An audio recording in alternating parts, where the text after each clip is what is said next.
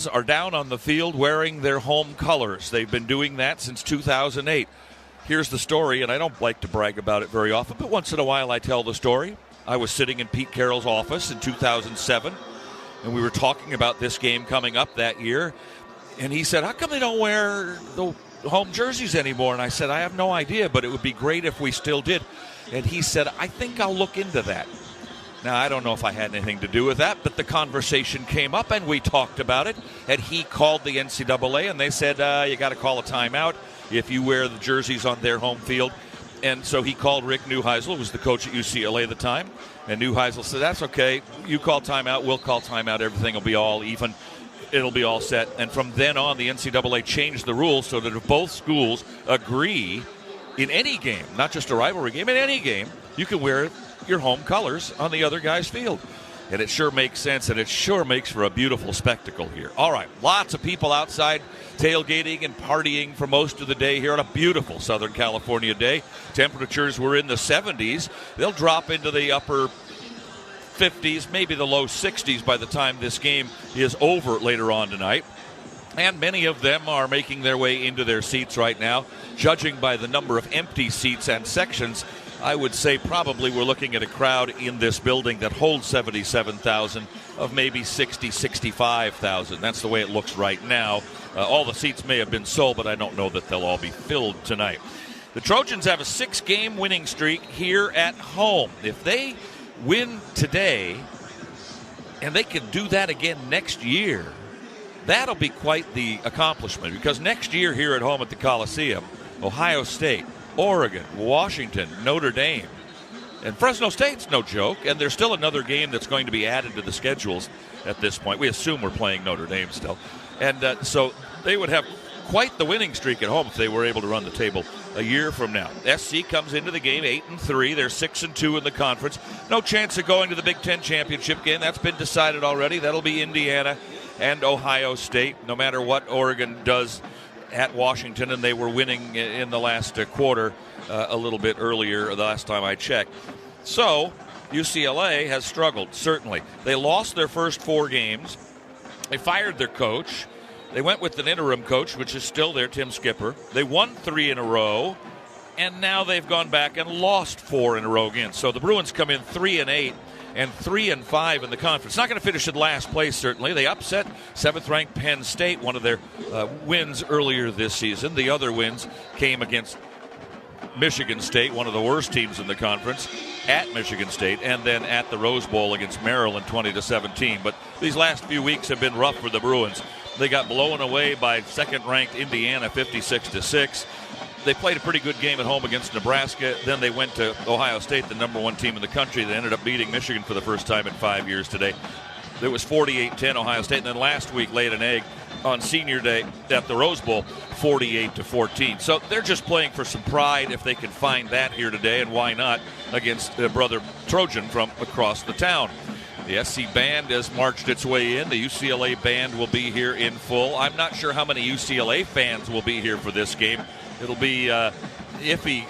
If you're a UCLA fan and you come in 3-8 and you're an underdog by 3 touchdowns, maybe this isn't something you want to subject yourself to unless you're like one of the grittiest fans that there possibly is. Let's pause 10 seconds for stations to identify themselves right now. You're listening to ESPN LA and the USC Trojans Media Network.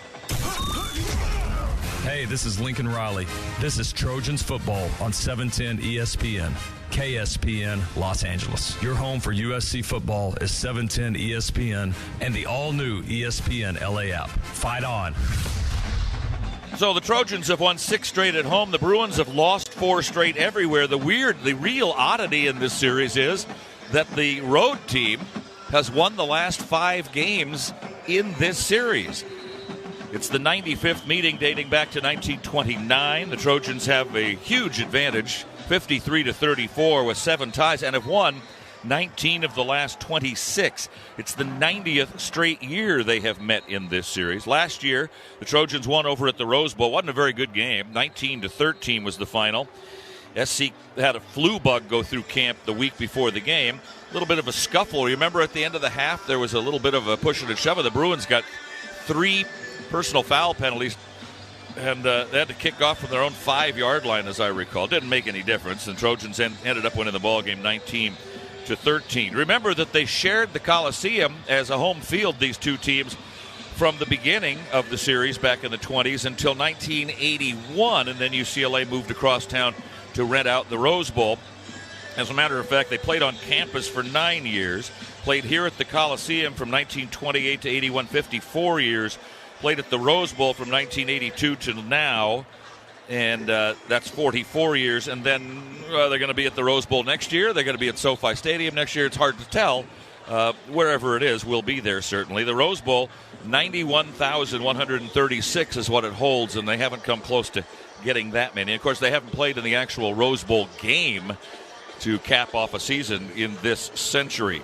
The Trojans like to lord their leadership in college athletics and certainly in football. They've won 14 of the Crosstown Cup series out of 22. Right now, UCLA leads this year, 10 points on the line in this football game. National championships in all sports all over, not just NCAA, but all sports. 136 for the Trojans, 121 for the Bruins. Football national championships, 11-1 for UCLA. Heisman Trophy winners, 8-1. All-Americans, 180-88. Hall of Famers, Pro Hall of Famers.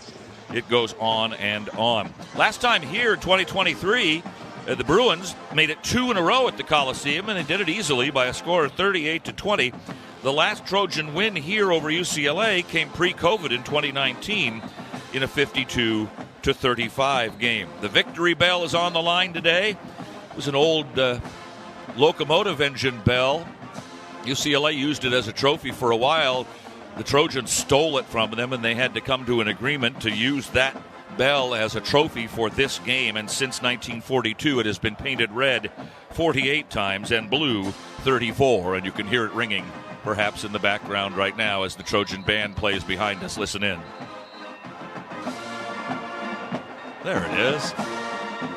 We'll come back. Shaun, Cody will join me. We'll talk a little bit more in detail about the X's and O's and the players who will decide today's SC-UCLA game after these messages on the ESPN LA USC Trojans Media Network. Swing by Lazy Dog Restaurant for scratch-made meals, ice-cold beers, signature drinks, and now their new $15 fireside favorites. Choose from 5 handcrafted entrees like fried chicken, grilled shrimp tacos, fettuccine alfredo, Mediterranean chicken bowl, or Loco Moco fried rice. Every fireside favorite comes with Lazy Dog's famous personal-sized s'more brownie sundae for dessert. Dine in or take it to go. $15 fireside favorites are available all day, Monday through Friday. Visit LazyDogRestaurants.com to learn more. Love staying ahead of the game with the latest tech? Meet Helium Mobile, the first phone carrier powered by the people. Experience coverage from the nation's largest 5G network and a network built by people like you. For just $20 a month, get unlimited talk, text, and data. Plus, earn crypto for contributing to the network, which you can use to pay your phone plan. Whether you're a USC Trojans fan, student, employee, or just trying to save a buck on your phone bill, Helium Mobile is for you. Make the switch today at HelloHelium.com. Fight on. We're not just the Trojans, we're your Trojans. Coach Lincoln Riley here to let you know how to customize your Wells Fargo debit card or open an account today and show your Trojan pride with every purchase. Get started at wellsfargo.com/Trojans. Wells Fargo is proud to be the official retail bank of USC Athletics. Copyright 2025 Wells Fargo Bank, N.A. member, FDIC. This is USC football on the home of the Trojans. 710 ESPN and the all-new ESPN LA app. Your destination for LA sports. Fight on. Welcome back to the Coliseum. Both teams still warming up down on the turf. The shadows have taken over down there. A little bit of sunlight across the way. A little hazy day in Southern California, but mostly blue skies above as SC gets ready to take on UCLA. Shaun, Cody, color announcer for the last several years, joins me in the booth after working the Trojan Tailgate show, the pregame show 2 hours before kickoff of this ball game. And Shaun, I was watching some SC player interviews, some midweek interviews on YouTube after practice interviews, and I heard more than one guy say, "Oh, this is just another game on our schedule." That worries me a little bit. How about you? Yeah, you know what? I've heard a lot of people saying, 9-3 is not a bad year. 9-3 is not a bad year. We're only 8-3 right now, Pete. So we need to lock in here to this Bruins team. They'd love to play spoiler today, I'm sure. The way their season's gone, 3-8 on the year, tough road for them. But they'd love to, nothing more. They'd love to put an exclamation point on this Trojans season by trying to get a win here in the Coliseum. So the Trojans definitely have to lock in today. Got a bunch of guys missing today for SC. We know about Wayman Jordan, Eli Sanders, but also Elijah Page won't play the left tackle. Killian O'Connor, generally the starting center, is out. Both safeties are out, Kamari Ramsey and Bishop Fitzgerald. This is nothing new for USC's football team over the past few weeks. Those guys have been guys that have been missing in action, and the Trojans have done what they've done using the next guy up mentality. Yeah, you know, you look at the offensive line right now, and it's a lot of work right now. You know, you're going to go through a football season, and you're going to have injuries. You're going to have guys get banged up, but this is another level for the Trojans. You know, 2 walk-on guys going right now. Well, Killian O'Connor can't go, so that's 1 walk-on guy out there. But Kaylon Miller's in there. Then you have a bunch of young guys who are hurt and moving around. I think Jordan said this is the ninth lineup they've had up front as an offensive line. So this is kind of a wild scene. You don't really see, usually you have a backup tackle kind of rotates between the 2 tackles and a backup inside guy. We've gone through way more than that this year, and credit to Coach Hansen for getting a group out there and putting together a decent effort on this year. This offensive line has done a good job protecting their quarterback. If there's one guy to worry about, certainly for UCLA, it's their quarterback. He's a transfer from Tennessee. He was a great player at Warren High out of Downey, Nico Iamaleava. And he can run and he can throw. The problem is for him is that he doesn't get protected particularly well, and so he has to scramble often when he doesn't want to rather than when he does choose to. If he's healthy and plays a lot, UCLA could be problematic here today. Yeah, and that's what you see in their little 3-game win streak they had. You know, after they had a poor start and a loss of a coach, you really seen them turn to Nico and, hey, let's get this guy the ball. Let's let him run around. Let's make him make plays with his legs. That's where he's really excelled this year, making plays in the run game, whether it's designed runs or scrambling. He can create an offense by himself back there with those legs. This has not been a very good team for UCLA this year. They've had some problems. They had to change their coach. The only real statistic that stands out at all is the fact that they've only given up 190 yards per game passing.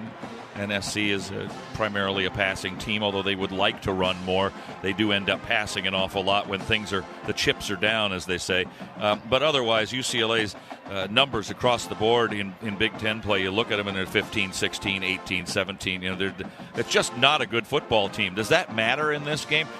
Is there a chance? I was talking to Josh Lewin, their play-by-play guy, and I was talking to Matt Stevens. He's third in seniority in color analyst in the Big Ten, and 27 years, and Wayne Cook, 30 years on the sideline, number 1 in the conference.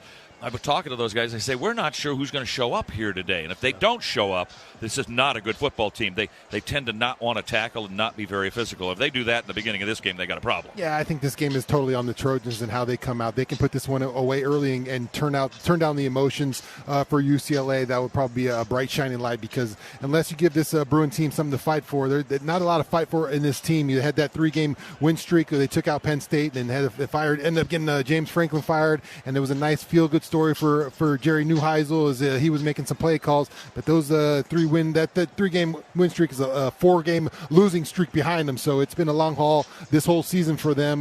Last loss against Washington, 48-14. So not really in that one. So it's really, I think, up to the Trojans to put away this game, Pete, as they really hold all the cards in this one. They just got to turn up the heat. A lot of jobs open, a lot of pretty big jobs in college football in terms of head coaching across the country. UCLA is one of them, probably. I don't know that they're going to bring Tim Skipper back to be their full-time head coach, or Neuheisel to do that as well. So they're playing. Somebody's watching this game right now that's going to be their head coach next year, and these guys on this team are playing for spots on this team. Yeah, and it's going to be a big-time hire by Martin Jarman. They got a lot of stuff to figure out for what's going on over at UCLA. Not only just the head coaching, what's going on with their stadium. Are they going to be at the Rose Bowl? Are they going down the 405 there? So there's a lot on the line for this team, and right now it's a very foggy view for the Bruins. You don't see a lot of great things right now in the future, but you make the right hire, you get the ball rolling in that kind of aspect. It turns a lot of things around, but they definitely need to make some right moves here. There's a lot of important decisions coming up for UCLA football. Senior Day. Tell me about your last run down the Coliseum tunnel. The emotions come. You see your parent. Every time I think you see your parents on a football field, and it brings up all the emotions of what they sacrificed to get you to that moment. And that's what you see tonight. You see from those guys as they're introduced by their family and they get to run through that little tunnel. You'll see a lot of emotions because, like I said, your parents, your family, they sacrifice so much to put you in this position, and it really comes up in those moments. So you'll have those emotions, and then you got to be able to refine those emotions as you get back into the football game. We're going to take a break. They're announcing some of the seniors right now. We'll come back and listen to that, and Jordan will be on the field as well, and maybe he'll be able to talk with one of them or talk about what's going on down there when we return on the ESPN LA USC Trojans Media Network. We are Life Law, where we make injury law simple. We have 2 simple goals for all of our clients: full medical recovery and ultimately full monetary compensation. We understand that it can be overwhelming to face the uncertainty in the wake of an accident. We will be there with you at each step in the legal and healthcare process. You will pay nothing unless we win your case. Dial 1-800-LYFE-LAW or check us out at lyfe.com. Life Law, official sponsors of USC Athletics. Picture this. You're having another great night out with friends. The music is good. The conversations, drinks, dancing, and overall vibe is even better. Then there's sirens, police lights, and the fun night becomes a life-changing mistake.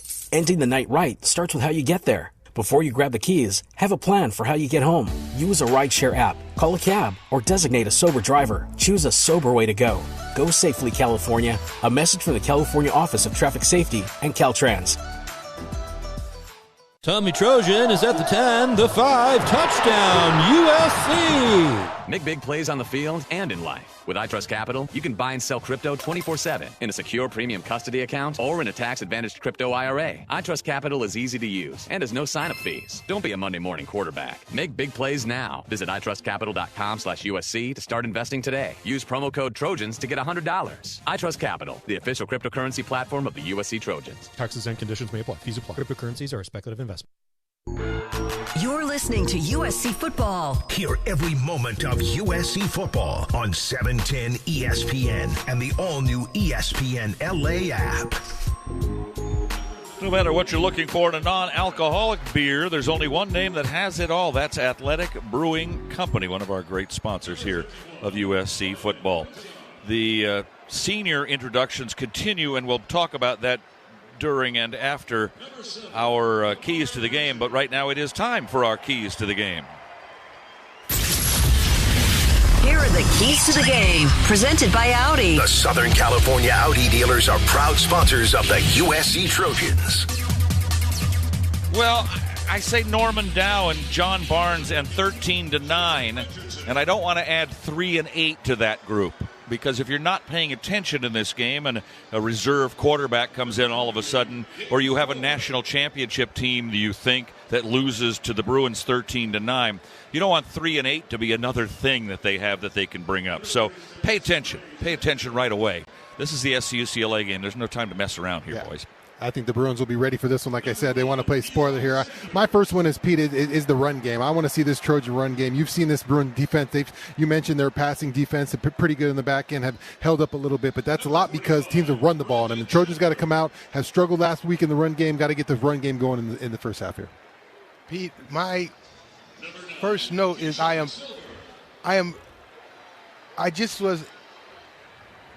went down to the field before the game. Yeah. Not knowing what to expect, I was thoroughly excited and more excited to see this game now because as the Trojans and the Bruins came on the field, the Bruins went on first, the Trojans went on second. There was trash talk in the tunnel. There we go. That's what we want to hear. That'll get them going. There was trash talk in the tunnel. That's all I wanted to hear, Pete, for this one. This is a game where I think you need, if you're SC, to do your thing. Be you. Be the best you can be. I think if SC plays its game and plays as well as it can, I don't think UCLA can beat this team. Yeah, I think there's a talent gap here. There should be a talent gap here, and if the Trojans can just play their ball, they should be. If they're locked into what they're doing, as with any game, you have to have the right amount of energy as a football player, no matter who you're playing. And Trojans got to do a job to turn up this energy, and this thing should come out the way you want it. My sails were set when I was walking around outside and I heard the UCLA band playing all of a sudden, and that made me like, oh, God, it gave me bad chills. But, like, to JJ's point, keep your wits about you. We lost our minds last week a little bit in Eugene against Oregon and got some bad penalties. Keep your head, keep your wits about you, and make them be the ones that look bad. If chippiness starts, step back and make them be the ones that get the penalties today. JJ? Pete, I was talking to some of my friends, and I told them, look, this is just UCLA. That's what I told them. It's just UCLA. UCLA is ranked 113th in pass defense, Pete. I don't know if you've been watching, but we have a great pass offense and a great play caller. We're going to rely on that today, and I think the Trojans pull off a big win, and we all celebrate. Great Thanksgiving. They were asking on the Trojan Tailgate Show, and I heard Shaun's comment about when he first played in this game. It was a 27-0 shutout, right? I have a hat that says 27-0 on it. It's great. JJ, what is a perfect memory for you, your favorite memory of having played in this rivalry series? Well, I played in this game. Daryl Henley was the cornerback. Good one. I played against him in Pop Warner, high school and in high school, and USC against UCLA. In the offseason, we saw each other at the parties and the dances, and we were great friends. Hey, Daryl, how's it going?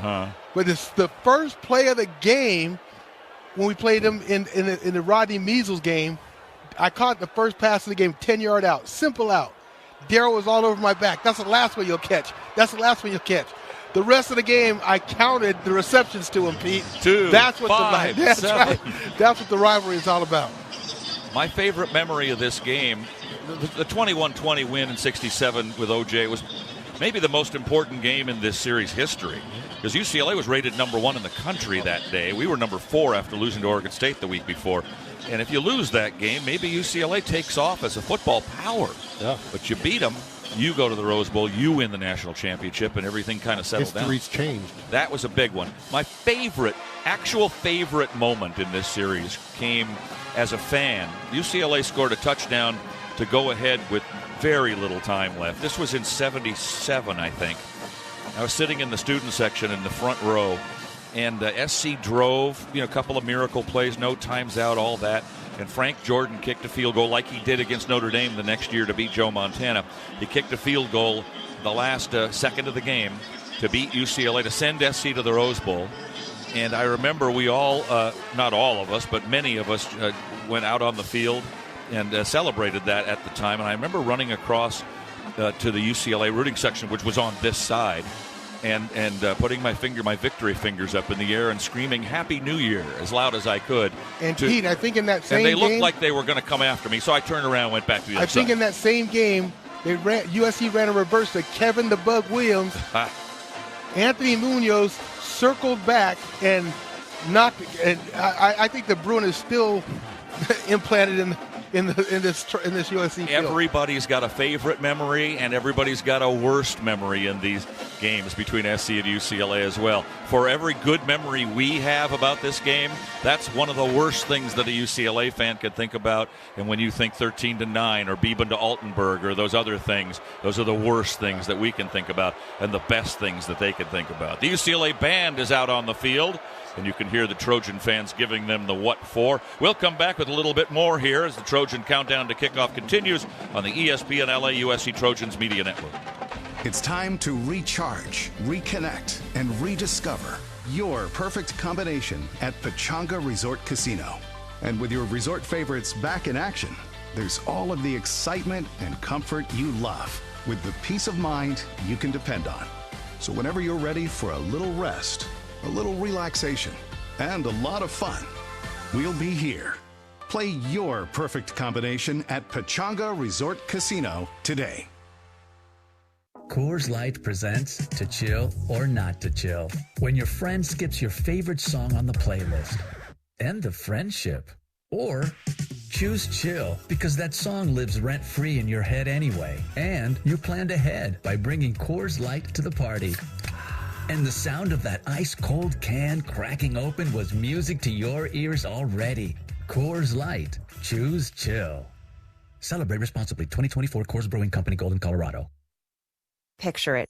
Your holiday table. The family cooking together, the scent of golden brown bread, rosemary from roasted potatoes, and a salad so crisp it snaps. Spiced cider in every glass. Laughter around every plate. At Ralph's, we know these moments matter, and we make it easier to bring them to life with quality that's affordable in every aisle. This season, don't just host, make every moment unforgettable. Ralph's, serving SoCal for over 150 years.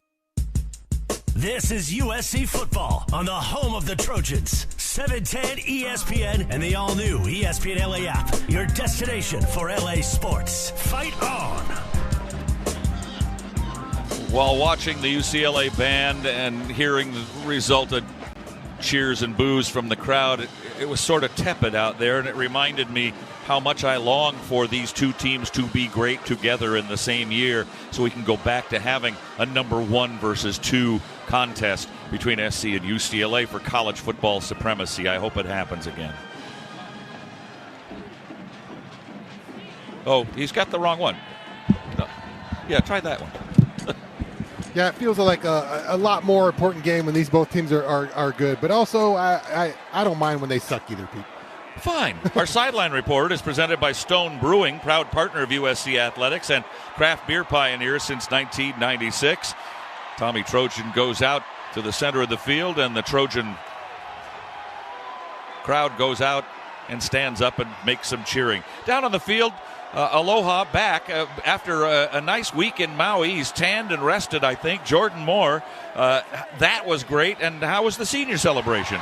I don't know about rested, but he didn't look that great when I saw him. Maybe a little tanned. And I hear you're wearing a Hawaiian shirt in my honor, and the honor of the Trojans winning the Maui Invitational, Pete. How about that? They look good doing it too. They sure did. It was a blast. 3 games in 3 days, and all of them were competitive and fun. And what a cool environment there in that tiny little gym, the Lahaina Civic Center in Maui. So really cool. USC won that tournament for the first time, and now they sit there at 7-0 and a fun season ahead. Yeah, Big Ten openers coming up this week, and we'll talk about that later on today. When the seniors came out on the field and their families were greeting them and so on, and I heard all the names, and only a couple of them really jumped out. One of them was a portal star, and Eric Gentry. But here's Lake McCree, a guy that's put in 5 years at USC and has been a starter for much of his career at the university. The kind of guy that he's almost an outlier anymore in college football. Those guys don't almost exist. Yeah, I think Lake McCree's the only player this season who suited up for Clay Helton. We had Prophet Brown and Anthony Beavers, but those guys I don't think have played this year. Prophet certainly not. I don't know if Beavers got out there or not this season, but Lake certainly has been stood the test of time here at USC. We shouted out a bunch of guys in the pregame show. The guy I wanted to shout out, though, was Killian O'Connor, because I think in a lot of ways, when I found out he was starting the opener, to me, it was the first sign that this could be a really improved season, because they brought in John Ray Reed, who was also ran out with the seniors today. They brought him in to be the starting center, but the fact that they let former walk-on in O'Connor win that job fair and square and played the best man has really become the first of what has been the story of the season in a lot of ways, which is these walk-ons or former walk-ons competing with these big-time scholarship guys and coming together, and that's what's made this team 8-3 and a great improvement over the last couple seasons. I didn't notice, did any of the underclassmen who might be declaring themselves to go to the NFL early run out with the seniors today?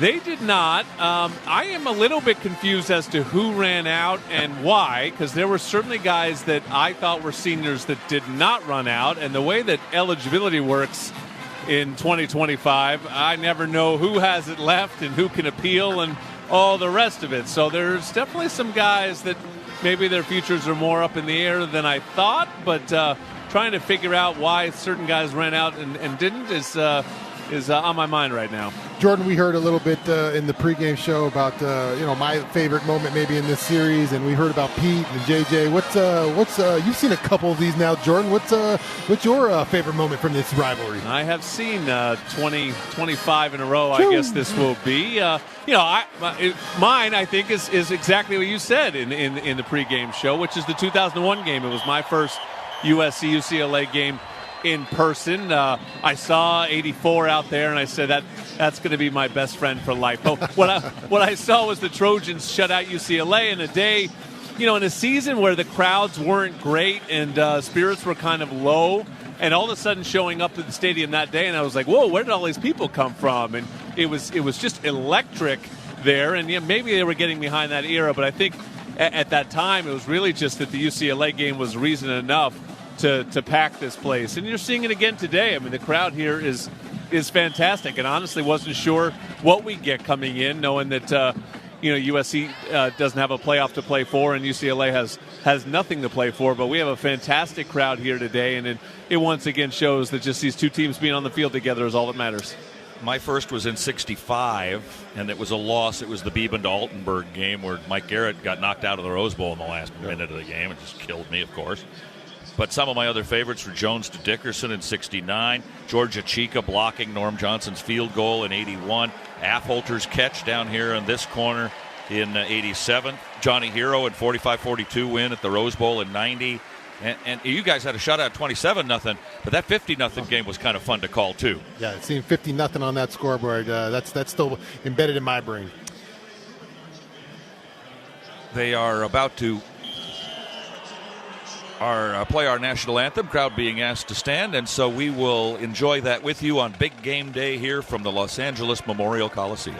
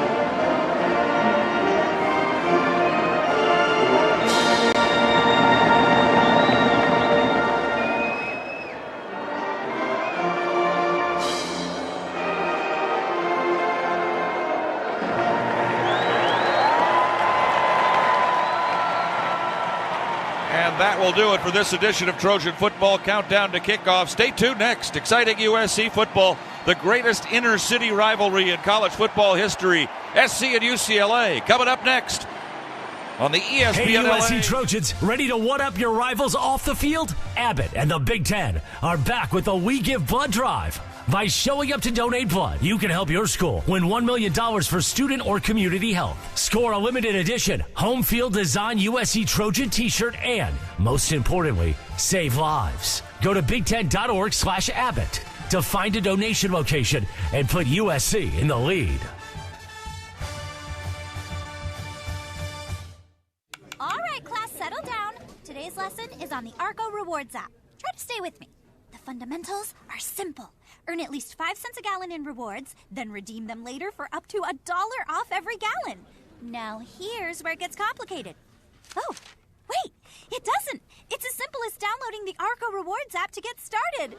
Class dismissed! Savings of up to $1 per gallon redeemable with 20 rewards dollars in your loyalty account at participating locations. Terms and conditions apply. No matter what you're looking for in a non-alcoholic beer, there's only one name that has it all. Athletic Brewing Co. Full flavor? It's athletic. Huge variety? It's athletic. Award-winning styles you can get online, at the bar, or the grocery store? It's athletic. In fact, when it comes to amazing non-alcoholic beer, there's no question. It's athletic. Ask for it and find out. Go to askforathletic.com to find your closest retailer today. Near Beer. You're listening to USC Football. Hear every moment of USC football on 710 ESPN and the all-new ESPN LA app.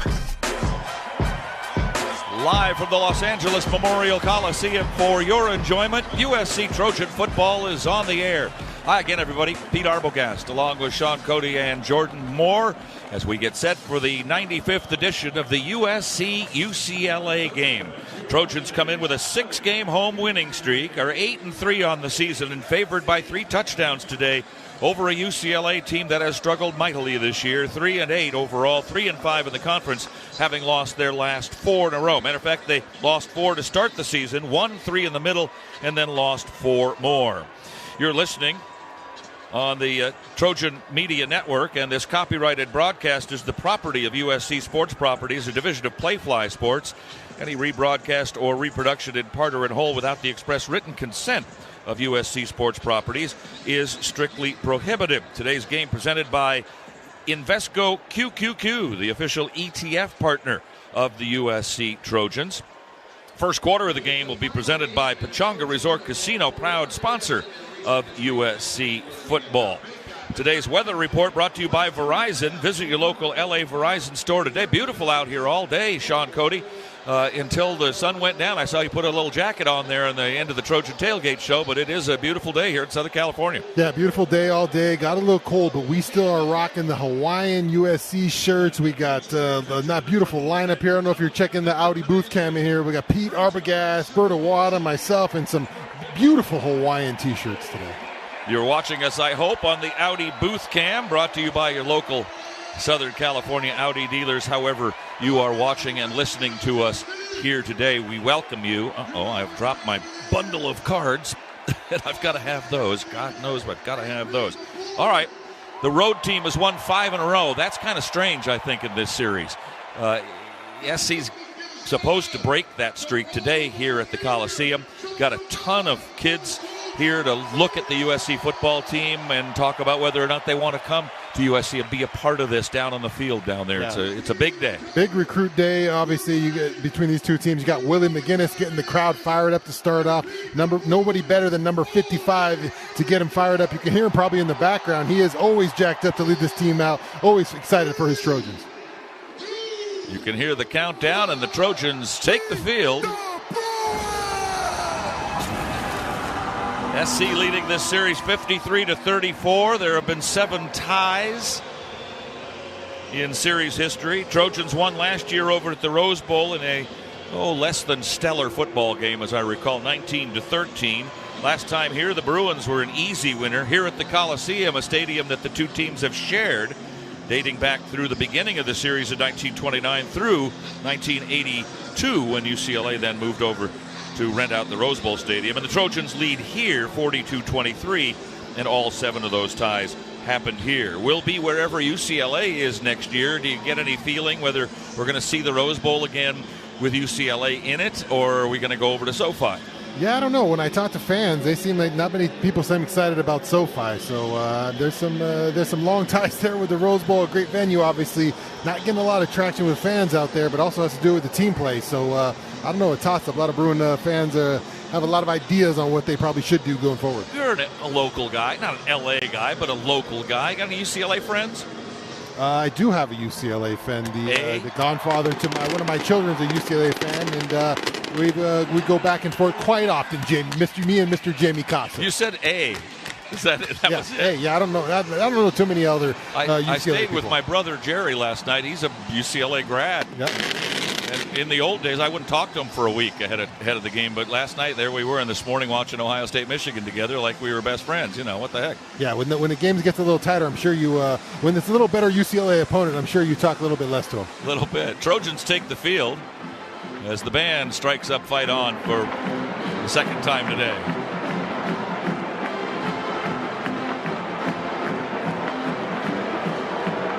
And now here come the UCLA Bruins. Here at the Coliseum, as you know if you've ever come here, there's always a small section of visitor fans that are over there near the torch end and near the thermometer. And maybe 1,000 usually. You know, if Rutgers comes here, there's 1,000 fans. And SC does the same when they go on the road and play somewhere else. But the SC-UCLA and the SC-Notre Dame game, to another point, is often lots and lots of UCLA fans or Notre Dame fans filling the bowl here. That is not the case here. They did not show out Yeah, it hasn't been when you're 3-8. It's a little different turnout. Like I said, when there's more on the line for this one, I'm sure you talk less to your brother and you hate them a little bit more. Right now, almost a sympathy case for the Bruins. As 3-8's been rough. They've had a rough go of it this year. So they had a little bit of a highlight in the middle of the year, but they've definitely struggled this year, and you can see that as the fans have a lot less powder blue going on in the stadium today. The Trojans captains are lined up and ready to come out. The Bruins football team went over to wave to their fans down to our right, and the captains have not quite lined up yet. But today's coin toss, presented by smallbusinessloans.com, a proud partner of USC football. Loans made or arranged pursuant to a California financing law license. All day long, he'll be on the field giving you updates and telling us what's going on, things we probably won't see. That's Jordan Moore, and he'll take us through the flip of the coin. Go ahead. Yeah, there's 5 captains down with me, so 4 will probably go out. Maybe Eric Gentry will hang back because he's a regular. Looks like he will. So Eric Gentry, an official captain, but won't walk to the middle of the field.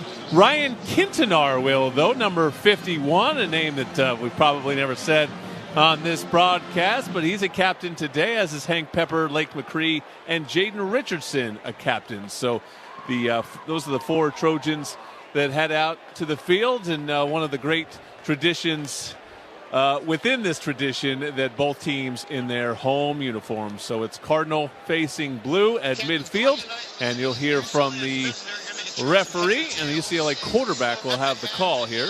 That's a tail. Your choice is tails. Is and Nico has selected tails. That is a tail. It is tails.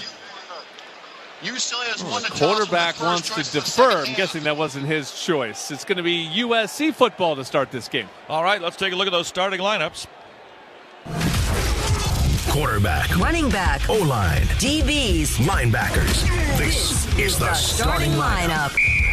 Presented by I Trust Capital, the official crypto platform of the USC Trojans.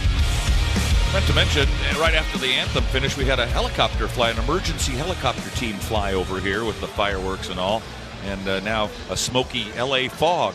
Well, should we call it smog? I think we should. Hanging over the Coliseum before the game. It's only fitting between SC and UCLA. Jaden Mayava now hitting on 66% of his passes. 3,100 yards, 21 touchdowns, 8 interceptions. He's tops in yardage and yards per game this year in terms of passing. King Miller will be the starting running back, coming up on 800 yards as a walk-on. Mekhi Lemons just had a great year. He should win the Biletnikoff Award. We'll see as the nation's best receiver. Jacoby Lane, Tanook Hines, his running mates there. Lake McCree, the tight end starter. We'll have Tobias Raymond out at left tackle for the injured Elijah Page. Micah Benuelos moves inside to start at left guard. John Ray Reed at center. Elani Noah, Justin Tawanu'u are the other offensive linemen. For the Bruins defensively, giving up 196 on the ground, so you got to think the Trojans think they can run the ball. 387 overall, and 34 points a game they're giving up. Anthony Jones, Keanu Williams, Gary Smith, Keyshawn Bennett across the front line.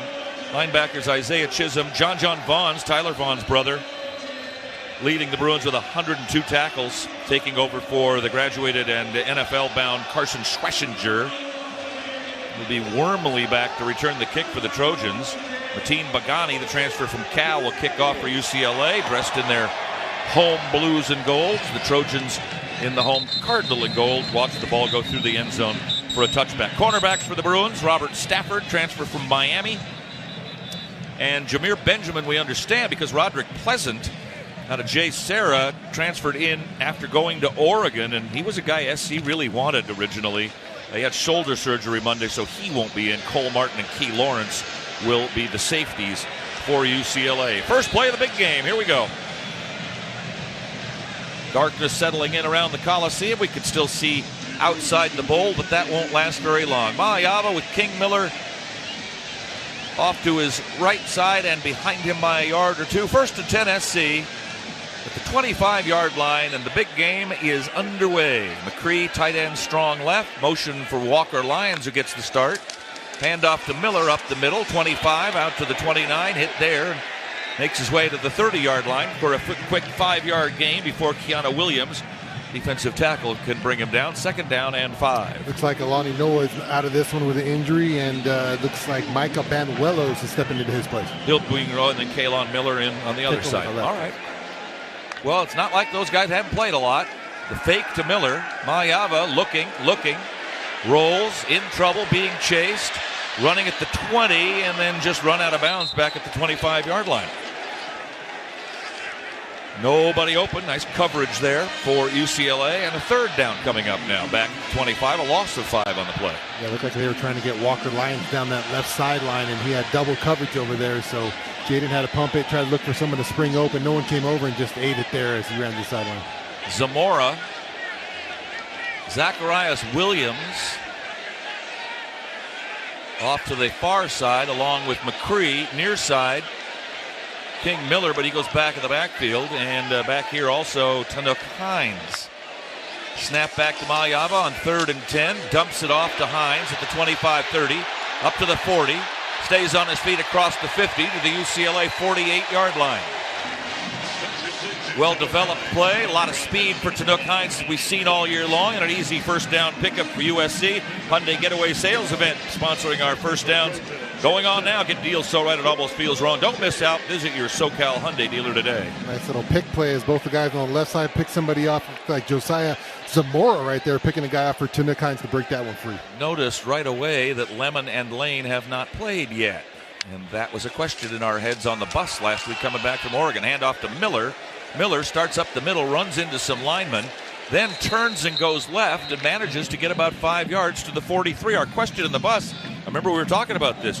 Do guys that maybe you're thinking about not playing anymore in the bowl game play anymore today? Yeah, this is the new age kind of college football, guys. A lot of money on the line for some of these guys to play and get hurt in some of these games here at the end of the year. So you start questioning bowl games and these later games that not with a not lot of on the line here. So we'll see. Lemon in particular. Yeah.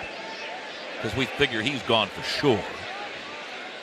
Motion this way for Jaden Richardson.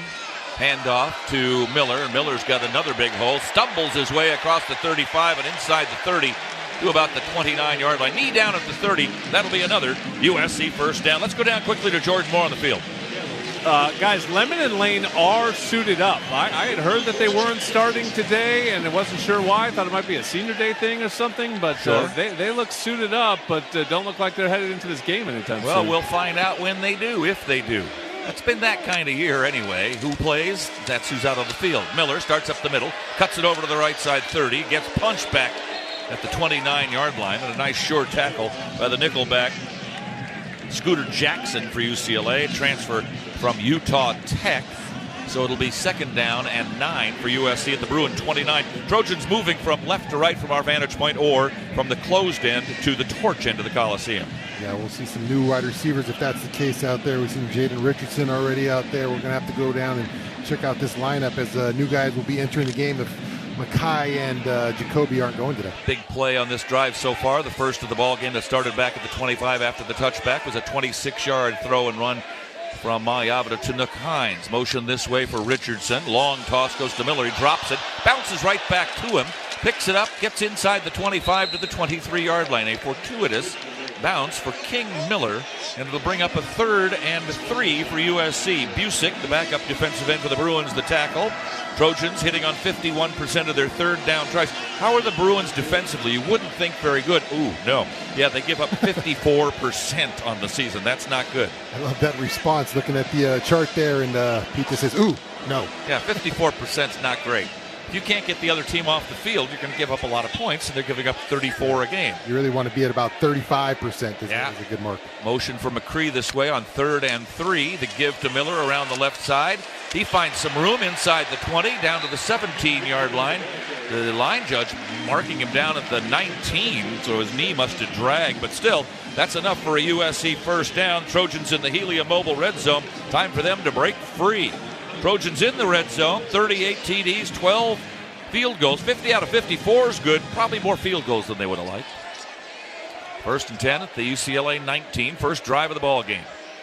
In there at fullback is Lyons, the tight end, and off to his right side, and in front of him is McCree. The play's thinking going that way, but throwing against the grain to McCree is Mayava at the 20, 15, and down inside the 15 to about the 10, maybe the 5-yard line, and a 1st and goal for USC. Oh, it looked like Lake McCree might get into the end zone right there, but a good job by Aaron Williams from the Bruins right there. Closing speed cuts them off there, because it looks like on senior day we got Lake McCree a touchdown, but comes up a little bit, about 5 yards short on that one. Drive started back at the 25-yard line. Trojans trying to cap off a 75-yard opening drive. Send the tight ends, Lyons and McCree, to the left. Joined there by Jaden Richardson. King Miller's been the one back the entire time on this drive. No receivers to the near side. Now McCree comes in motion. Handoff to Miller.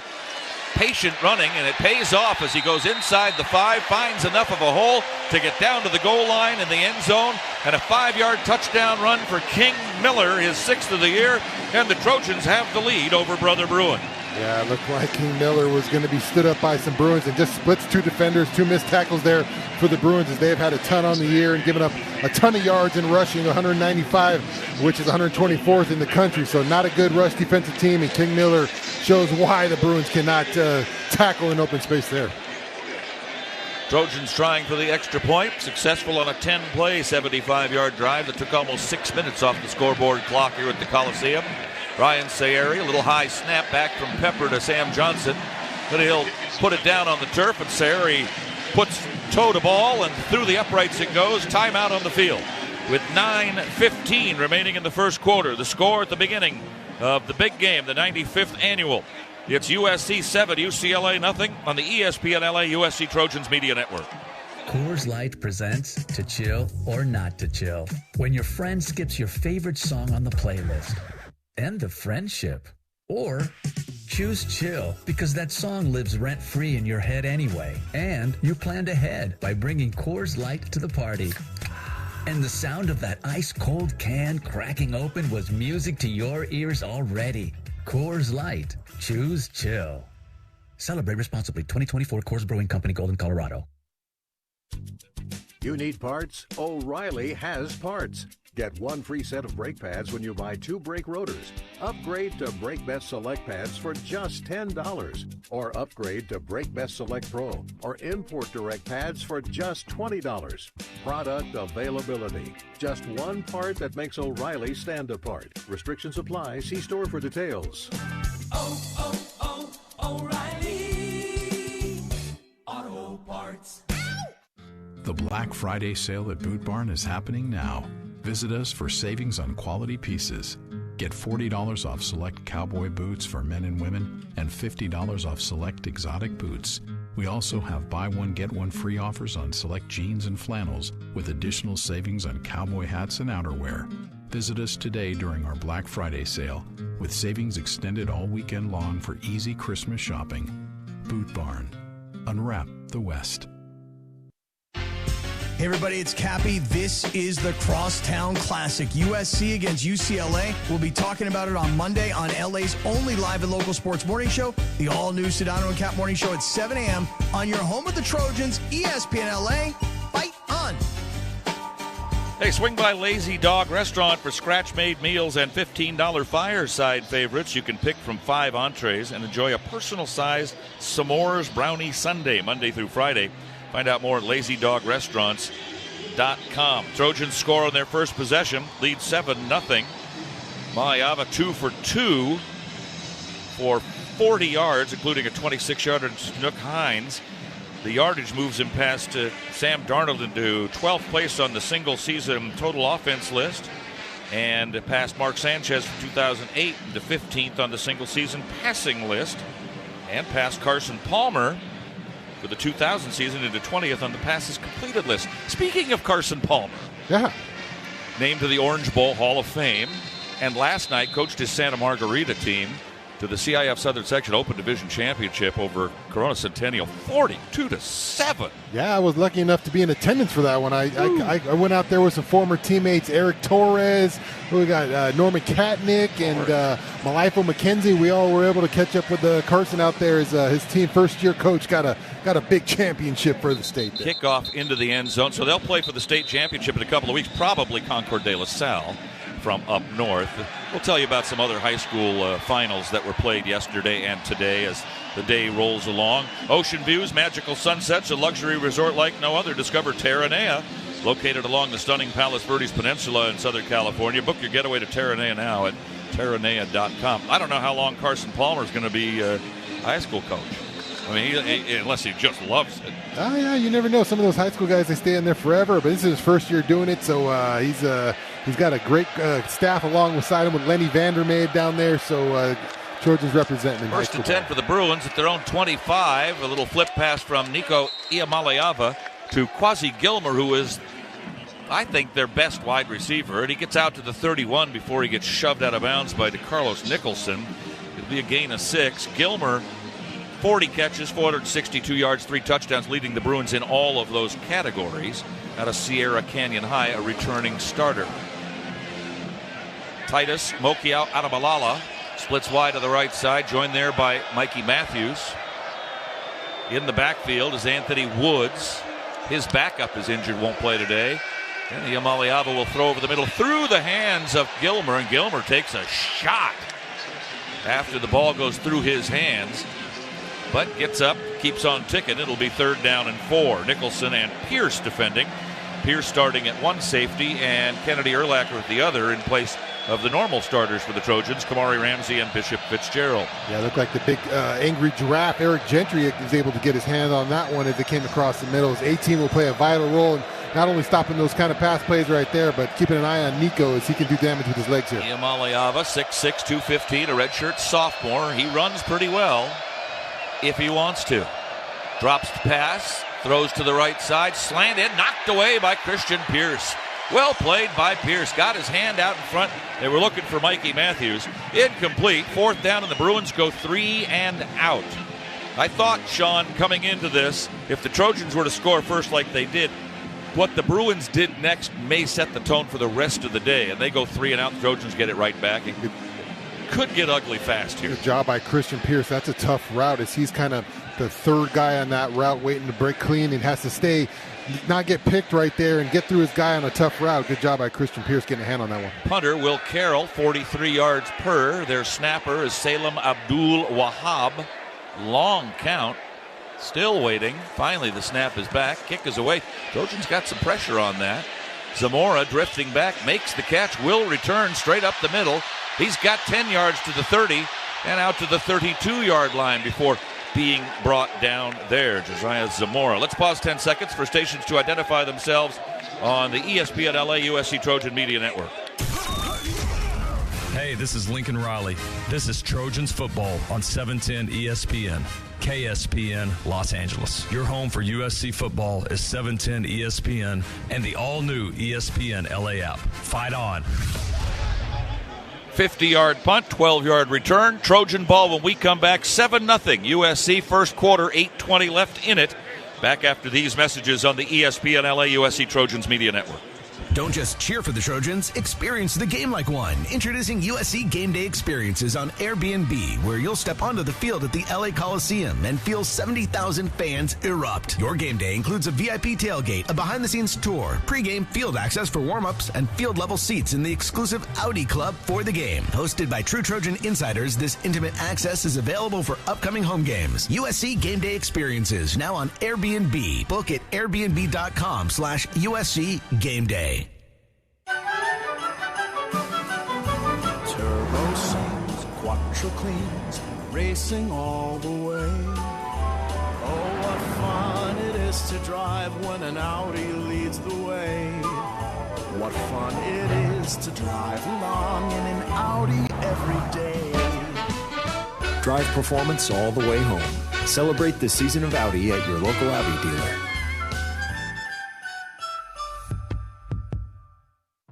In the summer of 1997, Stone IPA was first brewed.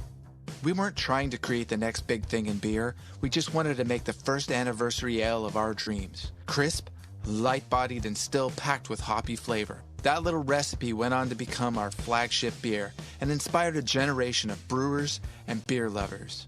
From that first batch to today, Stone IPA is still the iconic West Coast style IPA.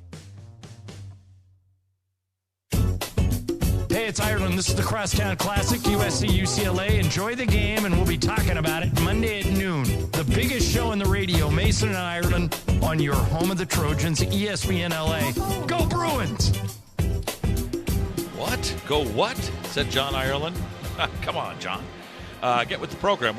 Trojans scored on their first possession. And it was a King Miller 5-yard run. He ran 7 times for 43 yards, 7-0. Bruins go 3 and out. Trojans get it back at their own 32. Time to spend some time with Jordan Moore down on the field. Yeah, just trying to clear up some availability here. Kamari Ramsey is not suited up.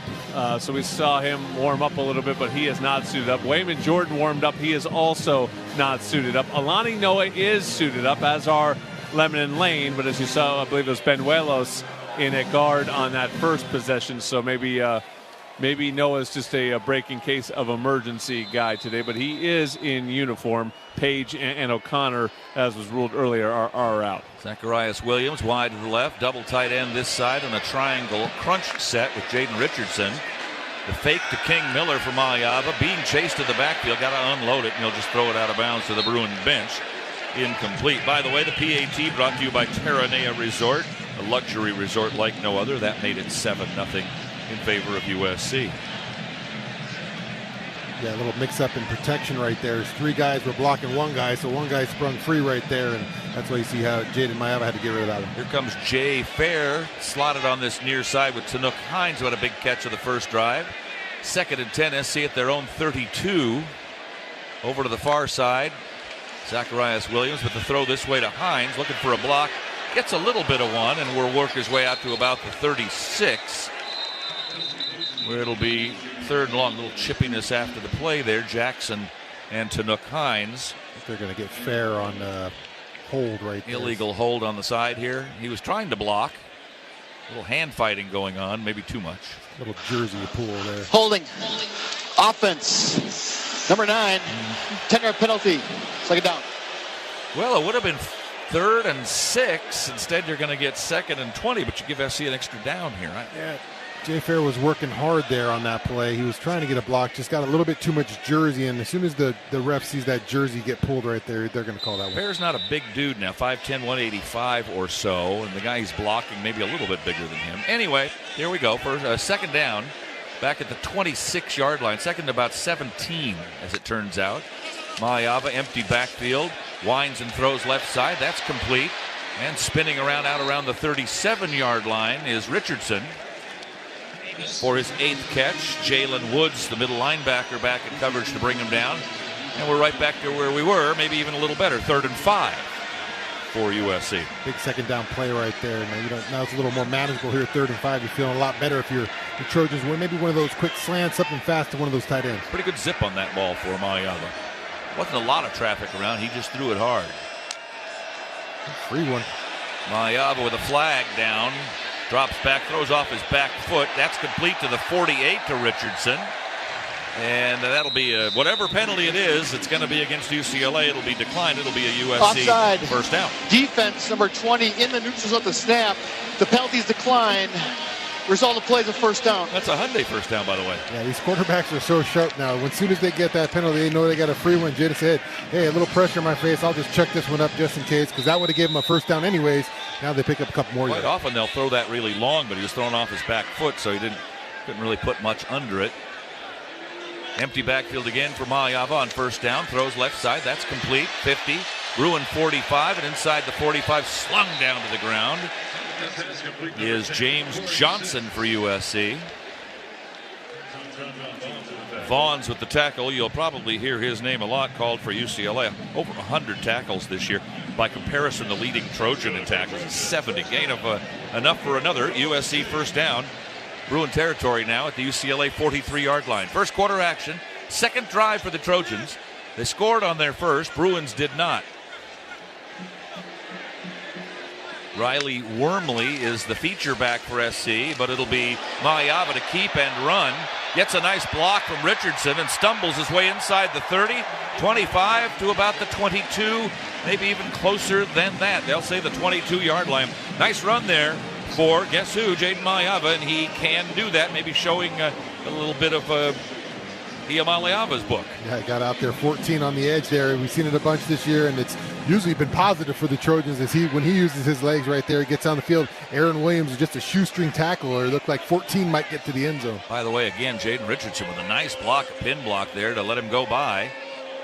In motion comes Zacharias Williams. This almost seems like a bowl game with all the names that don't generally playing so far in this first quarter for USC. King Miller starts off the right side, bounces to the middle, doesn't get anywhere.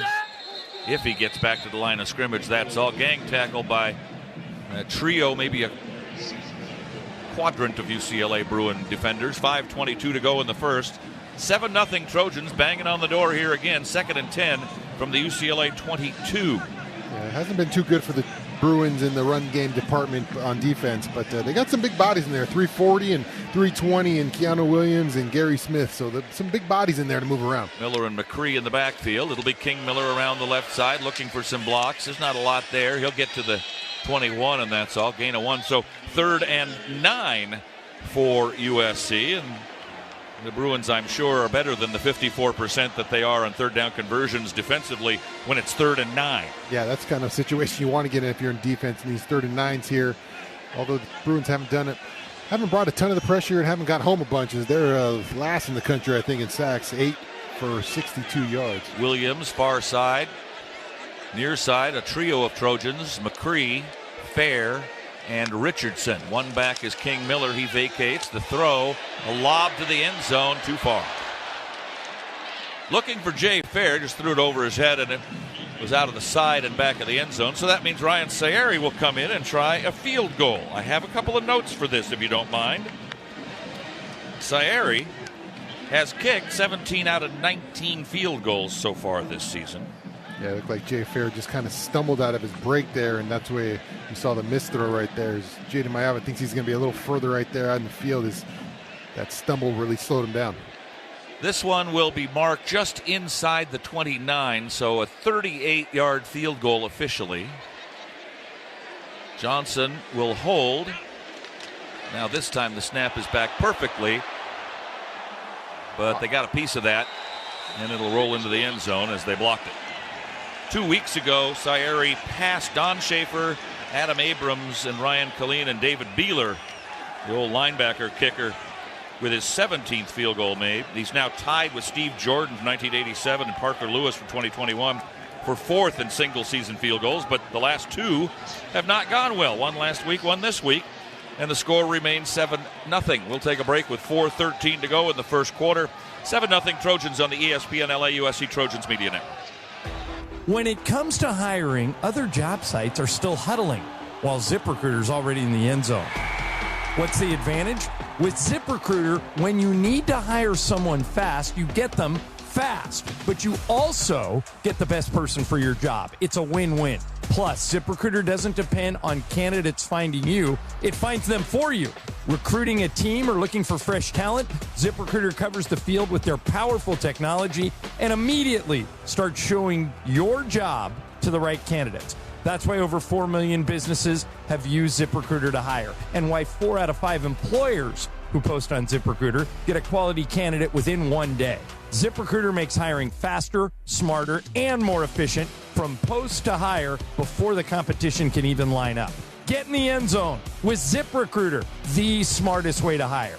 Try it for free at ZipRecruiter.com/LA. That's ZipRecruiter.com/LA.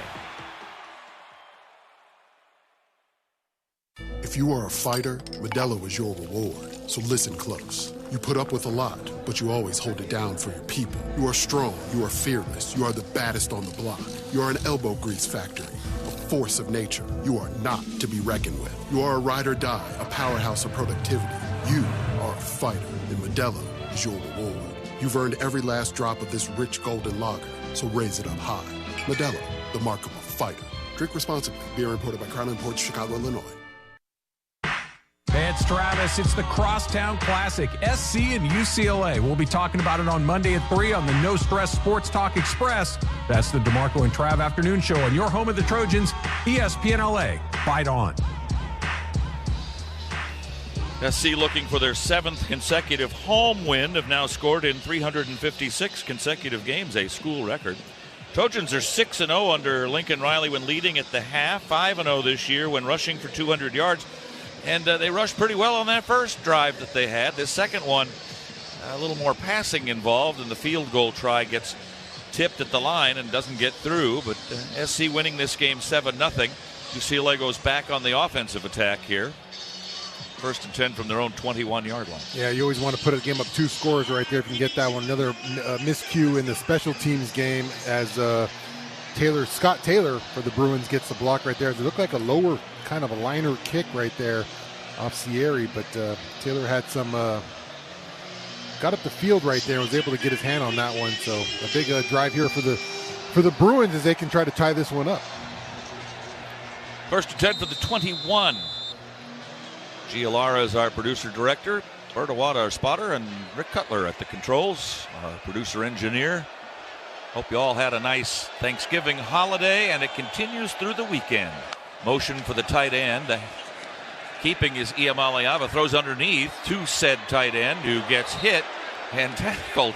What a nice tackle up in the air and down by Alex Graham for USC. Grabbed the receiver Hudson Habermel, who was a questionable go today for tight end for UCLA, but he manages to get out from the 21 to the 26 for 5 yards, and it's a 2nd and 5. Yeah, a little reminiscent of Sadiq last week going over Christian Pierce, I believe, last week. But this time, looked like Alex is ready for that one as he grabbed that leg and brought him down. Iamaleava with Woods to his right, hands off to Woods, and Woods into the line, gets the first down out to the 32-yard line. So the Bruins manage to pick up the first down, their first of the game, averaging only 17 a game this year. A lot of the numbers I'll throw at you this year, you'll raise your eyebrow, and then you realize they're 3-8, and that's why. Yeah. 1st and 10 here at the 32 on their own end of the field. Jalen Berger and Anthony Frias now in the game for UCLA at running back. Berger wears 300 yards. Frias, a 5th-year senior transfer from Kansas State out of Turlock High School, Central California. He's a little guy, that guy. 5'10" is what they list him at, I don't know. Hand off to Berger. Hit from behind by Anthony Lucas. His 2nd tackle, also in there, Floyd Boucard. A gain on the play of maybe 3, 2nd and 7. Jordan has something for us on the sideline. Makai Lemon and Jacoby Lane are warming up, which makes me wonder if this is a potential discipline thing, and they were just benched for the first quarter, as the next drive will probably start in the 2nd quarter. So maybe Lemon and Lane will play a role here today, keeping an eye on it. Out goes Keyshawn Silver. In comes Devin Tompkins on the Trojan defensive line. Jade Abasiri in there with Lucas on one side. And on this side, it's Braylon Shelby. Motion away for Mikey Matthews, UCLA receiver. Throw that way, and that'll be complete to Woods, the running back. 40, 45, out to the 46-yard line. Well-developed play. It ran quickly, and Iamaleava knows how to find his open receivers, even if they're backs. Iamaleava with a 20-yard pickup there and another UCLA first down. So, if nothing else, they flipped the field here, but they're trying to tie the game up. Yeah, just used Habermill, the tight end right there. Got up on the linebacker. That was Desmond Stevens as he's blocking him. That Desmond Stevens guy is the running back there, so one-on-one right there. So picks up that for block, and that's why you get the first down. Minute and a half to go in the first quarter. SC with a lead 7-0. Motion for Habermill this way. Now he comes back. Handoff up the middle goes to Jalen Berger. Berger hits the midfield stripe and is down there. Gain of 4, 2nd and 6. Stopped by Desmond Stevens. Stevens coming in, leading the Trojans with 77 tackles this year. Yeah, the problem with that run game getting going, you know Nico's going to pull it at a certain point or other. So if you're able to have that run game on the RPO right there, get going up the middle, it's going to put that defender on the island when Nico starts pulling those balls and making it up the field. Who's UCLA's leading rusher? 101 carries, 490 yards, 4 touchdowns. All of those are the quarterback, Nico Iamaleava. Plus 641, minus 151. And it'll Iamaleava, flip pass right side, into the Trojan side of the field they go. That'll be a first down to the Trojan 44-yard line. Caught by Mokiel out of Malala. Nicholson will bring him down, but not before the Bruins get another first down. Bruins are on the move here. Yeah, they pulled that one from the playbook of Oregon. We saw Oregon last week use a lot of outside screen, attacking the Trojans on the perimeter with tosses and all kinds of stuff, where the Trojans have been suspect with some bad tackling and maybe some enforcement on that edge. 10 seconds left in the quarter. See if the Bruins want to run a play. They do. As Iamaleava takes the snap, standing comfortably in the pocket, throws over the head of Mikey Matthews on the far side of the field. Check that. That's not Matthews, but Quasi Gilmer. Incomplete pass out of bounds anyway. We saw the offside penalty. Yeah. Defense number 4 in the neutral at the snap. 5-yard penalty, first down. First and 5 instead of first and 10. Jaden Mayava got one of those earlier, and now Nico gets a chance. He realizes the free play. That's why you saw the deep shot down there to try to draw a flag or make a big play right there. So the Trojans lacking a little bit of discipline on that first down. Knowing he runs as much as he does, Iamaleava, I mean, you got to put some pressure on him, but if you overpressure him, he's just going to take off. Well, you got to be smart with your lanes. You know, you kind of have to. You got to have a game plan when you're rushing this guy. You can't just be screaming up the field. You got to know where he's at and where he wants to cut back to. Unless there's another defensive penalty, the last play of the first quarter will be a handoff, and straight up the middle for big yardage goes Anthony Frias, finally dropped there by Pierce, the safety, and that'll bring us to the end of the first quarter. Bruins on the move, trying to tie it up as we come back with second quarter action. It's 7-0 USC on the ESPN LA USC Trojans Media Network. LA DWP customers, get rebates up to $4,000 when you buy a used electric or hybrid vehicle. Installing an EV charger at your home? Get a rebate for that too, up to $1,500. Visit LADWP.com/EV today and start saving. That's LADWP.com/EV. LADWP.com/EV. Some drinks come in a bottle, some in a can. Only one comes in a ball and brings the buzz. We're Buzz Balls, the ready-to-go cocktail that's shaped like a ball. Coincidence? We think not. Big flavor, big buzz, ready to go. Buzz Balls. It's a ball. It's a drink. It's a whole vibe. Please drink responsibly. Buzz Balls available in spirit, wine, and malt. 15% alcohol by volume. Buzz Balls LLC, Carrollton, Texas.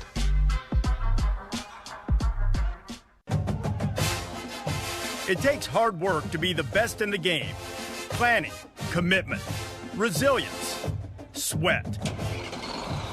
That's why Old Dominion Freight Line, the #1 national LTL carrier for quality, works hard to be the best in the game and is proud to support those striving to be the best in theirs. Old Dominion Freight Line, official freight carrier of USC Athletics, helping the world keep promises. All right, everyone. Welcome to ARCO Rewards Orientation. I'm Hannah. Whoa. Is everything okay? That's a code green. Someone just earned at least 5 cents a gallon in rewards. Wow. Another one? Well, that one's a code gold. The customer just redeemed savings of up to $1 a gallon. Impressive. What does that one mean? Oh, that's just Piggy. He gets excited when we talk about rewards. Savings of up to $1 per gallon redeemable with 20 rewards dollars in your loyalty account at participating locations. Terms and conditions apply. Hey, it's Mace. This is the Crosstown Classic, USC, UCLA. Enjoy the game. We're all over it Monday at noon. Biggest show on the radio, hottest show on YouTube. Mason and Ireland on your home of USC football, ESPN LA. Fight on. 7-0 SC scored on their first drive. Bruins didn't. Trojans then had a field goal blocked, and the Bruins are on the move to start the second. 1929, this series started, and the Trojans won 56-0. The next year, 52-0, 76-0, 52-0, and they canceled it until 1936.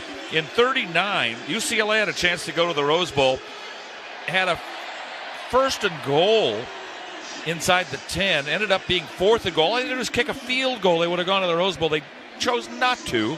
Threw a pass in the end zone, knocked down by SC's Bob Robertson. They ended up 0-0, and the Trojans went to the Rose Bowl and won the national championship. 103,000 were here that day at the Coliseum.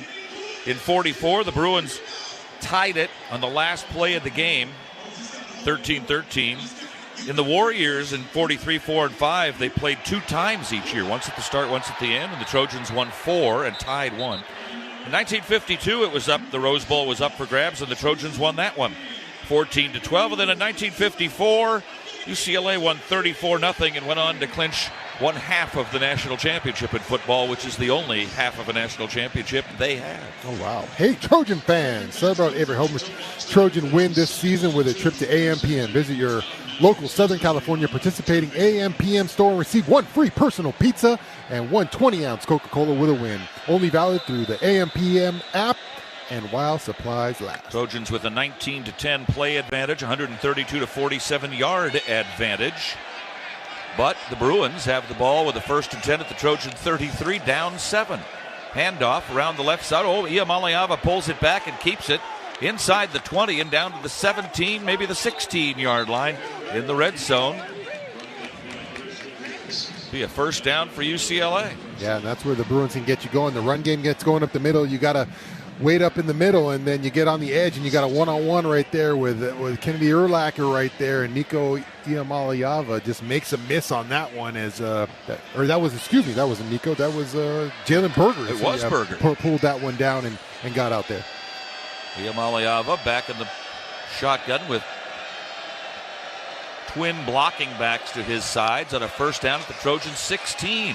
He'll hand off, and up the middle the little bowling ball goes. That's Jalen Berger again, 6'1", about 215, not that small, but he looks smaller down on the field. Gain of 4, 2nd and 6. Tonight's passing yards presented by Airbnb. USC Game Day experiences now on Airbnb. Book at airbnb.com/USC Game Day. Trojans with a 75-29 advantage in passing yards. Trojans shuffle some guys in there as they get Tompkins in there, and Jaden Walker try to stop that run game up the middle. 2nd down and 6. Ball at the SC 12. Iamaleava rolls, throws, complete, down to the 5, out of bounds at the 4-yard line. Another first down. Urlacher will push Mikey Matthews out of bounds there. His 32nd catch of the season, and a 1st and goal for the Bruins at the 5. Welcome back to Trojan Football. Second quarter presented by Southern California's own Stone Brewing. Proud partner of USC Athletics and craft beer pioneer since 1996. Yeah, Trojans got a little comfortable, I think, in this one. So moved the ball relatively easy on the first drive, got to stop and then kind of get going, and then took a field goal for granted. Now, ever since that block, the Bruins have had a little momentum here, and they're running some good offense and kind of pushing the ball down the field. Frias to the right side of Iamaleava. Tight end Strong on the left. Handoff to Frias. No, it'll be Iamaleava will run it up the middle as he took the ball back. Gets to the 4. And a pile of Trojans will be there waiting for him. 2nd down and goal. Trojan fans, fuel your wellness journey with cookies. Proud CBD and wellness partner of USC Athletics. Discover products crafted to support a balanced lifestyle. Elevate your game day experience with cookies today. And don't forget to fight on.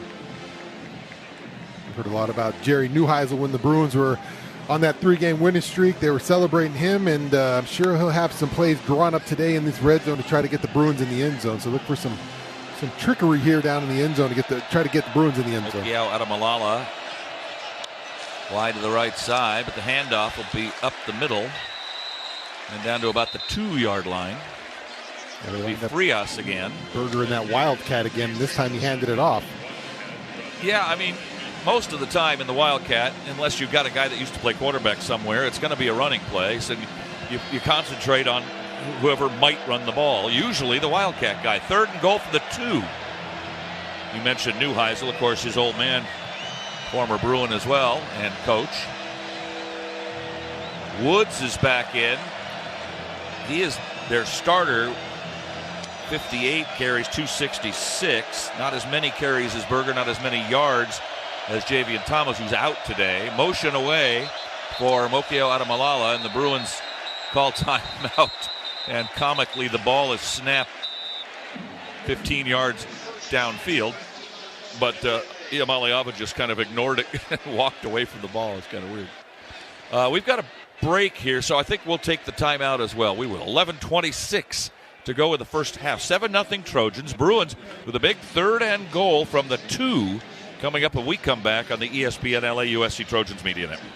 Hey guys, it's Cap, and I'll tell you what, game days are always better with mountain cold refreshment in your hand. That's why Trojan fans choose chill with icy cold Coors Light. Next time you're at the Coliseum, check out the brand new Coors Light USC mural by Gate 19. Grab an icy cold Coors Light and a pic for all your socials, and you, my friend, are ready to chill. Coors Light is mountain cold refreshment, crisp and refreshing every time, and perfect for game day. Celebrate responsibly. Coors Brewing Company, Golden, Colorado. Tommy Trojan is at the 10, the 5, touchdown, USC. Make big plays on the field and in life. With iTrust Capital, you can buy and sell crypto 24/7 in a secure premium custody account or in a tax-advantaged crypto IRA. iTrust Capital is easy to use and has no sign-up fees. Don't be a Monday morning quarterback. Make big plays now. Visit itrustcapital.com/USC to start investing today. Use promo code Trojans to get $100. iTrust Capital, the official cryptocurrency platform of the USC Trojans. Taxes and conditions may apply. Fees apply. Cryptocurrencies are a speculative investment.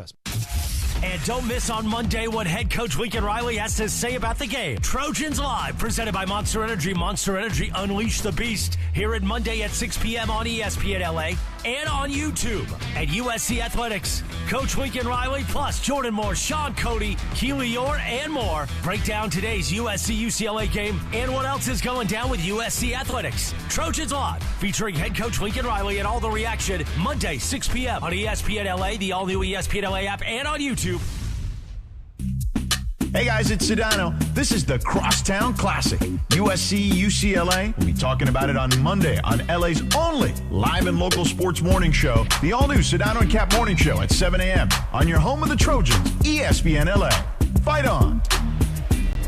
3rd and goal coming up for UCLA. Trojans have not looked very good on this particular defensive drive.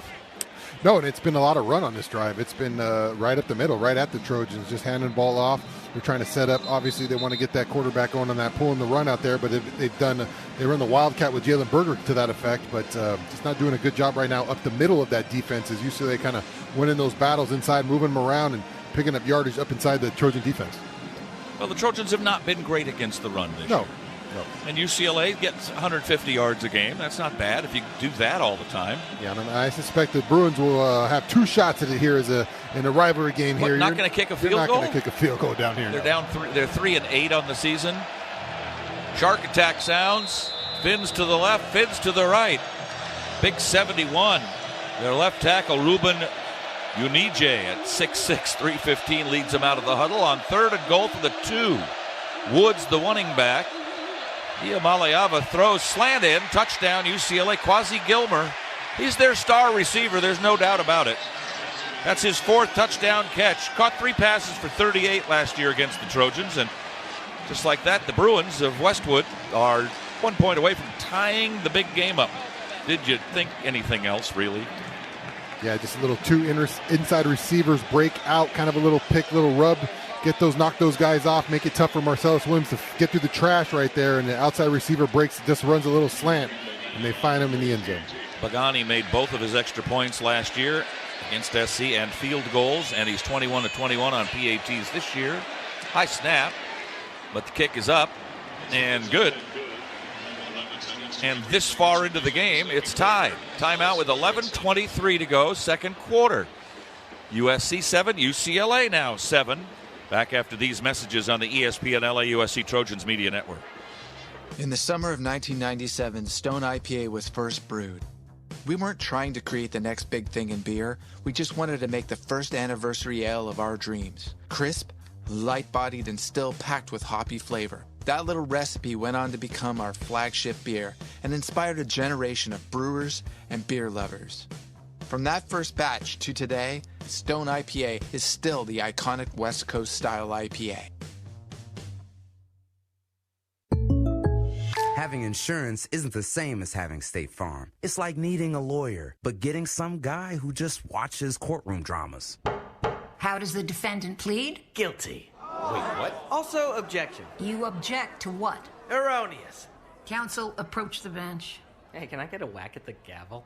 You wouldn't settle for just any lawyer, so don't settle for just any insurance. Get the real deal with State Farm. Like a good neighbor, State Farm is there. Children's Hospital Los Angeles is where groundbreaking research meets unparalleled expertise. It's where exceptional care is tailored 100% to kids. It's where every specialist, every room, every innovation revolves around one need, your child's. Whether it's routine care or a life-saving procedure, CHLA is where families turn to when outcomes truly matter. Children's Hospital Los Angeles. 125 years of building hope and healthier futures. Go to chla.org today. Hey, it's DeMarco, the Crosstown Classic, USC, UCLA. We'll be talking about it on Monday at 3 p.m. on the No Stress Sports Talk Express, the DeMarco and Travis afternoon show on your home of the Trojans, ESPN LA. Last week against Washington, UCLA had a long pass that set them up for a touchdown, also a scoop and score. Those were their only two scores. It's been a few weeks since UCLA had a nice drive like this. 13 plays, 79 yards, and 7:50 off the clock. That was a really nice drive. 7-7 tie, early second quarter, and Jordan has something for us on the sideline. It does look like Lemon and Lane are about to enter the fray, and maybe Brian Jackson as well. We did not see him feature in the first quarter. We saw Wormley out there instead. Jackson also warming up, so maybe some disciplinary issues for USC, but it kind of reminds me of that scene from The Princess Bride when, he's fighting left-handed, and then he says, I got something you don't know. I'm actually right-handed. That's USC in the first quarter. We're about to fight with our dominant hand here, guys. I do not think that's what it means. Top 25 college football playoff report brought to you by Modelo, the fighting spirit of the USC Trojans. Check the scores while UCLA gets ready to kick off. Louisiana Tech beat Missouri State 42-30. Missouri State finishes 7-5, but because it's their first year in Division I, they're not eligible to go, although they are petitioning the NCAA to go to a bowl game. Don't know if that's going to work or not, but 7-5 is a pretty good year first time around. Other good news for you coming up as the kickoff into the end zone. Today, Georgia Southern won at Marshall 24-19, and Clay Helton's Georgia Southern Eagles are bowl eligible. Hey, 6-6. So good for them. 9th-ranked Notre Dame at Stanford tonight. I wince for Stanford. Did you hear that they hired Tavita Pritchard, the architect, more or less, of the big upset win against USC back in the day, 40-point underdogs here at the Coliseum? He's been with them constantly since then and is now their head coach at Stanford.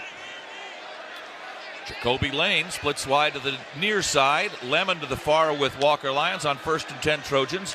Their own 25. And it'll be opening it up and throwing it long and looking for Lane, but throwing it over his head by about 5 yards. Not a well-thrown ball into traffic with two Bruins taking care of Jacoby Lane and ushering him down the sideline, right down below us on the Bruins sideline by Mayava. 2nd and 10. Yeah, just taking a shot early. Saw single coverage there on the outside, and Kobe's trying to run a route. A lot of contact on that one. Refs let him play a little bit, and no incomplete pass there. Hines and Lemon to the far side. Tight end strong that way as well on 2nd and 10 from their own 25. Going towards the closed end. Throw out of the backfield over the top goes to King Miller. Gets away at the 25-30. Out to the 40. And then banged down near the 45-yard line. And a nice job of a touch pass there. We've seen that pass from Mayava. It's just kind of a free throw over the defender who's coming in, and he finds King Miller with it. Yeah, just a quick little screenplay to the left side right there. And he just floats it over to the defender with some offensive linemen out in front who are leading the way. Screen off the defense, and King Miller uses the speed to get out for 20 yards on that one. 1st and 10 SC at the Bruin. Check that at the Trojan 45. McCree wide. He slots and moves to Nook Hines off the line of scrimmage. Lemon Lane this way on 1st down. Looking this way, then throwing the other way to Miller again. 49-yard line. He got hit and spun around pretty good. Last tackle was Aaron Williams, the strong safety. This is Jordan, the cornerback. And whistles blow at the 49-yard line.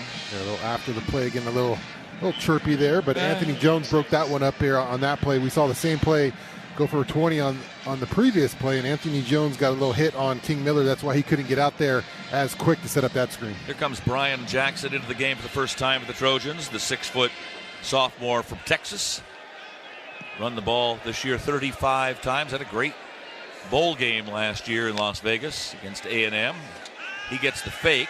Mayava wants to throw. avoiding the sack, has a man on his foot, throws, and it is almost intercepted. It was also almost completed to Mekhi Lemon, but Kanye Clark stepped in front of him at the last second and should have had the pick and just knocked it away. Third down. That was quite the effort for Maiava, who had a guy hanging on his foot. Looked like a child hanging onto dad's leg. Yeah, quite the effort, but almost a huge mistake there from Jaden Maiava. He's kind of, you don't want anyone to eat a sack right there, but if you can, try to throw it out. I don't think you get enough mustard on that one to throw it out, but kind of throws it up to look like Kanye Clark, and Kanye had a chance there, but Lemon kind of break that one up. 3rd and 5 for the 49, maybe even 3rd and 6. Maiava winds and throws, complete.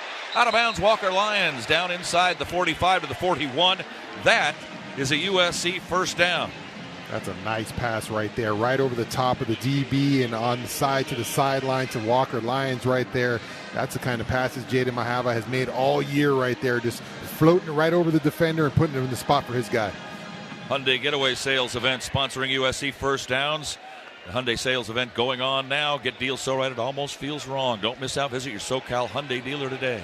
1st and 10 SC at the Bruin 41. Moving right to left. Tie game 7-7. Mid-second quarter. Throw complete. And inside the 25 down to the 24-yard line is Riley Wormley. His first touch of the ball for the Trojans today and his first catch as a Trojan. It'll be first down SC at the 25-yard line. Nice catch. Yeah, how about that? Nice catch out of the backfield for Wormley as he kind of sneaks out, just kind of like an outlet valve right there. Jaden Maiava looks to the left side. No one's on him. Hey, get him the ball. Wormley makes the catch. Wormley now will carry the ball into the line and get a yard. Well, you're a hero on one play and just nothing happens on the second one. Bennett, defensive end for UCLA, a transfer. They have a bunch of them at UCLA this year. I think it was more than half of their roster come somewhere else last year. That's a problem in a rivalry game. You don't know what the rivalry's all about. You're coming from somewhere, and you have to be taught. They actually showed them a film this week about what this rivalry means. Try to get them fired up for it. Mercenaries in college football these days. 2nd and 9 for the Trojans. Maiava, pump fake. Throws over the middle. That's complete. Jacoby Lane inside the 15 down to about the 11-yard line. And that's a 1st and 10 for the Trojans. And the Trojans in the Helium Mobile Red Zone. Time for them to break free, trying to take the lead. There's one of the big guns as Lane's able to get that one right there over the middle. Jaden finds him, but steps up in the pocket, nicely created by the offensive line, and just delivers that one, a laser beam to Jacoby Lane as he sits in that pocket. Good job by the O-line protection. 12 yards. And again, Maiava throwing a sharp, crisp ball today. He's really throwing hard. Better be ready to catch. Ryan Jackson to his left and behind. Not quite a pistol, but almost. Out of the shotgun, as always, Maiava on 1st and 10 from the UCLA 12-yard line. Bruins tying the game up seemed to inspire the Trojans. Jackson gets the call, just like that, thrown for a loss of 2. Back to the 14-yard line. John Vaughns with his 3rd tackle of the game. Coors Light, proud partner of USC Athletics. Choose chill with a Coors Light today. Yeah, John Vaughns with a nice tackle right there, showing you why he's got over 100 on the season, as Walker Lyons is trying to come across and just not get enough of John to be able to break that one up early. 6.5 to go in the half. Tie ball game, 7-7, USC and UCLA. Jaden Richardson in. Here comes King Miller back into the lineup. Richardson and Lemon to the far side. Lane split wide to the left. On 2nd down and 12, the handoff to Miller. It's an end around, though, and a reverse to Mekhi Lemon at the 15. They've got him figured out. He tries a straight arm, but he just gets shoved out of bounds for no gain. So you try a little trickery, and nothing happened. 3rd down and 12 back at the 14-yard line. Yeah, good job pursuit by Jacob Busick as he chased all the way from the defensive line position, kind of ran him out of bounds and ran out of real estate for Mekhi Lemon. Is that one of those things where your coaching staff, you say, Mekhi Lemon is not going to beat us when he's in there, and you've always got a guy on him like in basketball? Well, that was a reverse, so that's coming back the opposite. His guy was stuck over there. Andre Jordan, actually, Jr. did a good job staying home on that reverse play. Trips right, diamond formation way off to the right side. Left is Jacoby Lane on 3rd and long for the Trojans and Maiava. He'll roll. Got to throw on the run. He does. Incomplete. At the feet of the diving Walker Lyons. Incomplete. And so, missing his last 2 field goals, Ryan Sayeri comes in, trying to give the Trojans the lead. Yeah, pocket broke down right there for Jada Mayava a little bit as he got a little push from the interior. Didn't like what he felt in the pocket. Couldn't step up into that one. Had to roll out and just couldn't get enough on that throw to get it to the end zone. So credit the Bruins for getting some pressure up inside on the Trojans, and Jada Mayava not allowing him to step up in that pocket and go where he wanted to go with that one. Last one was blocked. This one from the 20, a 30-yarder near hash to give the Trojans the lead. Lines are set. Snap is back. Kick is away. Has the height.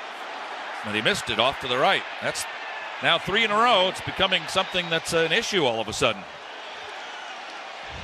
And the score remains 7-7. Yeah, shame. You know, Ryan Ferry's had such a great year here, and then you get that one that bonks off the up in Autzen, and just hasn't had the response so far after that doinker up in Autzen. Time out of the field here at the Coliseum. 5:42 to go, second quarter. 7-7 tie, SC UCLA on the ESPN LA USC Trojans Media Network. We are Life Law, where we make injury law simple. We have 2 simple goals for all of our clients: full medical recovery and ultimately full monetary compensation. We understand that it can be overwhelming to face the uncertainty in the wake of an accident. We will be there with you at each step in the legal and healthcare process. You will pay nothing unless we win your case. Dial 1-800-LYFE-LAW or check us out at lyfe.com. Life Law, official sponsors of USC Athletics.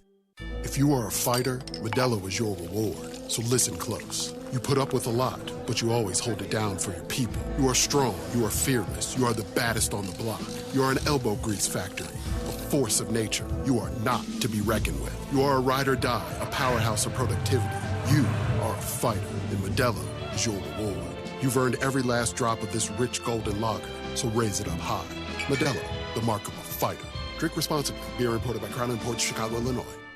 Looking for the play of the day? That's easy. Fight on to victory with USC and fly on faster with ONT, the fastest and easiest airport experience in SoCal. Not to mention, Ontario International Airport has over 90 nonstop flights to 30 major destinations with less traffic coming in and out. In other words, getting there is a breeze, and so is following our Trojans anywhere the season takes them. Because let's be honest, faster is always better when it comes to your airport. Start planning your next journey today at SoCalSoEasy.com. Hey guys, it's Sedano. This is the Crosstown Classic. USC UCLA. We'll be talking about it on Monday on LA's only live and local sports morning show, the all-new Sedano and Cap Morning Show at 7 a.m. on your home of the Trojans, ESPN LA. Fight on. 7-7 tie. About 6 minutes left of the first half here at the Coliseum. Trojans miss another field goal, and the Bruins get it back with a chance to take the lead. Let's go down and spend some time with Joe Mo.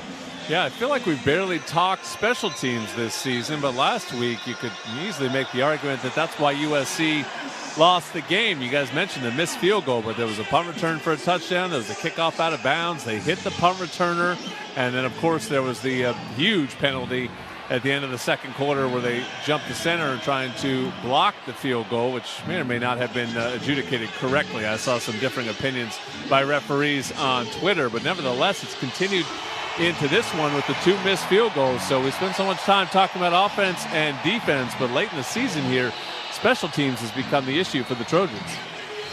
Bruins start off back at their own 20, 1st and 10. If they can get a long drive like they had last time of 7:50, the time will run out. But if they can use all of the clock, they have this and the beginning of the second half, having won the flip of the coin and deferred their choice to the second half. So 7-7 tie, and Iamaleava will hand off, and around the left side, Woods. Trojans miss a tackle, and he'll get an easy 10 and more than that. 1st and 10, Anthony Woods makes that one. Yeah, not a good job on the outside right there by Cam Crawford as he comes down and crashes in on that blocker, but he has to keep that arm free to the outside. When that running back crosses his face, he's got to get something on him here. So number 1 right there, you got to take care of that perimeter. Stay low, can't tackle high. Doesn't matter who they are, not in college anyway. Woods to the right side of Iamaleava. 1st and 10 at their own 32, getting out of a little bit of a hole there. Tight end motion away, zip zaps back towards the line, coming back for a screen. The pass to Woods. And the Trojans will bring him down around the 35-yard line after a short gain of 3 yards. Desmond Stevens just has his arms out waiting for him to run to him. And a short gain makes it second down and 7. Yeah, big drive for the Trojans defense. They got bounced around on that last drive for a long drive, so you take a lot of plays like that, you get screamed out on the sideline for a little bit. You got to have a response here. Big response drive for this defense is usually they kind of push them around that last drive. Woods to the left side of Nico Iamaleava, Warren High in the Downey area. His brother is a backup quarterback, has not played much, if at all. Iamaleava wants to pass and decides to run and gets tripped by the 35-yard line. Manages to fall forward to the 37, where it'll be 3rd and 5. Just lost his balance, is all. Was running a little too fast for his own good. Yeah, it looked like he could have made some headway right there and just kind of slipped right there. That's what he's made all year in those kind of scramble plays. That's where he's been most dangerous. Trojans catch a break as he kind of slips on that one and hits the deck. Could have been worse. You watch any of those games this morning from back east where it was 30 degrees and snowing most of the time? I don't want to hear about complaining out there tonight. Yeah, we're fine. And we're in shirt sleeves and it's night. 3rd and 5. Maybe a little shorter than that. Iamaleava drifts to pass, waiting, throws underneath, complete, first down to Gilmer. Anytime they're in trouble, they're going to go to Quasi Gilmer. Little 10-yard pickup at a first down Bruins at their own 47-yard line, and here they come again, ready to take the lead before the end of the half. Yeah, not enough pass rush right there for Nico. There's nothing in his face, so he can just go through his reads, go through his progressions. As he wanted to go left side of the field with the ball, and he's looking to the left, nothing kept him open, and just no heat in his face. Just goes to his little outlet and his running back right there, and just an easy pickup. The only time they've gotten close to him was on the previous play where he ran. But otherwise, no pressure applied on him. Anybody could pass if nobody gets any pressure on him. Far to the left goes Kyle Miller, who was questionable today, but here he is playing anyway. Mikey Matthews that way as well. Tight end Habermill strong on the right side. Throw. Incomplete. Over the head, and a good thing for the Bruins it was. Over the head of Miller, because Braylon Conley was over there, and had that ball been well thrown, that might have been a Pat Cashman 67 interception for USC the other way. Yeah, good read by Braylon Conley right there as he put his foot down. Notice the route right there, just a little stop, and he comes up. And if that ball is thrown in the area, Braylon Conley, like you said, Pete, would have a chance on that interception. Cashman with the opening salvo of the 1967 game won by the Trojans 21-20 against then the top-ranked Bruins, but the Trojans won the national championship. Handoff, a little slippage in the backfield, and as a result, Anthony Frias runs into Jakeem Stewart, can't go anywhere. So 2nd and 10 now becomes 3rd and 10, and a bit of a problem for UCLA. You're thinking about the clock? Sure, 2:28 remaining and running in the second quarter.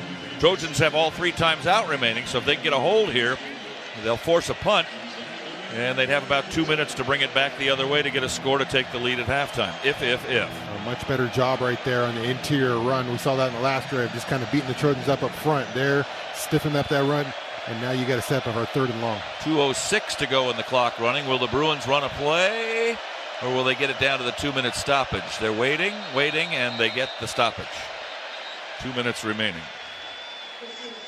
7-7 tie. Bruins with a big 3rd and 10. In the Big Ten yesterday, Iowa beat Nebraska 40-16. Second-ranked Indiana crushed Purdue 56-3. Indiana's going to the Big Ten final to play Ohio State, which this morning knocked off Michigan 27-9 to snap a 4-year losing streak to the Wolverines. Penn State came from behind on a scoop and score in the fourth quarter to beat Rutgers 40-36. Minnesota in the snow handled Wisconsin but barely, 17-7. 6th-ranked Oregon outlasted Washington and Seattle 26-14. Second quarter, Michigan State 17, Maryland 7, Northwestern 3, Illinois nothing. In the top 25 last night, number 16 Texas stopped Texas A&M's perfect season. 3rd-ranked Aggies lost at Texas 27-17. 4th-ranked Georgia into the SEC final with a win over number 23 Georgia Tech, just 16-9. These rivalry games are tough. 7th-ranked Ole Miss over Mississippi State at the Egg Bowl, 38-19. Number 13 Utah won at Kansas, 31-21. 25th-ranked Arizona wins at number 20 Arizona State for the Territorial Cup, 23-7. Texas Tech goes to the Big 12 final against BYU. The 5th-ranked Raiders, 49-0 over West Virginia. 12th-ranked Miami of Florida knocked off number 22 Pittsburgh 38-7. 11th-ranked BYU beat Central Florida 41-21 to go to the Big 12 final against Texas Tech. In the fourth quarter, LSU trailing at Oklahoma. Oklahoma ranked 8th, 17-13. Number 14 Vanderbilt leading at number 19 Tennessee 45-24 with 3 minutes left last time I checked. Alabama just getting started with Auburn. I think Alabama was up 3-0 in the first. Number 18 Virginia with a 14-0 lead over Virginia Tech nearing halftime. And Oregon State trailing at Washington State 19-0 at halftime. Those are some of the scores. We have others we will give you later on. Let's go down to the field to Jordan Moore. Just a massive play coming up here in this game. And, you know, we talked about that sequence being the difference at the end of the second quarter in last week's game. Well, here's another big one, right? You got 2 minutes left. It's a 3rd and 10 coming up here. So if the Trojans defense can get off the field, the offense will have it back with plenty of time. 3 timeouts. They could drive down, ultimately take a lead going into the half. If UCLA gets the first down here, Bruins might be able to control the rest of the clock at the end of this quarter, potentially take a lead themselves, and then they get the ball to start the second half by deferring. So you start to look at anatomy of an upset for UCLA. This first half has gone about as well as it could possibly go for the 3-8 Bruins. And now if they can make a play here, they'll really be in a better position than the Trojans. 3rd and 10 from their own 48. 2 minutes to go in the half. Trojans could stop the clock 3 times. The Bruins have 2. Woods, the one back, but I don't think on 3rd and 10 he's going to be running the ball. Could be catching a pass out of the backfield, certainly. Iamaleava takes the snap, drops down, throws, left side, diving catch, Quasi Gilmer, that's the guy. Anytime they're in trouble, Quasi Gilmer's going to touch the ball. Gain of 11. First down UCLA at the Trojan 41-yard line. Yeah, and the Trojans went for a blitz right there, bringing 6-man pressure right there. No one really gets home. The Bruins pick it up. And another completed pass right there. We've seen a lot of young guys playing on the back end here. You've seen Braylon Conley out there, Darius Reddick, Marquise Gallegos got a couple reps. So just a lot of youth on that back end in those big key situations for the Trojans. Plenty of time for UCLA. Also can stop the clock twice. Habermel, the tight end, goes in motion, comes back our way. Handoff to Woods. Woods dancing around. It's held by the foot of Eric Gentry and then punished as he gets dropped back at the 41, and a timeout is called after a gain of maybe a half a yard on the play. They got to the 40.5, so negligible yards. We'll call it 2nd and 9. Yeah, you said it. Gentry held him up right there. And who made the shot, the kill shot there? That looked like Alex Graham. Yeah, Alex Graham. He just cleaned him up right there. That's a problem. You're holding a guy's leg and he's standing up trying to get more yards. Yeah, somebody's going to get you. Yeah, especially right there in the field. Alex Graham took a shot, teed off on him there. And he's going to fill that one tomorrow. But got to find a stop on 3rd down here, Pete, because the Bruins are driving here, and like Jordan laid out there, you get this middle 8 here where the Bruins can get the ball back in the second half as well. A couple of other notes for you today. The Division III round of 32 playoffs. The SCIAC champion Chapman lost at Wisconsin River Falls, so their season has come to an end. Junior college, the Southern California semifinals. Golden West beat Ventura 56-38, and Saddleback outlasted Mount Sac. So the SoCal final next week, Golden West and Saddleback. High school football yesterday in the city. Santee won Division III over Hawkins. San Fernando beat Cleveland in Division II. Southgate won today in Division I over Marquez. And Carson and Crenshaw getting underway in about 15 minutes. In the southern section, South El Monte beat Pioneer in one of the various divisional finals. Barstow over Apple Valley. Flint Ridge Plep beat Cornerstone. Beckman over Brea Olinda. Grace down Santa Paula. Pacifica down Palos Verdes. That one notable in that Pacifica is one of the only undefeated teams around, 14-0. Woodbridge scored in the last minute to beat Montebello 24-23. Montebello was in their first final in 95 years. Our good Trojan friend Lori Capps, a graduate of Montebello. And we mentioned Santa Margarita beating Corona Centennial 42-7. Lancaster Baptist beat Kate today, and there are several other games. We might have finals on those. little bit later on. Men's water polo for USC, number 1 ranked team in the country. Won the Mountain Pacific Sports Federation tournament last week, beat UCLA up at Stanford after beating Stanford. And so they're the number 1 seed in the NCAA tournament next week at Stanford. They're going to play Concordia of Irvine, no offense to Concordia. And then the winner of the Fordham-San Jose State game, I feel good about that as well. I feel good that the Trojans are going to play the winner of the UCLA-Stanford game for the national championship a week from Sunday. I volunteer to call that game on the radio if we could find a place to do it. Water polo on the radio would be awesome. Producer Gia is on it. She said she's got a ton of free time right now. No money. I just got to get there. I'll drive. I don't care.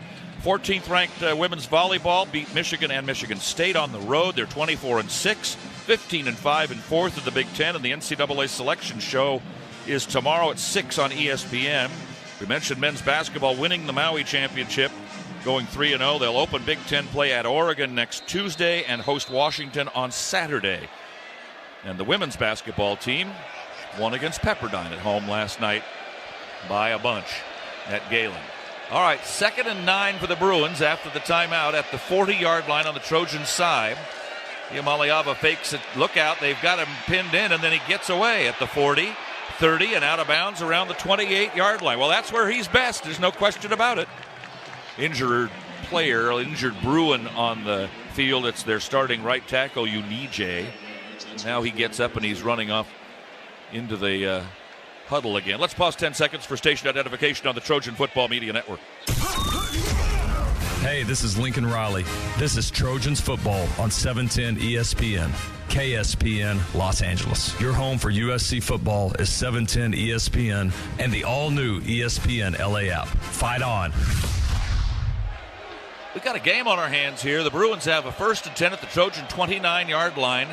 Late stages, first half, at a 7-7 tie. Iamaleava throws out of the backfield. Nice catch by Woods. Gets to the 26 and pushed back by Christian Pierce there. Checking the clock. 108, 107, 106 remaining in the first half clock at a 7-7 tie. Bruins can still stop it 2 more times. Yeah, Trojans got to come up with a play here, Pete. They're waiting for the Bruins to kind of blow this one instead of trying to make a play right there. The previous one where Nico made a play, Trojans were all the way around him, just couldn't get him down there in the backfield, and he makes the play on first down, so Trojans got to find a play on defense. USC took a timeout to stop the clock, thinking maybe they can get the ball back and do something about it in the last minute. But the Bruins have a 2nd down here. Trojans can only stop the clock one more time. What I was thinking when they broke huddle, Shaun, is that the Bruins at the start of the game didn't look to me like they had come to play, and the Trojans did. But right now, the Bruins look much more engaged and interested in this game. All of a sudden, they've thought to themselves, hey, wait a minute. We're okay. Yeah, the Trojans have let the door open, Pete. That first drive looked like a warm knife through cold butter there, and they couldn't do anything. And then the second drive, they had to set up for a field goal, so letting the door open, it gets blocked. And then the third one, then the Bruins, you can feel it. They started getting going on offense, put a good drive together, tied the game up. Now they feel like they can play with the Trojans. So the Trojans left the door open, let this team get a little confident. Now the Bruins feeling good. 2nd and 7 at the SC 26. Far hash. Habermel tight end on this near side. Mokio out of Malala on this side as well. Now Habermel goes in motion. And a tip pass by Eric Gentry. They were looking for Gilmer, who was behind a double pick, but Gentry put his big old wingspan in there and knocked it away, and now it's 3rd and 7. Yeah, they were going to that same screen play on the side, that little quick bubble screen to the wide receiver, which has done damage against the Trojans. And big number 18 got his hand on that one, or that might have gone for a first down there. So good job, good play by Eric Gentry. Hope somebody's listening, because they're going to go to Quasi Gilmer here. Right? That's what they do when they're in trouble. Where is he? He's the receiver on this near side. He's in the middle of the 3. Looking this way, Iamaleava will run instead. He gets to the 20 and down inside the 20 to the 19. Close to a first down. Referee looking at it, waiting, hasn't decided. First down, UCLA. 1st and 10 at the 19. Graham with the tackle. Clock now with 52 seconds left. Bruins still have 2 times out remaining. Yeah, just not good awareness right there by the USC defenses. They had a blitz on, and blitzers coming, like I said, rushing up the field without any kind of awareness right there, knowing Nico wants to get out of there in that pocket. He took a shot at the end by Alex Graham, but Trojans just not awareness. When you have a lot of young guys in that secondary and you're bringing them on blitzes and stuff, and they're just not aware of what kind of rush they have to have against a quarterback like Nico. Shaun, they're going to look at the spot here to see if it's a first down or not. Official review brought to you by Life Law, injury law made simple. Hey, Trojan fans, if you're planning on drinking today, and I know some of you did out there, have a Go Safely game plan. Choose a sober way to go. Don't drink and drive for sure. Go Safely, California. Visit gosafely.ca.org for more information from the California Office of Traffic Safety and Caltrans. Look like he's giving himself up on that one, so it matters where they spot him. I think Jordan might have a better look. Jordan, what do you think? Yep, that's exactly what I was going to say, Shaun. So you're all over it. The rule that comes into play here is that if the quarterback decides to slide, or as you said, give themselves up, it's where that slide begins, which is clearly a yard short or a half yard short of the line to gain here. So he got to the line to gain physically with the ball, but in terms of when he starts his slide, it's before the marker. Even maybe before the 20-yard line. Yeah, I would say right about the 20 is where they're going to spot this one. I think it's 4th and 1. Yeah, they put it right in front of the 20 there. You still have 2 times out, and you're a 21.5-point underdog. You're going for it, I think. Well, you kick a field goal. On the other hand, you're ahead at halftime. That might not be enough. I would definitely. All right. But, I mean, you go in there, and you're going to be whooping it up in the locker room a little bit. Yeah. I hear you. But if you don't get it here, if you go for it on 4th and 1 and don't get it, the Trojans get all the momentum going in the locker room. It's a tough call. North Carolina State leading North Carolina 27-10 nearing halftime. Alabama ranked 10th, 17-0 at Auburn. 9:42 to go in the half. Tulane 21-0. They're ranked 24th. After review, the runner was short of the line to gain. Yeah. It will be 4th down. 21-0 Tulane over Charlotte. Half-minute to go in the half. We reverse to a running clock that calls for a 10-second runoff. Game clock operator, please reset the game clock to 31 seconds. Okay. Charlotte, if Tulane wins that game, they'll probably be the group of 5 team in the playoffs.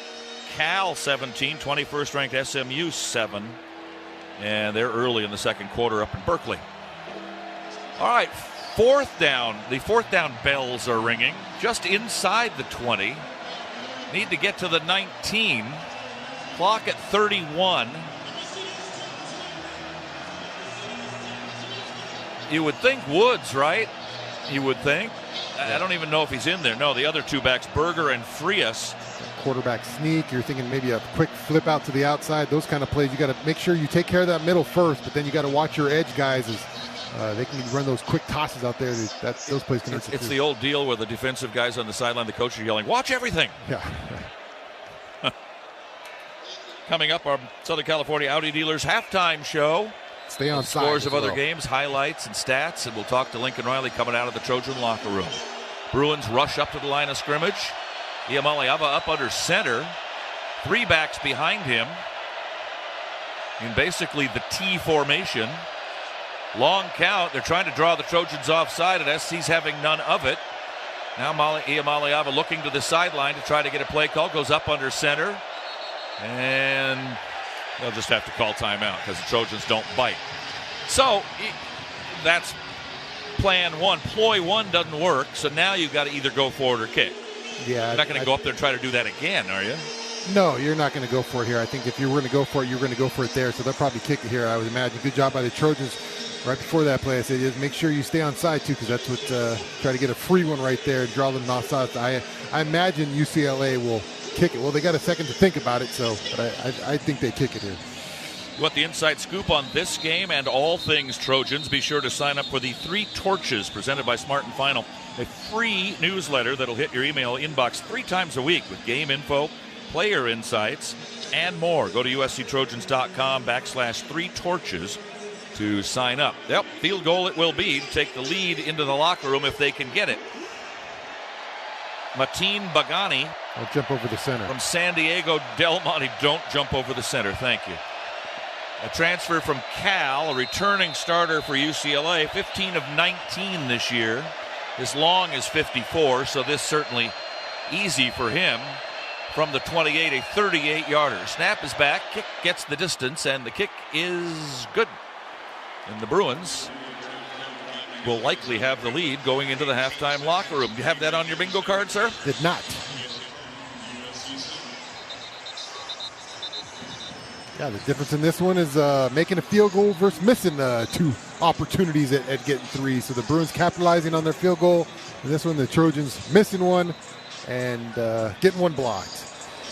Introducing Celaya Tequila, brought to you by USC football legends Matt and Ryan Khalil. Celebrate your story with a homegrown spirit, Celaya Tequila.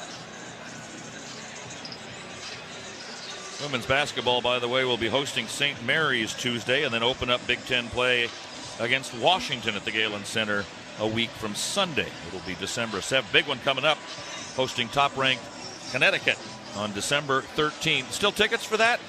Yep. All right. That'd be a good one to go see.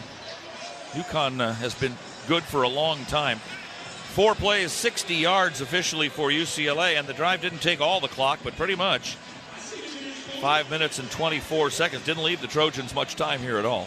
Yeah, good drive, and that one was really a Nico drive right there. He started making it happen with his feet. Trojans in the second half got to do a better job of knowing what's going on back there, rushing the passer with a little more wherewithal, and maybe having a spy to check him out. Look at the Bruin players on the sideline jumping up and down and enjoying life right now, leading 10-7 over USC here in the Coliseum. Kickoff into the end zone for a touchback.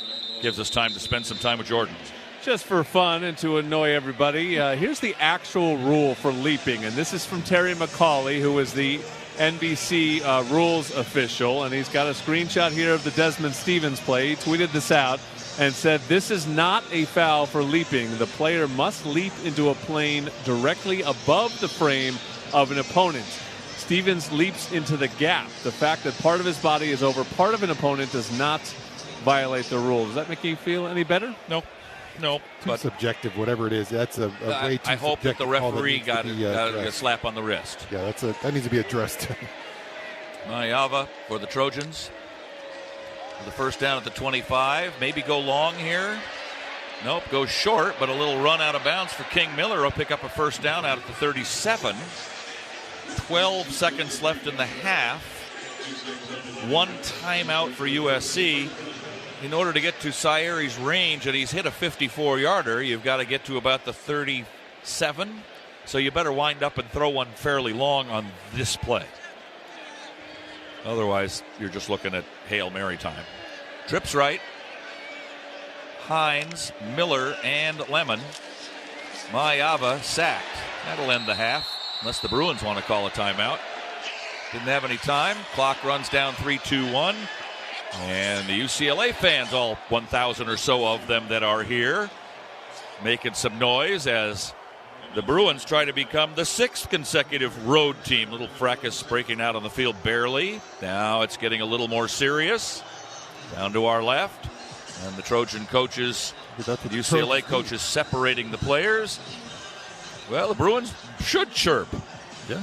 Maybe the Trojans need a little bit more of that chirping, because right now, Bruins excited with a big sack, just a 3-man rush right there, get home. So Bruins go into halftime with the lead here, and they're excited. Halftime score, UCLA 10, USC 7. Back to start our Southern California Audi Dealers halftime show after these messages. The ESPN LA USC Trojans Media Network. Think Verizon, the best 5G network, is expensive? Think again. Bring in your AT&T or T-Mobile bill to a Verizon store, and they'll give you a better deal. Now, what to do with your unwanted bills? Ever seen an origami version of the Hollywood sign? Jokes aside, Verizon has the most ways to save with phone deals, streaming, and plans, where everyone in the family can choose their own plan and save. So bring in your bill to your local Verizon store and get a better deal. Rankings based on Root Metrics Root Store dated 1/8/2025. The results may vary. Requires postpaid consumer mobile bill from T-Mobile or AT&T. Dated within the past 45 days. Bill must be in the same name as the person redeeming the deal. Additional terms may apply. Hey guys, it's Cap, and I'll tell you what, game days are always better with mountain cold refreshment in your hand. That's why Trojan fans choose chill with icy cold Coors Light. Next time you're at the Coliseum, check out the brand new Coors Light USC mural by Gate 19. Grab an icy cold Coors Light and a pic for all your socials, and you, my friend, are ready to chill. Coors Light is mountain cold refreshment, crisp and refreshing every time, and perfect for game day. Celebrate responsibly. Coors Brewing Company, Golden, Colorado.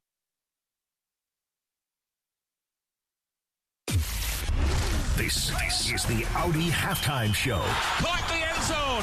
It's a touchdown, USC. A full breakdown of the first half of Trojan football with stats and highlights. Plus a look at what the Trojans have to do to fight on to victory. Brought to you by Audi. The Southern California Audi dealers are proud sponsors of the USC Trojans. Pechanga Resort Casino, proud partner of USC football. And by Athletic Brewing. No matter what you're looking for in a non-alcoholic beer, there's only one name that has it all. Athletic Brewing Company. Now here's Pete Arbogast and Shaun Cody. Trojans look great coming out tonight. Scored on their first drive. 75 yards, 5.5 minutes. King Miller from 5 yards out made it 7-0. And since then, Bruins went 3 and out. Trojans had a field goal block. Second quarter, UCLA finished off a 7-minute, 50-second drive with a short pass from Nico Iamaleava to Quasi Gilmer to tie the game. Trojans missed a 30-yard field goal, and the Bruins made a 38-yarder in the last moments of the half to take a 10-7 lead into the locker room. Time to take a listen right now to our biggest moment of the first two quarters.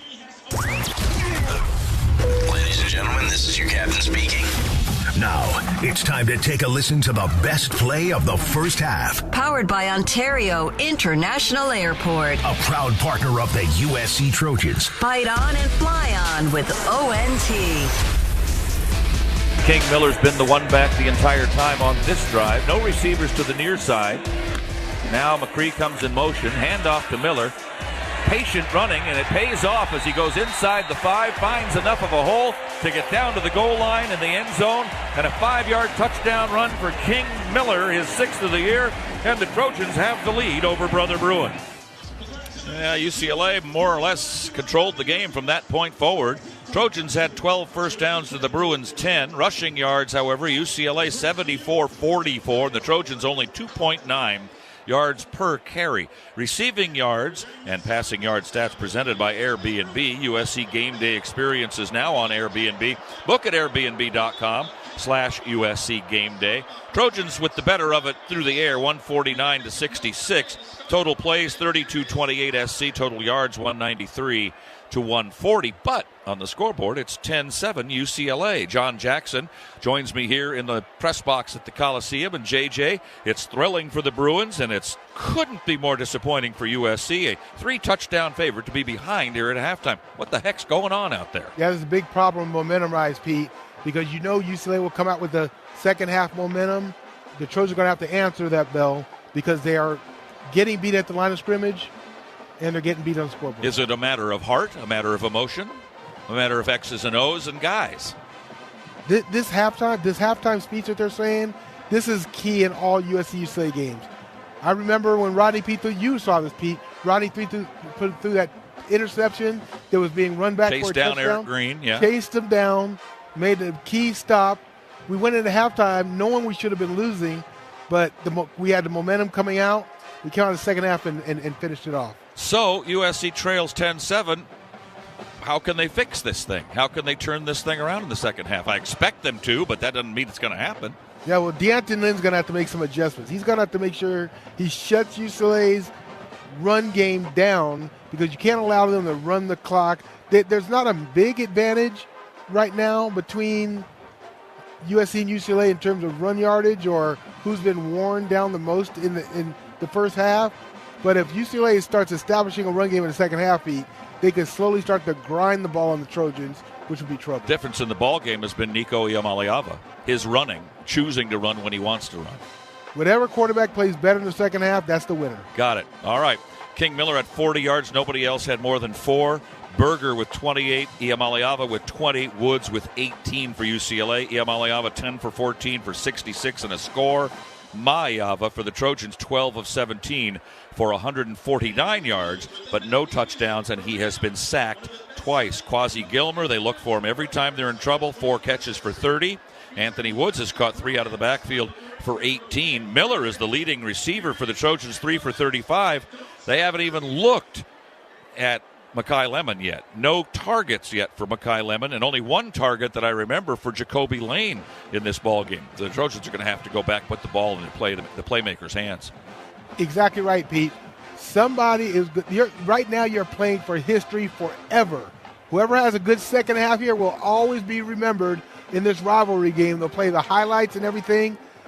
This is why the second half, and the players know it, Pete. That's the one thing. The pressure's on, and the heat is turned up. The Bruin Band down performing their halftime show. Trojans will follow them out shortly, and we'll continue our Southern California Audi Dealers halftime show after these messages. 10-7, UCLA leads at halftime on the ESPN LA USC Trojans Media Network.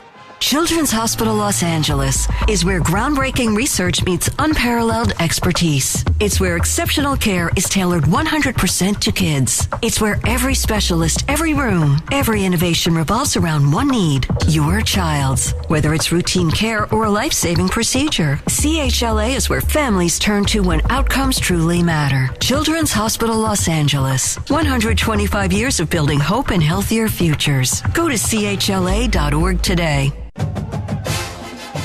It takes hard work to be the best in the game. Planning, commitment, resilience, sweat. That's why Old Dominion Freight Line, the #1 national LTL carrier for quality, works hard to be the best in the game and is proud to support those striving to be the best in theirs. Old Dominion Freight Line, official freight carrier of USC Athletics, helping the world keep promises. Tommy Trojan is at the 10, the 5, touchdown, USC! Make big plays on the field and in life. With iTrust Capital, you can buy and sell crypto 24/7 in a secure premium custody account or in a tax-advantaged crypto IRA. iTrust Capital is easy to use and has no sign-up fees. Don't be a Monday morning quarterback. Make big plays now. Visit itrustcapital.com/USC to start investing today. Use promo code Trojans to get $100. iTrust Capital, the official cryptocurrency platform of the USC Trojans. Taxes and conditions may apply. Fees apply. Cryptocurrencies are a speculative investment.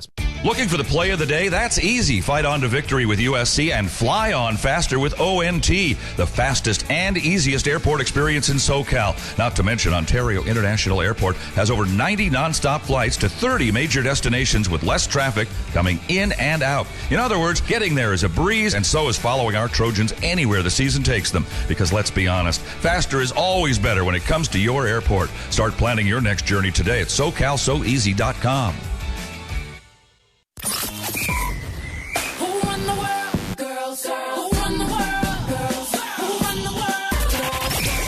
It's the Women of Troy Report. Here's a look inside the world of USC women's athletics.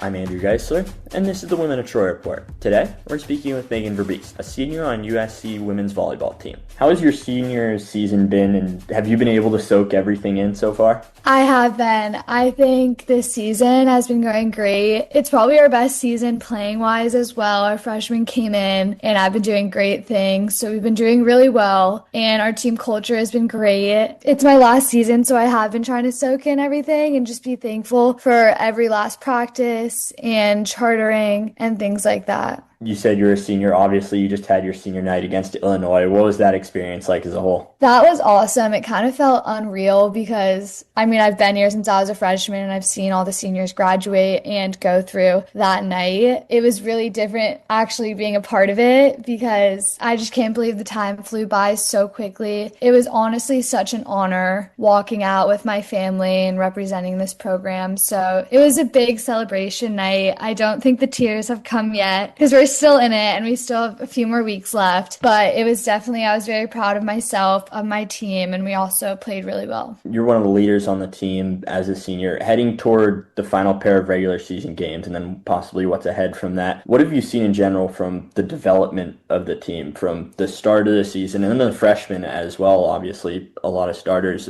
like just understanding and learning what the USC program's like. Our leaders in the past have been phenomenal. You have Allie Bainhorst, Mia Tuniga, Skylar Fields, Kalia Williams, so many great people that came in and really paved the way for us. And since we had such great leadership as freshmen ourselves, we were able to learn from that and learn what this culture is about, what the program is about, and kind of just adopt it and then apply it in our own ways to just help out the freshmen.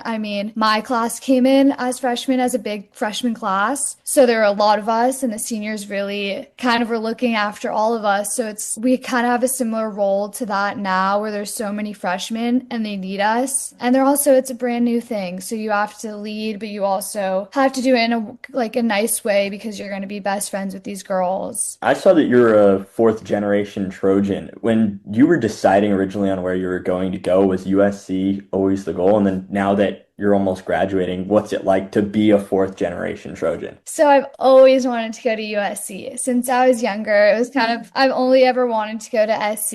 I remember coming to football games with my family because my mom went here, so we went to all the games. It had everything I wanted. It had sports. Obviously, it's the reason I'm here is because of volleyball, but also you have great academics and you have a good social life. So it kind of has all three. And to me, that was the perfect college experience. And now, almost being done, it's so surreal. It's been such an awesome experience and everything I've ever wanted and more. I love it here. I'm Andrew Geisler, and this was the Women of Troy Report. Stay tuned for more action on the USC Trojan Media Network.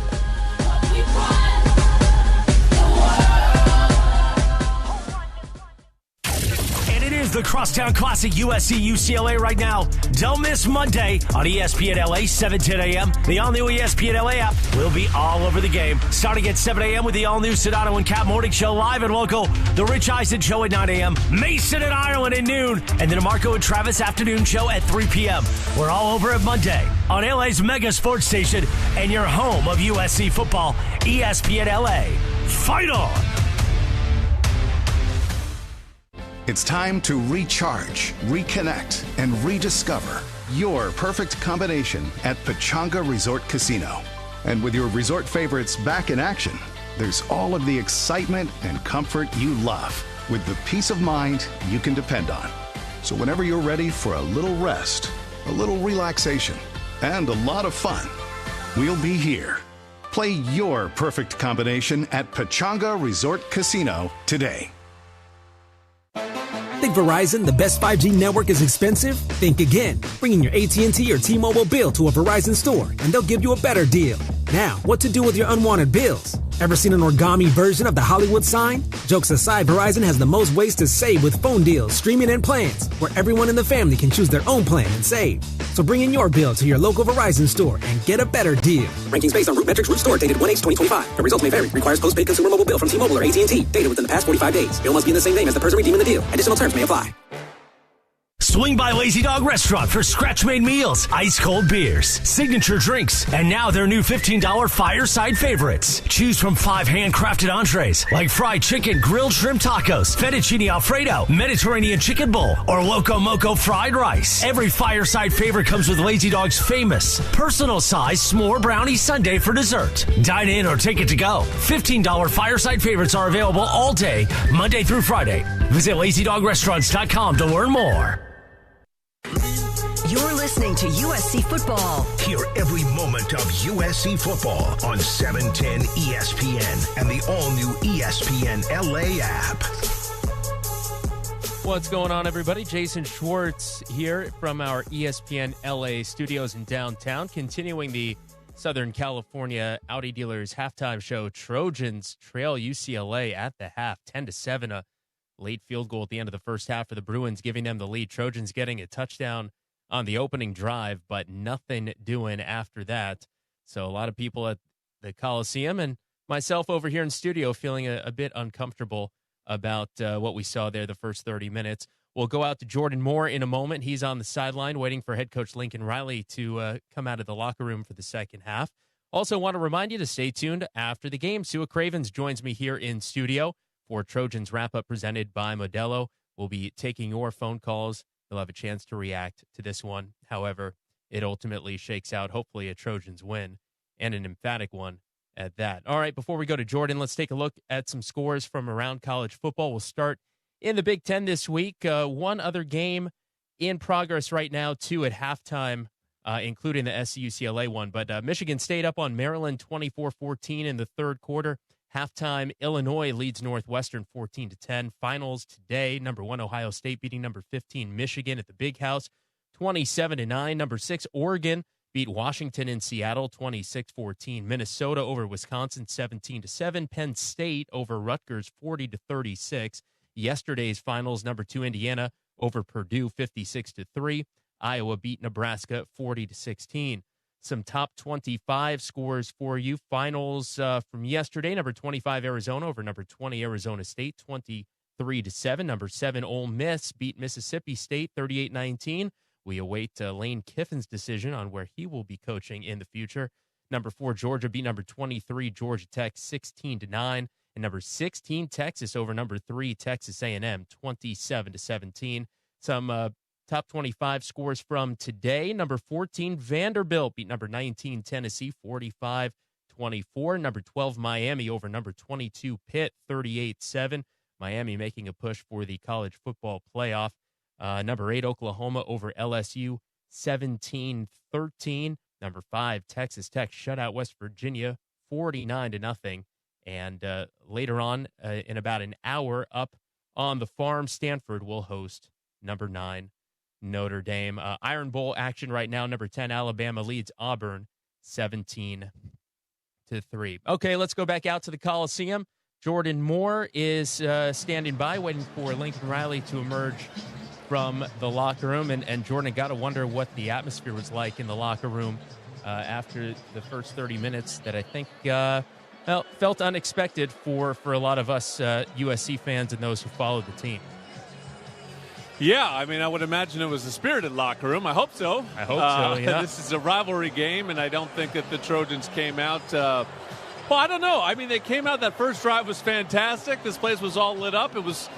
I was focused a little bit more on the fact that our 2-star players weren't playing and trying to figure out what was going on there. But they did get off to a good start, and then the defense got off to a good start with a 3-and-out. So everything was fine, and all of a sudden they missed a field goal, and it's like the air came out of the balloon. So it's as a whole, it felt like that first half was flat, but it wasn't necessarily the initial punch that was the issue. But as the half wore on, it seemed like the Trojans were drained of energy, and UCLA started growing into the game. I mean, the one thing for me, I know, all season we've been a second-half team, so I'm just kind of taking solace in that and hoping that the Trojans come out with a different kind of focus and intensity and figure out a way to stop UCLA's running attack.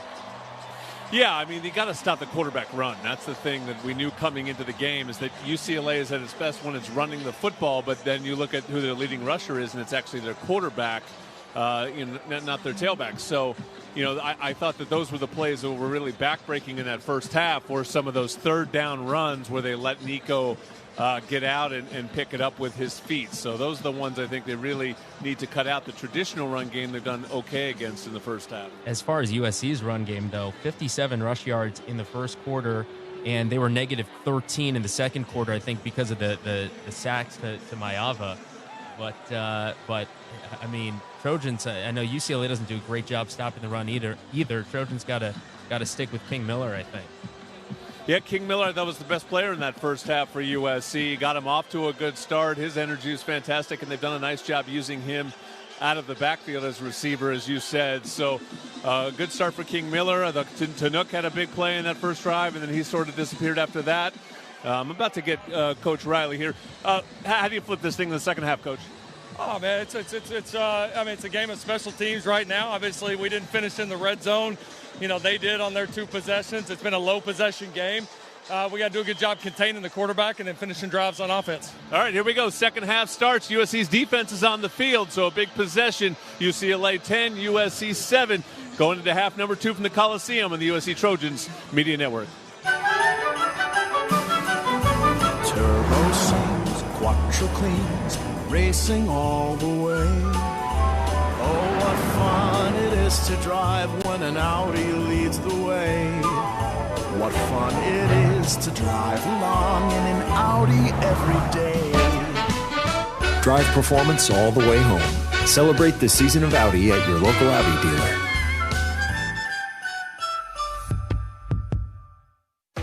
When it comes to hiring, other job sites are still huddling, while ZipRecruiter's already in the end zone.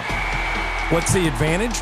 With ZipRecruiter, when you need to hire someone fast, you get them fast, but you also get the best person for your job. It's a win-win. Plus, ZipRecruiter doesn't depend on candidates finding you. It finds them for you. Recruiting a team or looking for fresh talent, ZipRecruiter covers the field with their powerful technology and immediately starts showing your job to to the right candidates. That's why over 4 million businesses have used ZipRecruiter to hire, and why 4 out of 5 employers who post on ZipRecruiter get a quality candidate within 1 day. ZipRecruiter makes hiring faster, smarter, and more efficient from post to hire before the competition can even line up. Get in the end zone with ZipRecruiter, the smartest way to hire. Try it for free at ZipRecruiter.com/LA. That's ZipRecruiter.com/LA. Having a high-yield savings account at USC Credit Union has its advantages, perks, and benefits. Like the fact that USC Credit Union members can get significantly higher interest rates than the national average for savings accounts. That's an advantage. Plus, you have the option to open your account with as little as $100. That's a perk. And you'll have peace of mind knowing that your hard-earned savings are insured up to a whopping $15 million. That's a benefit. Visit usccreditunion.org and start growing your savings today. Federally insured by NCUA.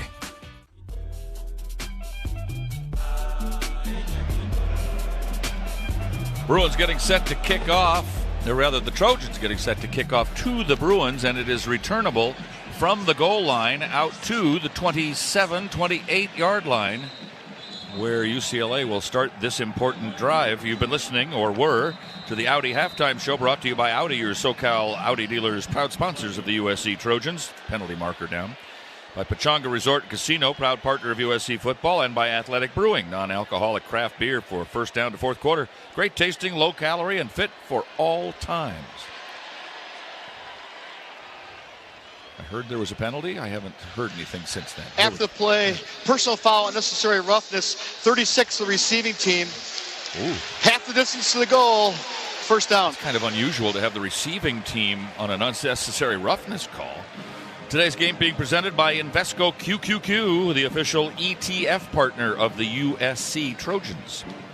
And the start of the third quarter brought to you by ZipRecruiter. If you're looking for your next great hire, try ZipRecruiter for free at ZipRecruiter.com/LA. So the Bruins backed up a little bit after that penalty during a pretty decent return. Will drive them back to about the 13-yard line. And a whistle before the play could go. A slanted would have been complete to Mikey Matthews, but play blown dead. That's usually an offensive penalty. Tonight's weather report brought to you by Verizon. Visit your local LA Verizon store today. It was beautiful in Southern California today. Well, the white hat is asking what happened there, so he doesn't know. Someone's got to tell him. His partners are explaining to him what happened. Looks like they're walking the Bruins back there. During the play, a whistle was blown, not from the field. It's going to be first down, no play. Somebody in the crowd blow a whistle? Can't do that. That is a no-no. Don't do that. You could whistle. You can make whistly noises with your face, but don't actually blow a whistle. Tonight, dark, says George Carlin. It is beautiful. About, I'd say, 63 degrees? Very little wind blowing in from the west over the top of the Coliseum. So, 1st and 10 from their own 14-yard line officially. Habermel, the tight end, zip-zaps in motion. Handoff, and that is up the middle for a yard or two out to the 16 for Berger. Stopped by Eric Gentry. How many for Gentry, Bertawada? 3. Had a nice tip pass earlier today that he got his hand in there when they were looking for Quasi Gilmore on an important play earlier in the game. 2nd and 9. Yeah, when this team is playing good defense, Eric Gentry is usually really involved. And when 18's making plays and he's getting emotional, he's kind of the emotional leader of this defense. That's when they're playing at their best. There's too many times this year where we haven't seen 18 get that emotion going. So got to get emotional here in the second half. Well, you got this one at home, your last one, and you got one more after this, and that's it for college for him. Iamaliava fakes a handoff, rolls to the left, throws it away. Nobody open. 3rd and 9. Marcellus Williams defending on Mokiao Atimalala. And a 3rd and a long 8, short 9, if you will. And what the Trojans were wanting to do coming out of the locker room is be good on defense on this first drive. Yeah, I got to see some smart pass rush here. You know, Nico wants to take off with his feet, so you got to come with some readiness to come off your block and make a play here. You can't just rush up the field with a wild rush here. You got to know what he wants to do on these 3rd and longs. Graham and D. Reddick are in the secondary for the Trojans. 4 men on the front. Fairly well spaced out, too, with the hand down. The snap back to Iamaleava. The throw complete, but only to the 20, and that won't be enough. Nice tackle there by Nicholson to make sure that Habermel, the tight end, doesn't go any further. He's a fifth-year senior. 4th down, so 3 and out. The Trojans are going to get the ball back in decent field position, you would think, if everything goes well. Yeah, I've seen a lot of crossing routes tonight from the Bruins, trying to knock guys off. That's what you're trying to do, trying to knock defenders off when you run all these crossing routes. There, the Trojans do a good job. DeCarlos Nicholson gets out of the way of all the traffic and makes a play on that tackle. Missed a chance over the middle. Anthony Woods broke from the backfield over the middle and a little delay there, and I think that might have been the better way to go. Would have got him more yards. Don't care. Will Carroll will kick. And the punt will be fair caught by Makai Lemon at his own 36-yard line. Little hugging and dancing going on. Little foxtrot and square dancing going on around the 36, but the refs get in there. 43-yard kick, exactly his average. We'll take a timeout. Well, the Trojans got what they wanted to start the half. A 3-and-out stop defensively. Now they get the ball and need to get in the end zone to take the lead. Down to UCLA, 10-7, 13-20 to go in the third quarter. Back after these messages on the ESPN LA USC Trojans Media Network. Hey guys, it's Cap, and I'll tell you what, game days are always better with mountain cold refreshment in your hand. That's why Trojan fans choose chill with icy cold Coors Light. Next time you're at the Coliseum, check out the brand new Coors Light USC mural by Gate 19. Grab an icy cold Coors Light and a pic for all your socials, and you, my friend, are ready to chill. Coors Light is mountain cold refreshment, crisp and refreshing every time, and perfect for game day. Celebrate responsibly. Coors Brewing Company, Golden, Colorado.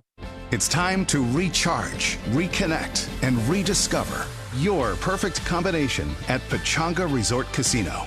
And with your resort favorites back in action, there's all of the excitement and comfort you love with the peace of mind you can depend on. So whenever you're ready for a little rest, a little relaxation, and a lot of fun, we'll be here. Play your perfect combination at Pechanga Resort Casino today. Officer, could I get your perspective as a man of the law? You know I'm a mall cop, right? You see this Hyundai Santa Fe? I only paid for it. Whoa. Right? I'm not in trouble, am I? Deal's so right, it almost feels wrong. The Hyundai Getaway Sales Event. Get 0% APR for 60 months, plus 0 payments for 90 days on select Hyundai vehicles. See your SoCal Hyundai dealer. Offers end December 1st. Call 714-568-7676 for details. Hey, it's DeMarco, the Crosstown Classic, USC, UCLA. We'll be talking about it on Monday at 3 p.m. on the No Stress Sports Talk Express, the DeMarco and Travis afternoon show on your home of the Trojans, ESPN LA. No matter what you're looking for in a non-alcoholic beer, there's only one name that has it all. Proud sponsor of USC football this year, Athletic Brewing Company. So a 10-7 Bruin lead out of the locker room. They have the ball. They go 3 and out. Trojans fair catch a punt at their own 36, and that far away from tying the game or taking a lead. Washington State leading Oregon State 25-0 with 7 to go in their game. Oregon State's just not very good. They're 2-9. Michigan State leading Maryland 31-28. 5 minutes left in the third. Virginia shutting out Virginia Tech 24-0 after 3 quarters. Some of the games going on tonight. King Miller in motion away. Mayava will throw on first down, in and out of the hands of Jacoby Lane. I don't think there's any reason particularly he didn't catch it. Hit from behind by Jordan, the cornerback, and maybe the jar made him cough it up there. We're right in the breadbasket. Yeah, good job of coverage. I think Andre Jordan might have got his hand in there maybe and poked that one free. It looked like a pretty fast ball that Jacoby Lane just couldn't handle right there. 2nd and 10. Trojans would love to have some offensive continuity, a little consistency. Handoff to King Miller, and he'll get back to the line of scrimmage and maybe a half a yard more than that, and that's it. Trojans averaging 2.9 yards per rush in the first half. So UCLA's running defense has been pretty good. 3rd and 9. Yeah, we saw in that first drive that the Trojans got a little room in the run game, but just since that first drive, not much action in that run game so far. Hasn't been able to clear it up for King Miller. He's been slowed down after that first drive. Miller splits wide to the right side. Strong right, McCree. Miller comes in motion back into the backfield. Triangle formation this way, Lemon, Lane, and Tanook Hines. The Trojans' big three of receiving, and one of them is going to get a pass coming their way. Mayava lobs it down the field, and it is incomplete. High wobbling lob pass. Just like that. 4th down, and the Trojans will kick. So 3 and out both ways. Last year's game was not artistic, let's say. 1913 final. And the only other one I could remember that was just a bore was the 7-7 tie in 1971, which had no redeeming value, and I lost 4 hours of my life watching that thing. Well, this one's kind of strange because you think about a USC offense that has, moved the ball pretty well this year. You're averaging 37 points on the year, 13th in the country. Just not caught up with any answers so far. Johnson kicks. Matthews fair catches at the 25-yard line. So nothing going on in this game in the third quarter. A couple of punts on 3 and outs. 40-yard kick there. Another timeout. Maybe we could shake something up here. 12:23 to go third quarter. Still 10-7 UCLA. Back after these messages on the ESPN LA USC Trojans Media Network.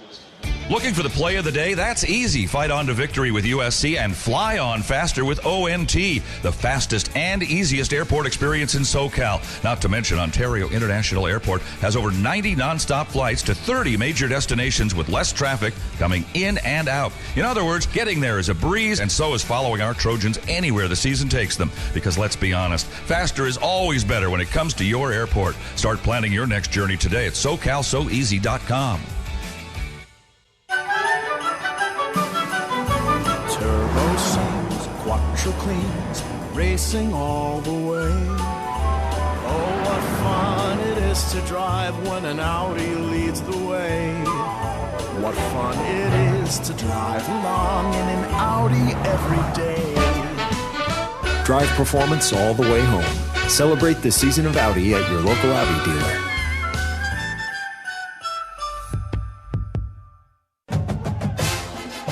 It takes hard work to be the best in the game. Planning, commitment, resilience, sweat. That's why Old Dominion Freight Line, the #1 national LTL carrier for quality, works hard to be the best in the game and is proud to support those striving to be the best in theirs. Old Dominion Freight Line, official freight carrier of USC Athletics, helping the world keep promises. Hey, it's Mace. This is the Crosstown Classic, USC UCLA. Enjoy the game. We're all over it Monday at noon. Biggest show on the radio, hottest show on YouTube. Mason, Ireland, on your home of USC football, ESPN LA. Fight on. Still 10-7 UCLA. Both teams going 3 and out of their first possessions of the second half. I'm looking back at my keys to the game, Shaun, and it's a rivalry game. Play like it. Honor your seniors. Do your thing. There's no emotion out there. There's nothing going on for SC, and UCLA's not all that fired up. Yeah, it looks like a scrimmage so far out here. Just two teams just kind of going through the motions. Doesn't seem like a lot of intensity on this game yet. The one thing that raises my eyebrow, though, is it's 10-7, and if this continues like that as we go closer to the finish line, it'll get more and more exciting.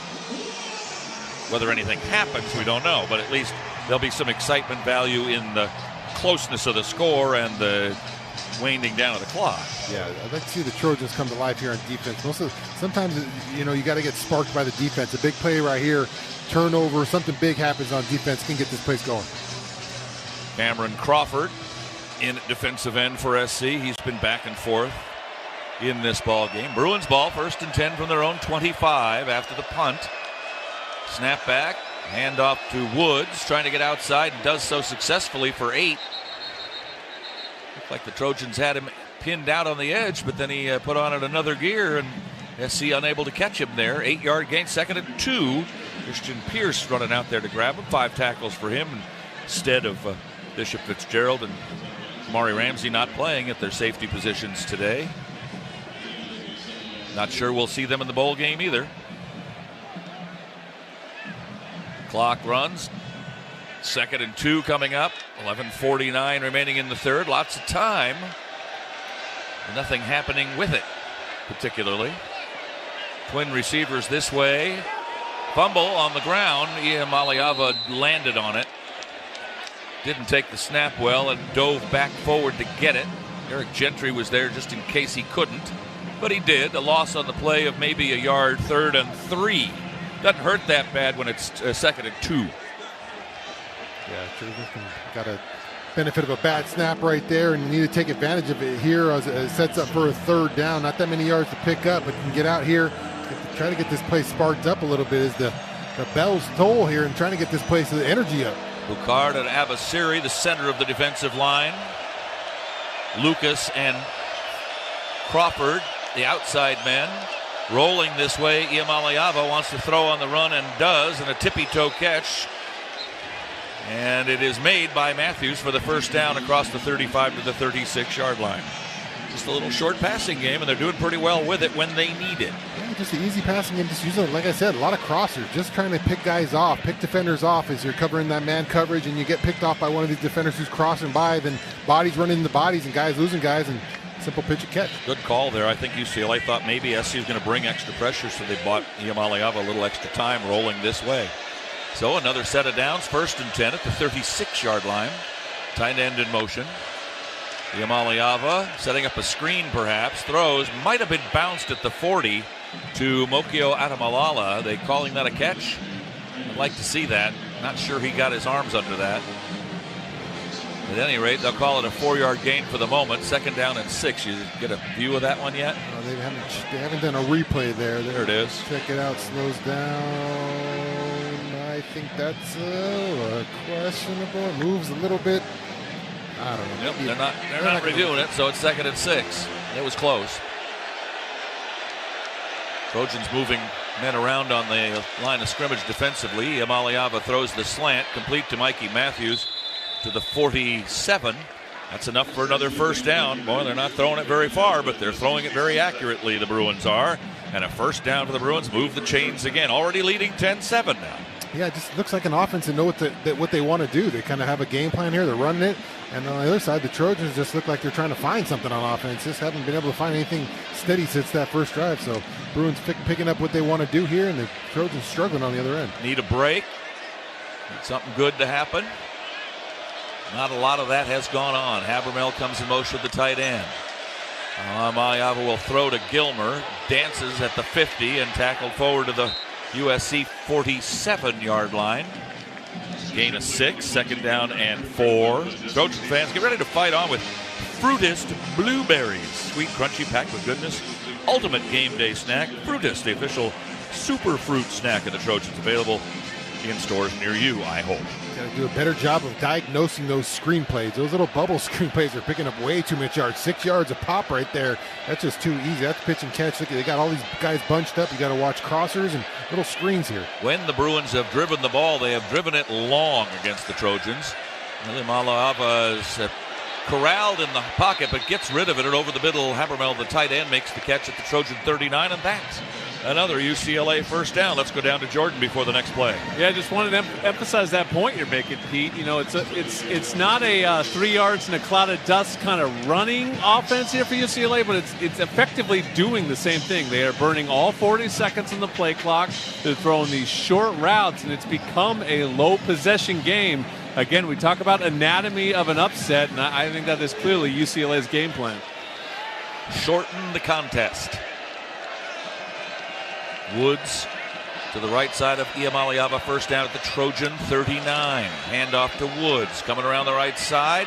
Hit and tried to get more yards. He should have gone down when he got hit at about the 36, and instead kept going, and Alex Graham pulled him down for a loss from there of 1. So 2nd down and 2 after the 2nd down and 8 after the 2-yard pickup. Yeah, good job by Alex Graham coming up. He's got to be the outside guy to contain that right there. He knows that, gets his hands on the legs, doesn't let go, and brings the guy down on the edge. So good tackle right there. He misses that one. Trojan's in a hurry. Graham's had a pretty good game today. 6-foot true freshman, 19-year-old early entry to USC out of Detroit in the famous Cass Technical High School. Motion for Habermel away.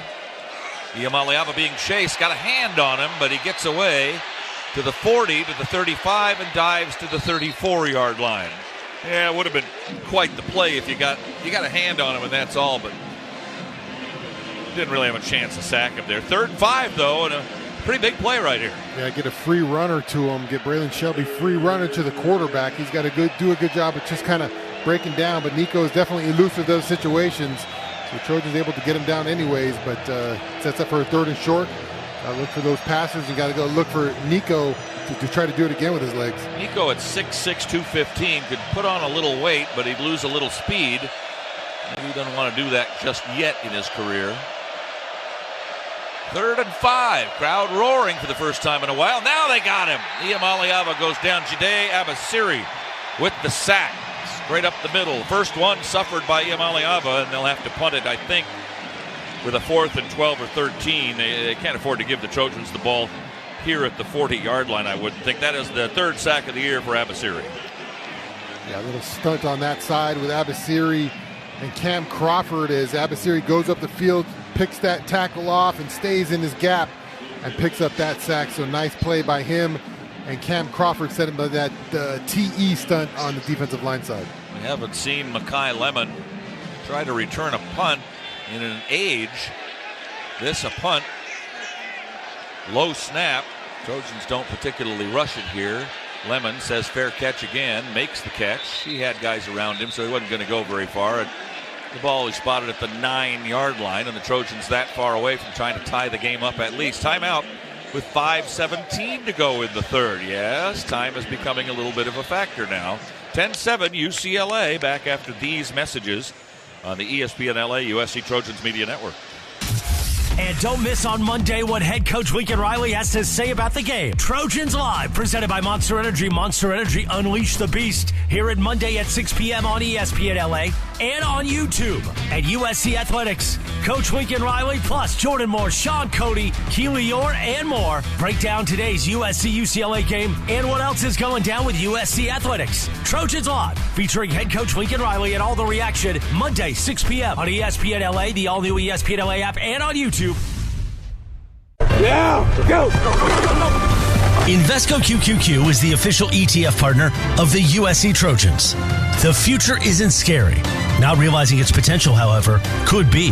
To build a championship team, you have to consider each recruit, transfer, and prospect. If you see the potential in one player, you can build potential in the whole team. Let's rethink possibility. Invesco Distributors, Inc.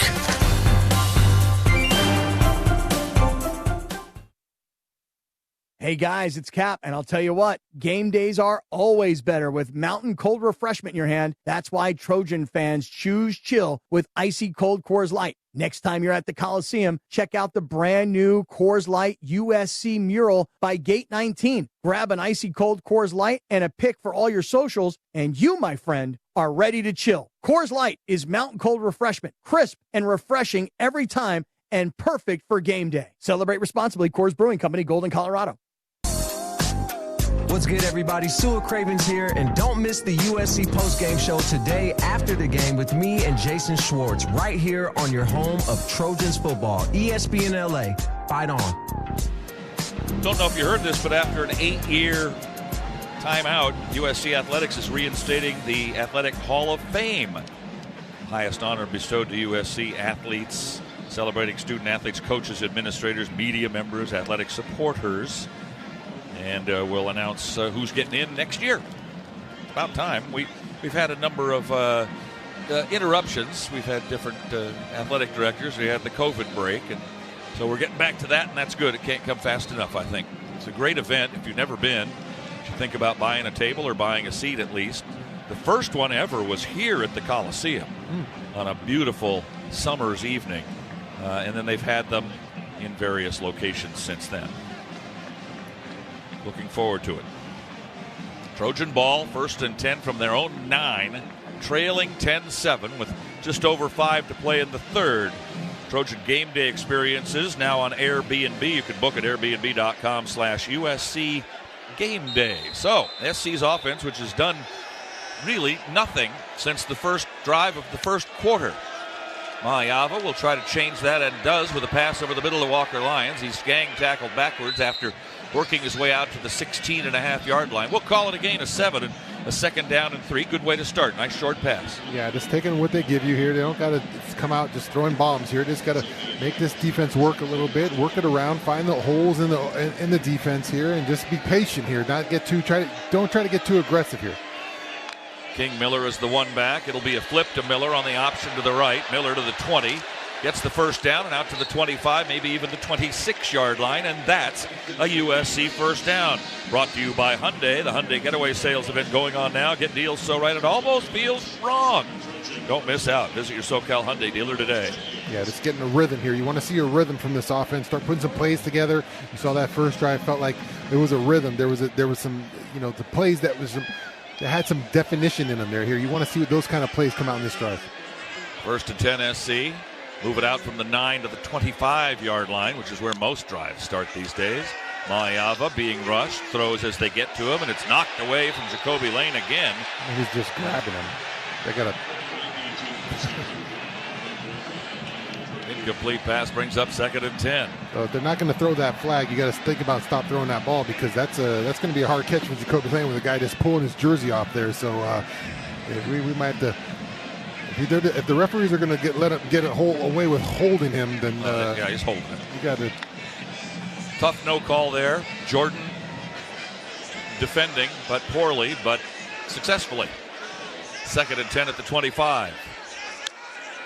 Motion for McCree, the tight end, as McCree works on a pin block, comes to King Miller, and Miller works across the 30 to the 31, bringing up a 3rd and 4 for USC. Down 10-7 here in the big game at the Coliseum. SC UCLA.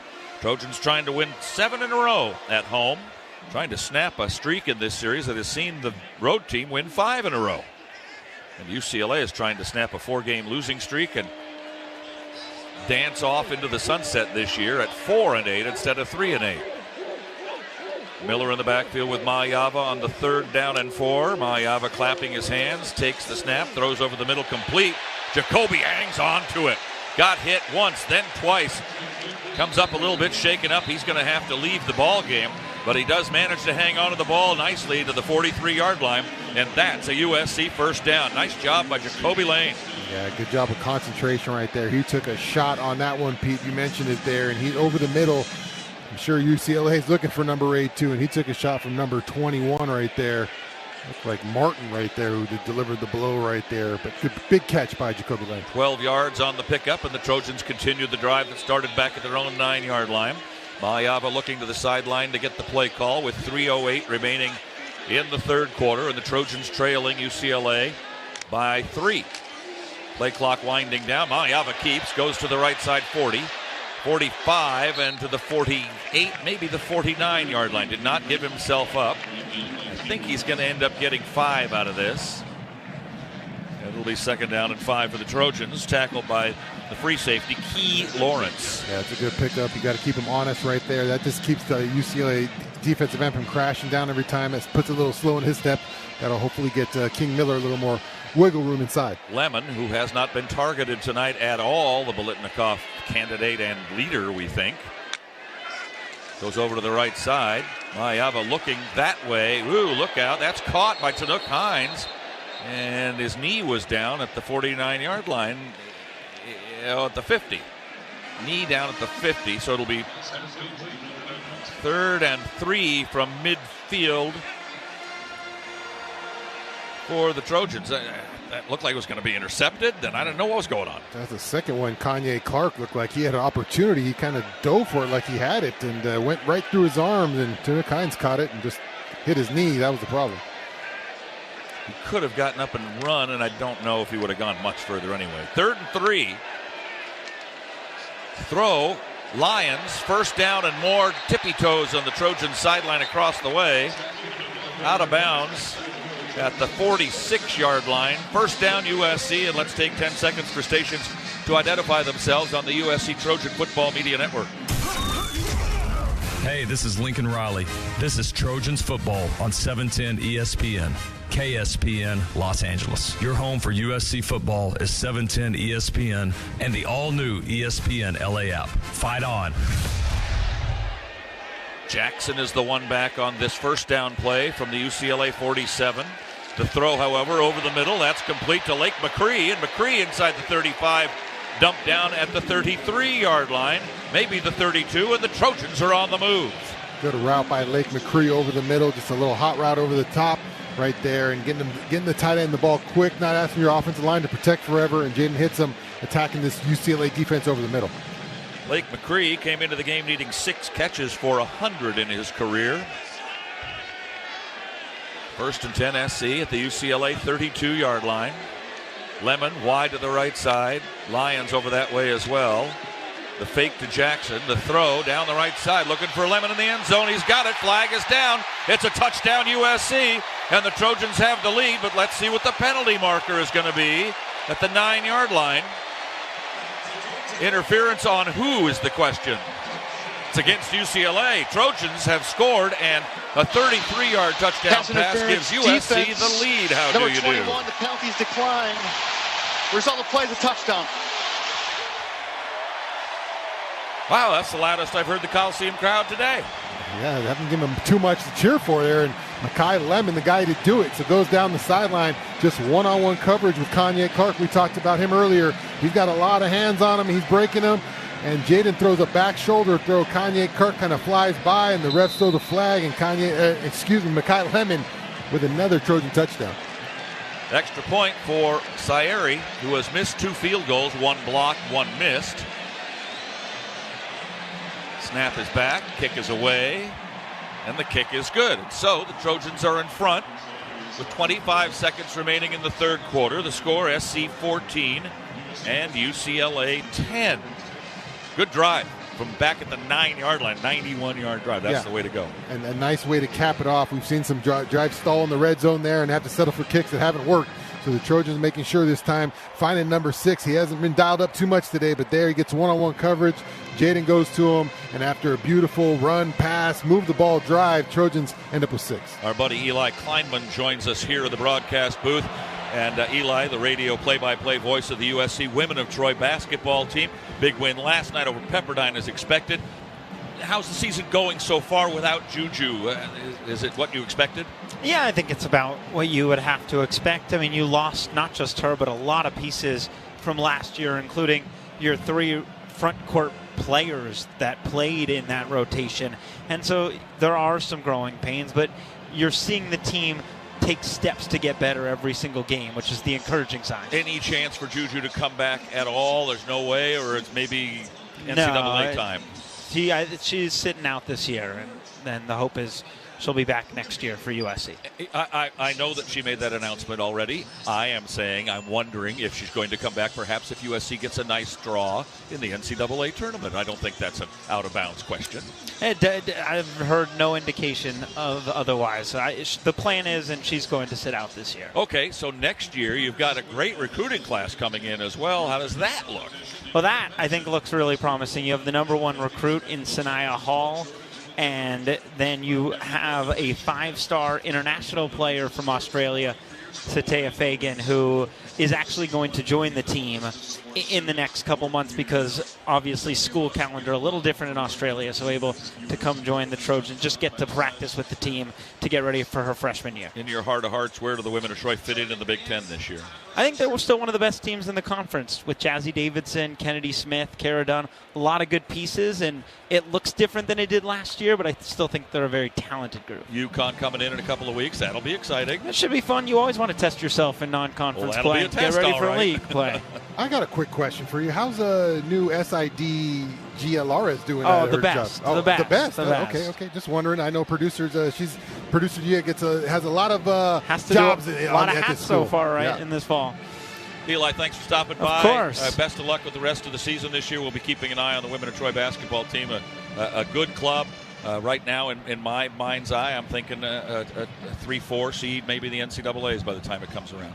Sounds great. That'd be okay with you? Yeah, absolutely. Hosting tournament games is always a good thing. All right. Eli Kleinman, voice of the Women of Troy basketball for the last couple of years, former voice of the USC Trojans across the board for KSXC, the campus radio station here at the University of Southern California. All right, just seconds remaining in the quarter after the score. Sayeri will kick off. Trojans lining up in an unusual formation, but he will kick deep anyway. And to the goal line, they'll bring it out again. And to the 16, and that's all with a David Lewis-type tackle is Josiah Zamora. And the Trojans all of a sudden are fired up. All of a sudden. Yeah, Josiah Zamora making some plays on special team. Had a nice return to start off the game. Got a little playing time early with Makai and Jacoby not playing, and then now coming down with a big tackle on special teams. So 44 making his presence felt there. Hey, LADWP customers, get rebates of up to $4,000 on used electric vehicles. Learn more at ladwp.com/EV. You think it was Tongawai, the kid from San Clemente, and not Zamora? Yeah, well, either one of them. them. Nice job on the kick return. So UCLA ball. Now they find themselves in arrears here at the end of the third. The handoff instead of a pass play, and it'll be a nice run up the sideline, 35, and pushed out of bounds. And that's Jalen Berger. And a good first play on this drive, trying to get right back in the ball game, trailing 14-10, and the clock will run out on the third quarter. Fourth quarter coming up. Trojans leading after 3, 14-10. Back with more after these messages on the ESPN LA USC Trojans Media Network. If you are a fighter, Modelo is your reward. So listen close. You put up with a lot, but you always hold it down for your people. You are strong. You are fearless. You are the baddest on the block. You are an elbow grease factory, a force of nature. You are not to be reckoned with. You are a ride or die, a powerhouse of productivity. You are a fighter, and Modelo is your reward. You've earned every last drop of this rich golden lager, so raise it up high. Modelo, the mark of a fighter. Drink responsibly. Beer imported by Crown Imports, Chicago, Illinois. It takes hard work to be the best in the game. Planning, commitment, resilience, sweat. That's why Old Dominion Freight Line, the #1 national LTL carrier for quality, works hard to be the best in the game and is proud to support those striving to be the best in theirs. Old Dominion Freight Line, official freight carrier of USC Athletics, helping the world keep promises. Jersey Mike's subs are great to enjoy in all kinds of places. So you can have a Club Supreme at home? Of course. Or a BLT at the beach? Absolutely. Or you can have a Chipotle cheesesteak when you're supposed to be taking the bar exam after 3 grueling years of law school, but instead, you just want to chill and eat your cheesesteak on a boat. I think your mother would like it if you took the bar. Nah, I think I want to be a lawyer for fish now. Fish lawyer. I don't think that's a thing. Oh, man. Freshly sliced and freshly grilled subs for any time, anywhere. It's a Jersey Mike's thing. A sub above. All right, USC Credit Union team, huddle up. Maria wants a new sedan, and we're the team to get it for her. Tommy, what are the specs? Blue, 4-door, electric. She likes the safety features and fuel savings. Great, because at USC Credit Union, she can get a discount for an EV. Plus, our auto loans already have great rates and flexible terms. All right, team, let's get her approved on 2 great rates. Buy or refi at USC Credit Union, with or without football references. Visit usccreditunion.org and apply today. Federally insured by NCUA. Hey, it's Mace. This is the Crosstown Classic, USC UCLA. Enjoy the game. We're all over it Monday at noon. Biggest show on the radio, hottest show on YouTube. Mason and Ireland on your home of USC football, ESPN LA. Fight on. 14-10 Trojans after 3 quarters. The plays are about even, but the Trojans have about an 80-yard advantage in total offense. Neither team doing much offensively tonight, but SC with 284 to 202 for UCLA. The passing yards, of course, the Trojans doing very well, 220 to 98. Tonight's passing yard stats presented by Airbnb. USC Game Day experience is now on Airbnb. Book at airbnb.com/USC Game Day. After that touchdown, the extra point put in by Ryan Sayeri, brought to you by Terranea Resort, a luxury resort like no other. So here we go, Shaun. 4-point game going into the fourth quarter. From an excitement standpoint, that's about all you can ask for. A lot of people were thinking this was going to be a blowout, including the guys in Vegas, but it is not. Well, the fans seem a little more excited in here. The fourth quarter is getting going, and they're up a little bit. The energy after that Makai touchdown, it seems like this place has got going. The defense guy has to respond here after giving up a first down big play there. You can listen to our Spanish language broadcast of USC football this season. Tune in as Harry Ruiz and Alex Naveja bring our Trojans to you in Spanish, available on the USC Trojans Game Day app and on the ESPN LA app. Kind of a light show going on here at the Coliseum between the third and the fourth. The torch has been lit. The horse came out, conquest sounding, and now the Bruins with the ball and a 1st and 10 at their own 38-yard line. Fourth quarter of Trojan football sponsored by Athletic Brewing. No matter what you're looking for in a non-alcoholic beer, there's only one name that has it all. Athletic Brewing Company. Jalen Berger, the feature back for UCLA, next to Nico Iamaleava. Now he's behind him in the pistol. Iamaleava with a pink sweatband on his left arm. Handoff to Berger. Gets a good running start and scampers across the 40. Out to the 42, a gain of 4. Brought down by Tompkins for the Trojans. And a gain of 4 makes it 2nd down and 6 to start this fourth quarter. Yeah, Trojans going back to that, the Bruins going back to that interior run on the Trojans, getting a little movement there up front. Got to hunker down if you're those two inside guys in the run game. Not get blown off the ball there. Gilmer over to the right side for the Bruins. 3 receivers set to this side, led by Habermel, their tight end. Also Mikey Matthews and Mokiao Adamalala. They're throwing the other way. It is a bobble. I don't know if he hung on to it. It hit the ground. They look for Gilmer out around the 35 of the Trojan side, and it looked for a moment like he was going to make a great catch, but then he bobbled it, rolled over it, and it hit the ground. Incomplete pass. That could have been a good one. Yeah, it looked like a nice back shoulder throw there from Nico. As it goes to the back shoulder, he puts the brakes on and catches it down the sideline, but he bobbled that one, and it hit the ground, on the replay. 3rd and 7. Miller, the leading ball carrier for the Trojans, threw 3 with 54 yards. Malayava 18-26 for 220 and a score. Most recently, he's been sacked twice. Anthony Woods, the one back at a 3rd and 7 for Nico Iamaleava of UCLA. In trouble. Throws over the middle. That is incomplete. Knocked away from Mokiao Adamalala.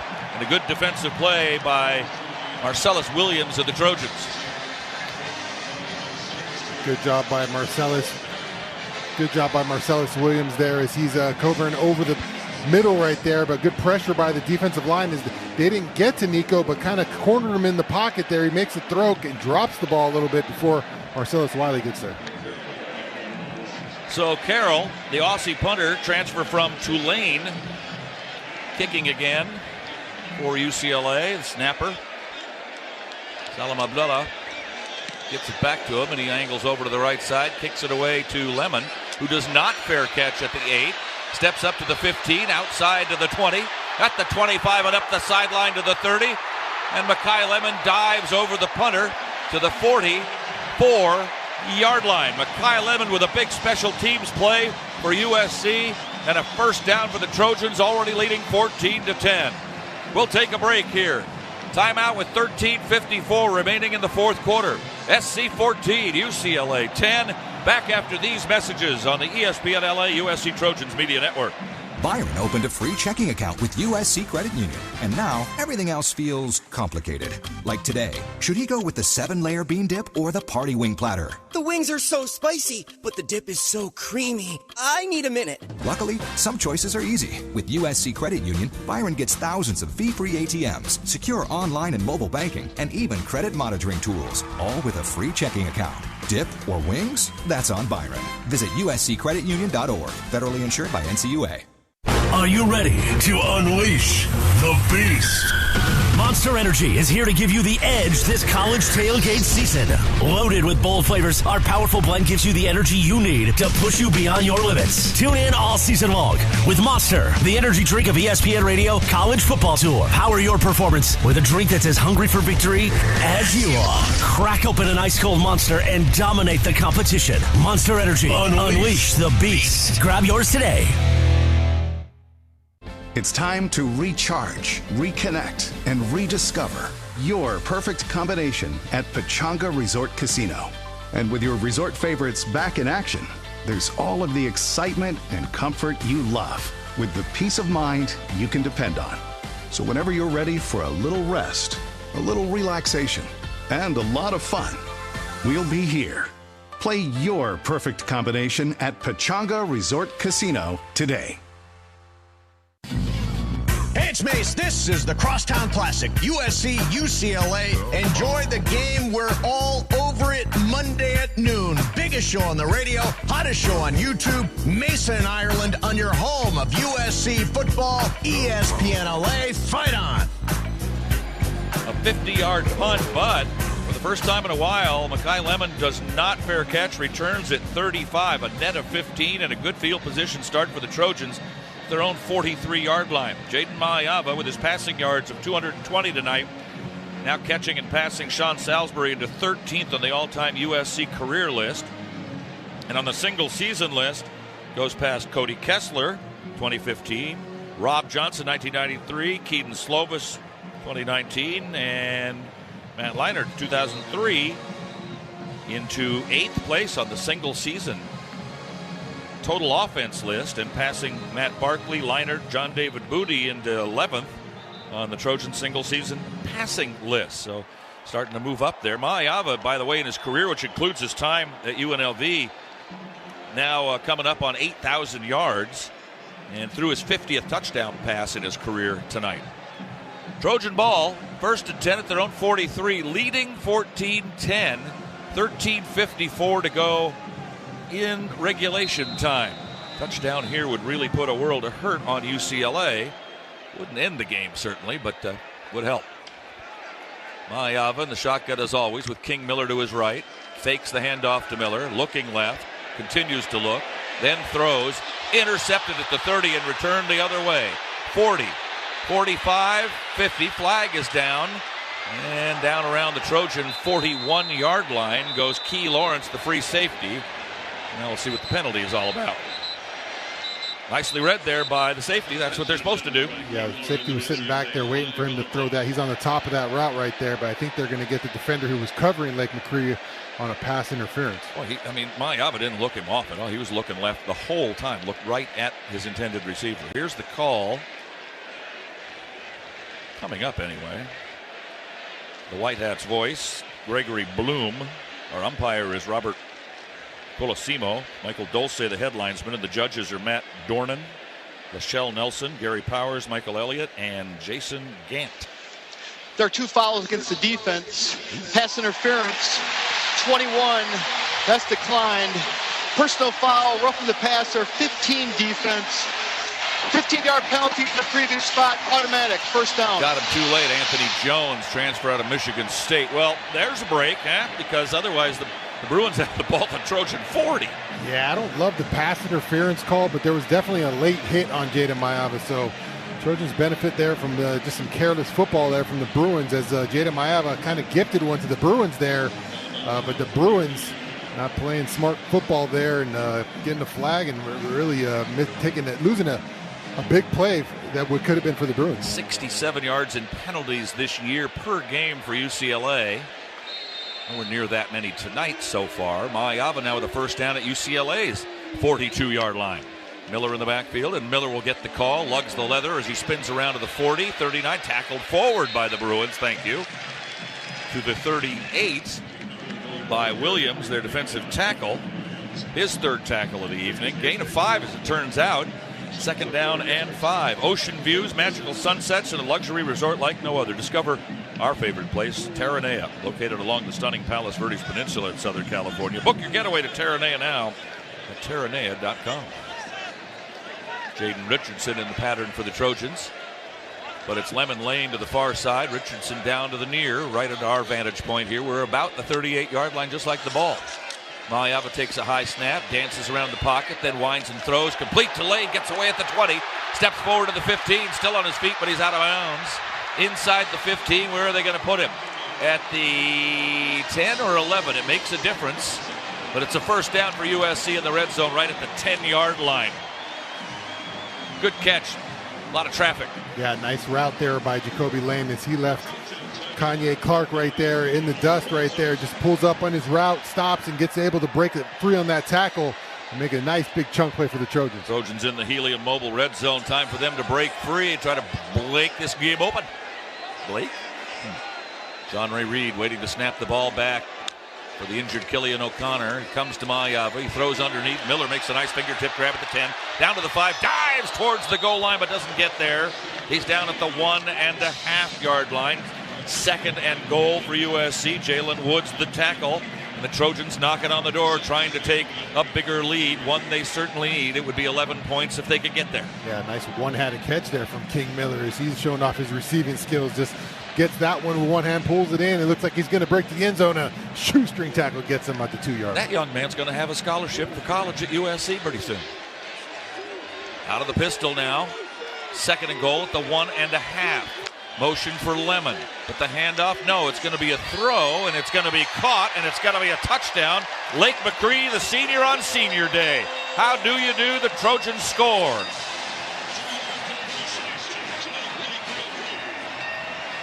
Nice touch, I think. Yeah, that's awesome for Lake McCree. He's been a stalwart here for a long time. Seems like he's been here forever. 87, running around on senior night, gets a touchdown, getting close to that 100 reception mark. So 87 has been doing it, like I said, for a long time. A lot of appreciation in this program for Lake McCree and what he's done here. For McCree, I think that's his 3rd catch of the night. So now 3 shy of career number 100. Be nice if they get him 3 more. I don't know if they can tonight, but he'll get him in the bowl game either way. Sayeri's extra point, important certainly. All these points are. It's up and good. We've got a break in the action once again.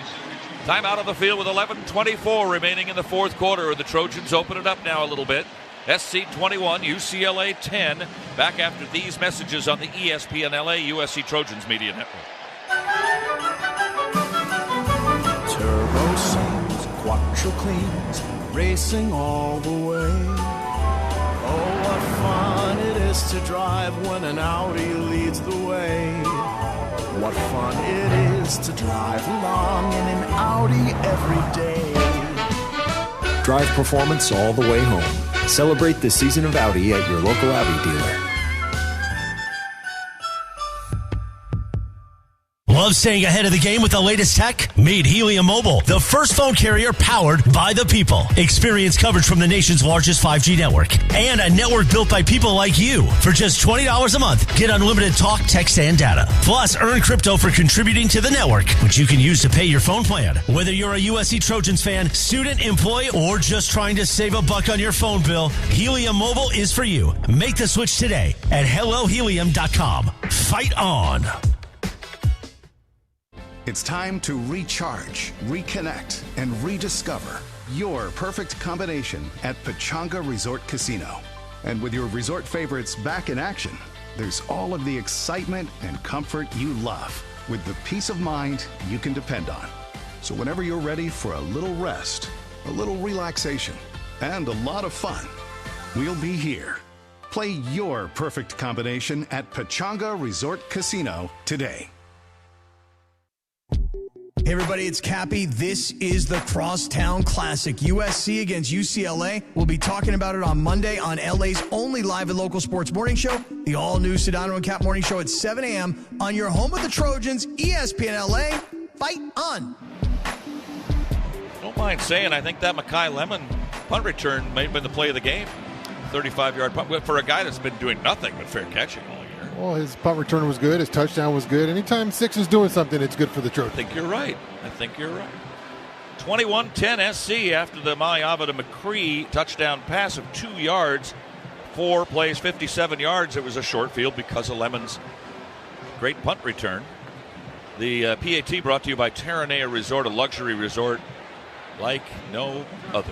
Top 25 college football playoff report brought to you by Modelo, the fighting spirit of the Trojans. And we gave you some scores earlier. There are plenty of games going on tonight. We'd like to keep you up to date with those. Washington State has just finished off Oregon State. They play twice a year, and it was 32-8. Washington State becomes bowl eligible at 6-6. Maryland trailing Michigan State 31-28 in East Lansing. It's 10:30 in East Lansing, and I'll bet it's really cold. I just saw the Fighting Illini, I think, was playing somebody, and it's Northwestern. Miserable. That's a big game. Illinois 17, Northwestern 13 with 4 to go in their game. Cole Martin is deep to return the kick again. North Carolina trailing North Carolina State 35-13 with 12 to go. Alabama only up on Auburn 20-13 with 5 left in the third. Go Auburn. War Eagle. Tulane 24-0 down in Charlotte with 8 to go in the fourth. If Tulane wins, they'll be the number 12 seed. Trojans line up with 5 men to each side of the ball, way over near the sideline. Then Sayeri kicks off through the end zone as if it mattered. First down at the 25. What is the purpose of that formation for USC? No idea. Same here. Just to put Don't feel bad about it. Put it on film and make another team think about it. Yeah, I guess. Yeah. If the Trojans go on and win this game, the rumor is probably a bid to the Alamo Bowl in San Antonio, December 30.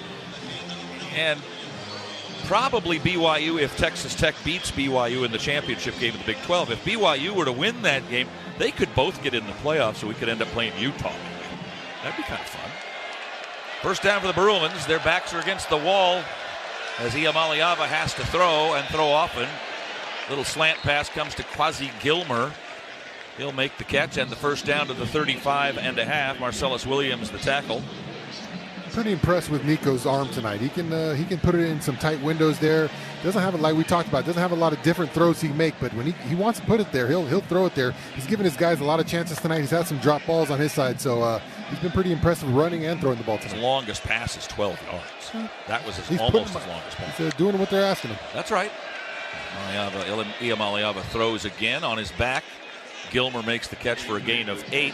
He's 18 for 25, 72%, 117 yards, a touchdown, and 1 sack. Gilmer's caught 8 tonight. That's for a guy that came in with 40, so he's coming up on 50 now. Quasi Gilmer, 6'2", 190, and just a sophomore. He's got another year no matter what. Can't go anywhere out of Sierra Canyon. Good one. Nico Iamaleava takes the snap, throws right. Gilmer again, 3 plays in a row. Gets the first down. Stopped by Crawford. Looks like one of the Trojans is hurt. That's Nicholson. Pointing to his left knee, it looked like to me just for a moment. Jordan's down there and had a better look at it than I as the Trojan training staff comes out to talk to him. And he was motioning to the sideline, was Nicholson, right away as soon as he went down to the ground. Yeah, really good play by Cam Crawford right there. We've seen that play, that little screen play, get out there a bunch of times. But number one, turn and put the Jets on and made that play. And I think because he flew out there so hard, he kind of flew into Dante Nicholson. Excuse me, not Dante. I always say Dante. To Carlos Nicholson as he was flying out there. I think that a little friendly fire on to Carlos Nicholson.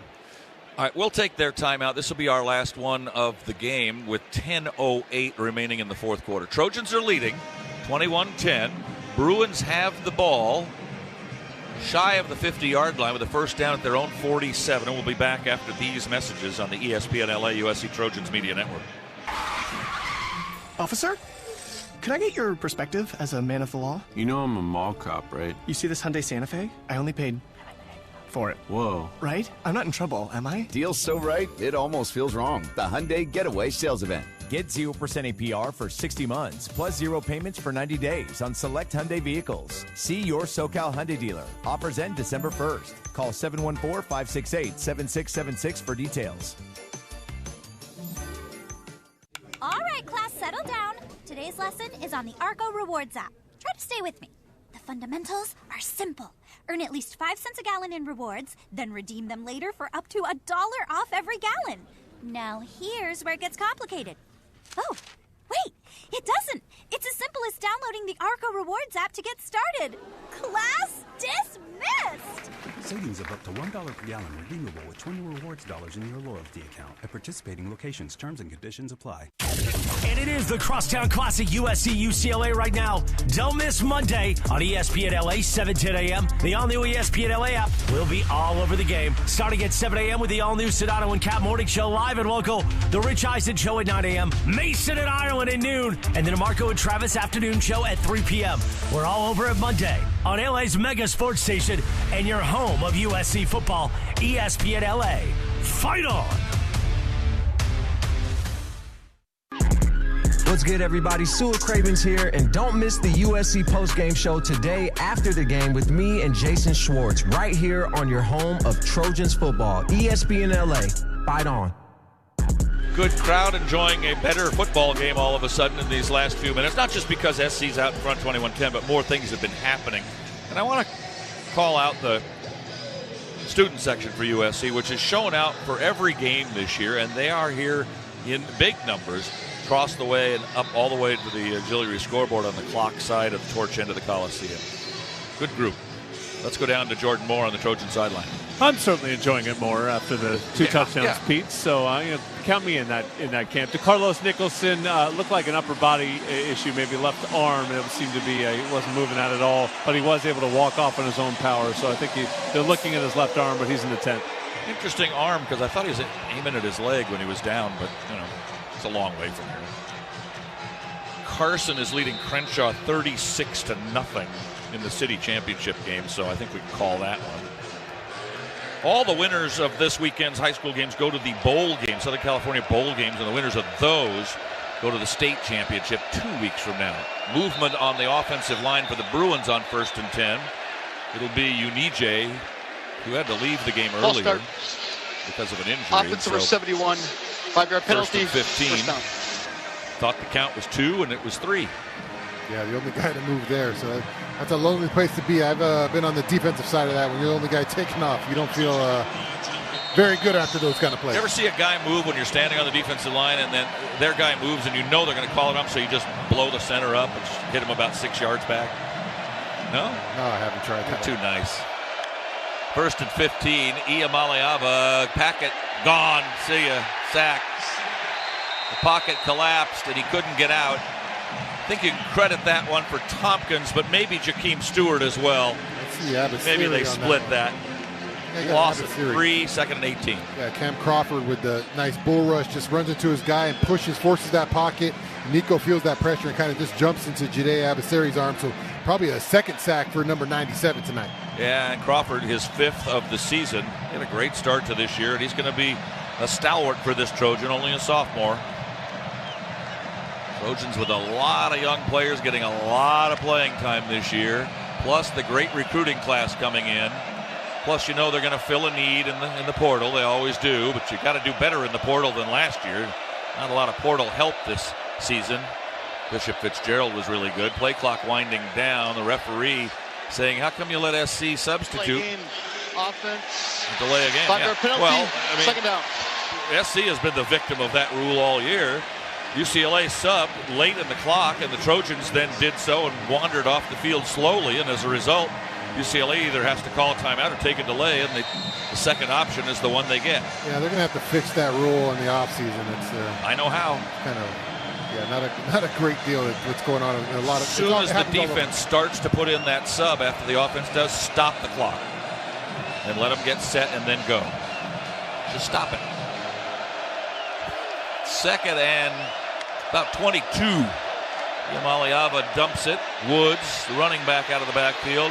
4 Trojans are there. He gets away from 3 of them, but not all of them. And Graham, who has been very active tonight after being injured much of the year, makes the tackle. Very short game. 3rd and long for UCLA, and this thing's getting away from the Bruins. Yeah, I've been impressed by 27 tonight, Alex Graham. We heard about him early in the year, maybe possibly getting a starting position. Then injuries, I think, kept him out of the game. And here at the end of the year, is getting some chance to get some reps. And 27 showing me some nice tackling ability in the open field.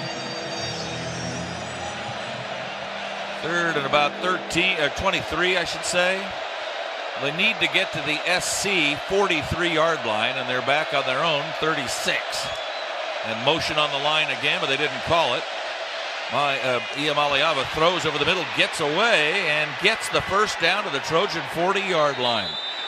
Titus Mokiao Atamalala. Nice crisp pass for Nico Iamaleava to Titus Mokiao Atamalala. I've been waiting all week to say both of those names back to back. And it's a first down for the Bruins at the SC 40, so don't go wandering off just yet. That was on DJ Harvey, number 2. Haven't seen much of DJ Harvey this year. Hit the transfer portal here, getting an opportunity there and just getting beat a little over route there in the middle of the field there. And can't give those up on 3rd down. They haven't thrown very long tonight, and I've liked the work for Urlacher and Christian Pierce for the Trojans in the pass game for sure. Iamaleava, they had a hand on him as he pumped once. Now he rolls, throws on the run, sideline incomplete. Out of bounds, Mikey Matthews, even if he caught the ball. Braylon Conley was pressuring on the play, and it'll be 2nd down and 10. Yeah, everything that doesn't work moves the clock, and that's in the Trojans' favor. Yeah, that was Braylon Shelby right there. Sometimes Braylon Conley and Braylon Shelby, we get them mixed up here. Number 10 right there. Braylon Shelby off the edge. I had Braylon Conley on the defending of the pass. Okay. Yeah, Braylon Conley. Braylon Shelby was on the pressure. The two Braylons. The Braylons. Call us the Braylon surgery or something. I don't know. There's something in there. Second and 10 from the 40. Zip-zap motion for Staples. Iamaleava being chased from behind, and they got him. Loss on the play back to the 42-yard line. That's Braylon Shelby, for sure. Sack for Shelby. It was a designed pass play, and that goes as a sack, even though he started to run. And for Shelby, sack number 5 for him on the season. Yeah, just beats him with speed. Looked like Cortland Ford named the Trojans know. Beats him around speed on the edge right there. And Ted's able to track down Nico with that speedy pass. I don't know if rush Nico felt him coming. He didn't look like he was endangered in his head there. He wasn't running full speed. Yeah, from the blind side for sure. Never saw him. 3rd and 12. Berger, the one back. Iamaleava likely to throw. They'll probably go for it on 4th down, I guess. And a whistle and timeout, maybe. Another delay. Prior to the snap, delay game, offense. Remember that game a couple of years ago at the Rose Bowl where Trojans were about to be stopped on a 3rd down, and UCLA had, I think, 3 straight offside penalties defensively that gave the Trojans a 1st and goal. Oh. They were about to stop SC for a field goal. Well, I don't remember what happened in the first quarter of this game. This game. You're asking me to go back what you have for breakfast a couple today. of years. 3rd and a bunch. 3rd and 17. Back at the SC 47. Need to get to the 30 directly. There's motion again. There you go, Pete. Mijay again, the right tackle. He was guilty of that another time. They didn't call it. Offense number 71. 5-yard Crowd penalty. actually having a little bit of an effect right now. That's his second one. Could have been the 3rd one. They missed one for sure, but get him on that one as they keep backing him up here. Crowd is going nuts. They're excited. They're getting more fired up as this thing goes along. Well, this is kind of it for UCLA. They're down by 11. There's only 5.5 minutes left in the game.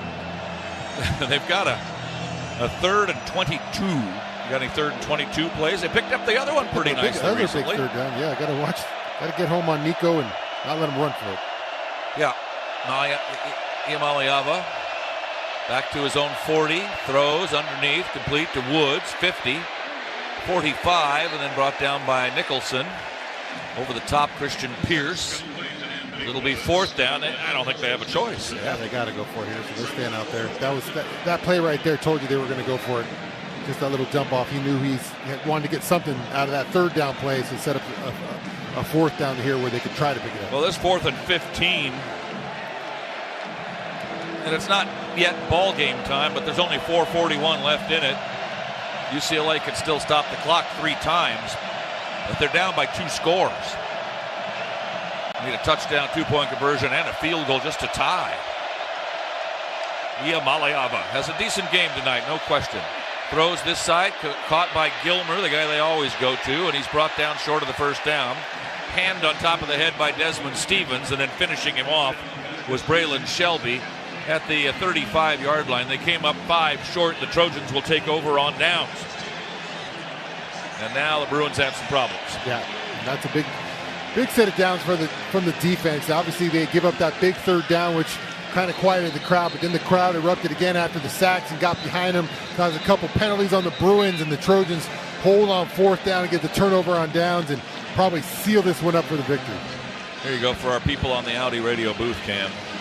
It'll be, by the way, since the victory bell came into being, the 49th time that it'll be red, and there have been blue bell 34 times. You ever rung the bell? No, I don't think so. I have rung the bell. Okay.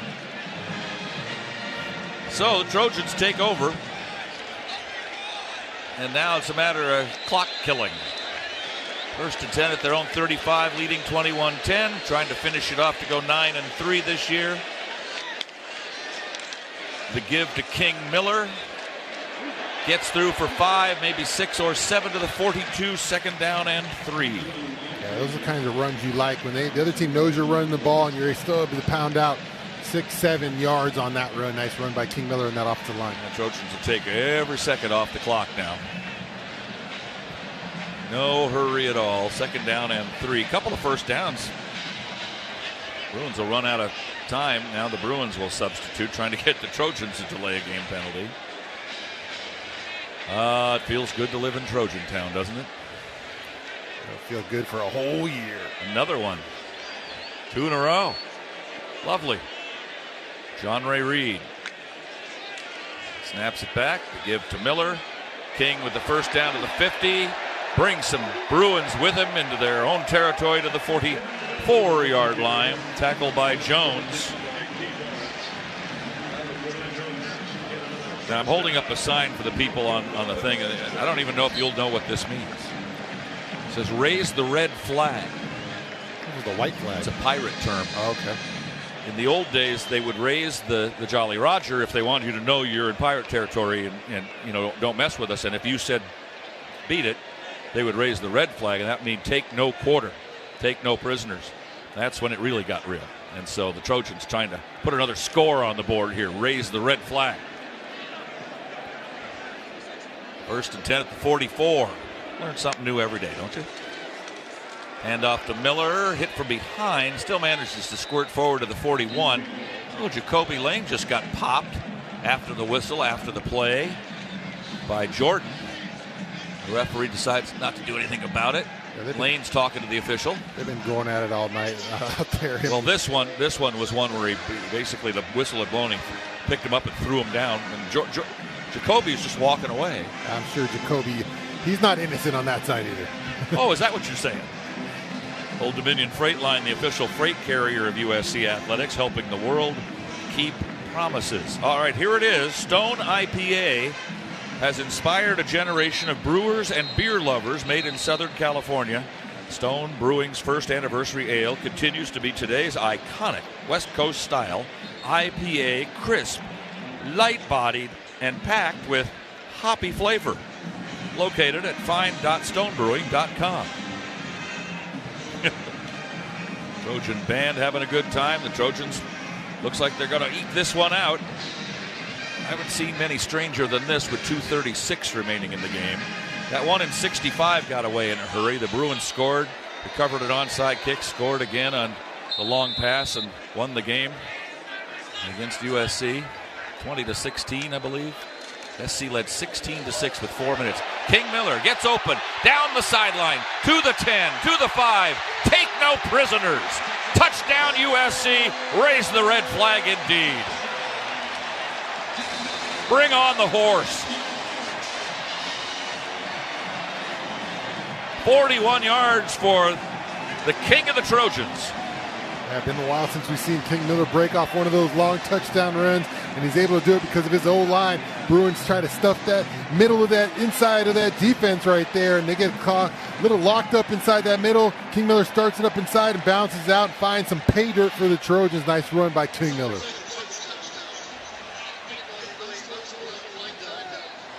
Team number 8. That 15-yard penalty will be assessed on the ensuing kickoff. Is that on us? Yeah. Jacoby, yeah. A little payback for the other thing that happened a little bit ago. 4 plays, 65 yards. At least he didn't run to the other sideline. Well, yeah, there's that. A 41-yard touchdown. Trojans line up with a bunch of guys to either side and might go for 2, and they will. Why not? Dropping back, throw to the end zone. That's complete. That's a 2-point conversion for SC. Walker Lyons makes the catch. The throw by backup quarterback Gage Roy on his senior day. Well, I bet when Gage woke up this morning, he wasn't thinking that was part of the day. That's awesome. That's an awesome effort there by Gage Roy. He didn't know, what kind of role he'd get to play today, but gets to come in on a 2-point conversion, and Lincoln Riley gives him the go-ahead to try to throw his first 2-point conversion. He gets it over and trusts Walker Lyons to go up there and make a play for him, and he does. Now, I'm going to mention something to you, Shaun. You know what was the point spread today? Uh-oh. I don't know. I don't pay attention to that. Come on. 21.5. What's the score? It's 29-10. 30 to should 29-10. That's right. 29-10. It's pretty close. Yeah. Almost like they know what they're doing. Oh, they don't tear down a lot of hotels in Las Vegas unless they chose to. Just building new ones. CIF Southern Section Finals tonight. Los Alamitos, San Clemente tied at 7 in the second. Rio Hondo Prep, Rocky Seto, our good friend, is one of their coaches, playing Redondo, where Cole Leinert is their quarterback. They're in a final for the first time since 1944. Rocky Seto versus the Leinerts, man. Whoa, that's fun. Tuckeats and Hillcrest, Baldwin Park, Valley View, Ramona of Riverside against Valley Christian, San Jac, La Habra, Ventura, and St. Pius X, St. Matthias. A lot of games going on tonight. Good luck to everybody. Those games started at 7, so they're very early on in those contests. Trojans will kick off after the penalty against SC for unsportsmanlike conduct. The kick will be taken at the 14-yard line. The Bruins should have pretty good field position here for what it's worth. Maybe even better than that, out to the 40 and the 47-yard line. A little extra elbows and forearms and shots. And now some coaches from UCLA are pushing some USC players perhaps a little harder than they ought. And now everybody separates and goes their separate ways. Post-game show coming up not that long from now. The Modelo Locker Room Report. Jordan will have a player of the game interview on the field, and then we'll go up in the locker room here at the Coliseum for one more time this year and say goodbye to our seniors, and we'll talk to Lincoln Riley. We'll check scores, highlights, and all the rest. John Jackson will join us about how he felt about tonight's game, and I'm sure it's a lot better than he felt at halftime. I think we can all agree on that. Yeah, you're talking about post games. I was worried about Stuart Cravens and Jason Schwartz there after the Bruins were kept playing that good a ball. Stuart might have popped. Oh, those could get ugly. Throw underneath. That's complete. Nice open field knock out of bounds there for the Trojans. Pass was completed to Anthony Frias, and Conley was there to make sure he didn't go very far. Matter of fact, lost on the play of a couple of yards. Second down and 12. How much time is remaining in this thing? 2 minutes, and they do get the snap off before the 2-minute stoppage. Iamaleava over the middle and tipped up in the air and complete.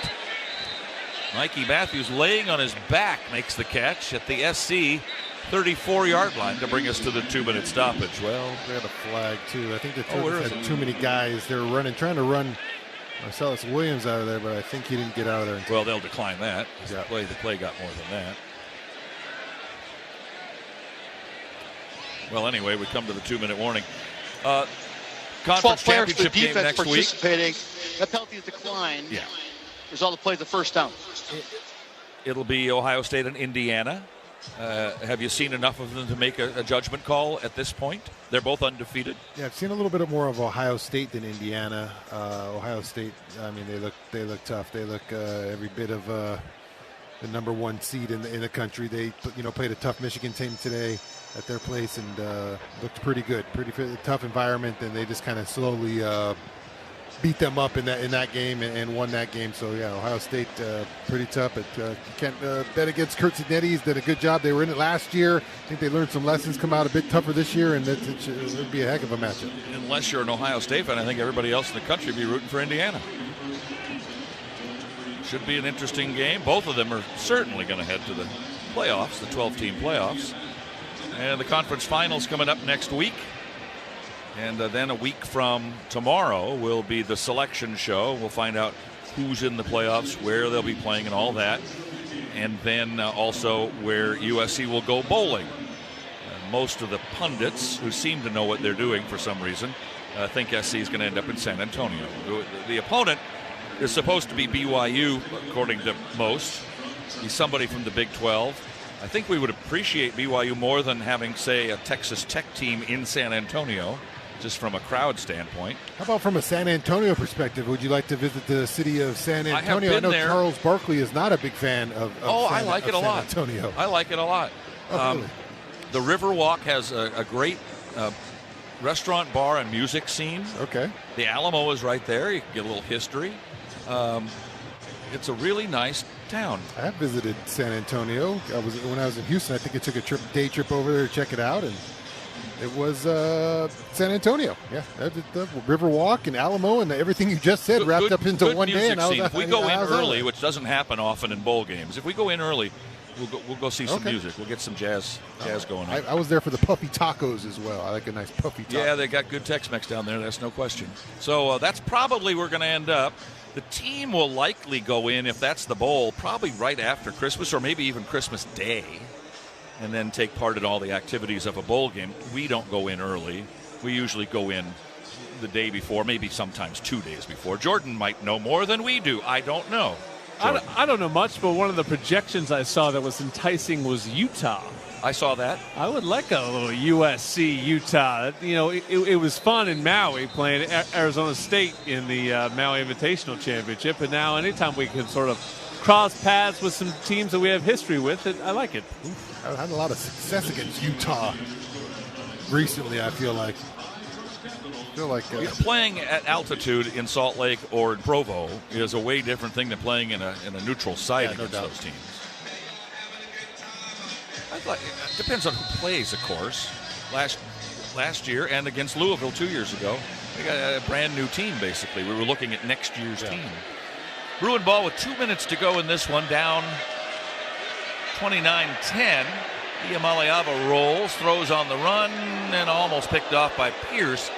Looking for Quasi Gilmer about the 19. He overthrew him, and Pierce was about 10 yards further back than that. Then just missed the interception. Second down. Had a free runner at Nico. Ryan Quintanar. Another senior. Quintanar. Quintanar. He got out there and he had a free run at Nico. Was excited. Maybe he's going to get a sack, and Nico put a little move on him, but probably going to be a pretty exciting 51 runner out there on senior night. Trying to get all the seniors out there that you possibly can on their senior day. Quintanar lines up again at linebacker on this one, and here he comes again. Iamaleava will scamper forward and hit from behind and tackled around the 25-yard line. That's close to a first down by Carlin Jones. It'll be short by a little bit. 3rd and 1. Oh, are they going to move it? Are they going to move the chains? They did. They did move. First down. Iamaleava on the first down over the middle. That's complete.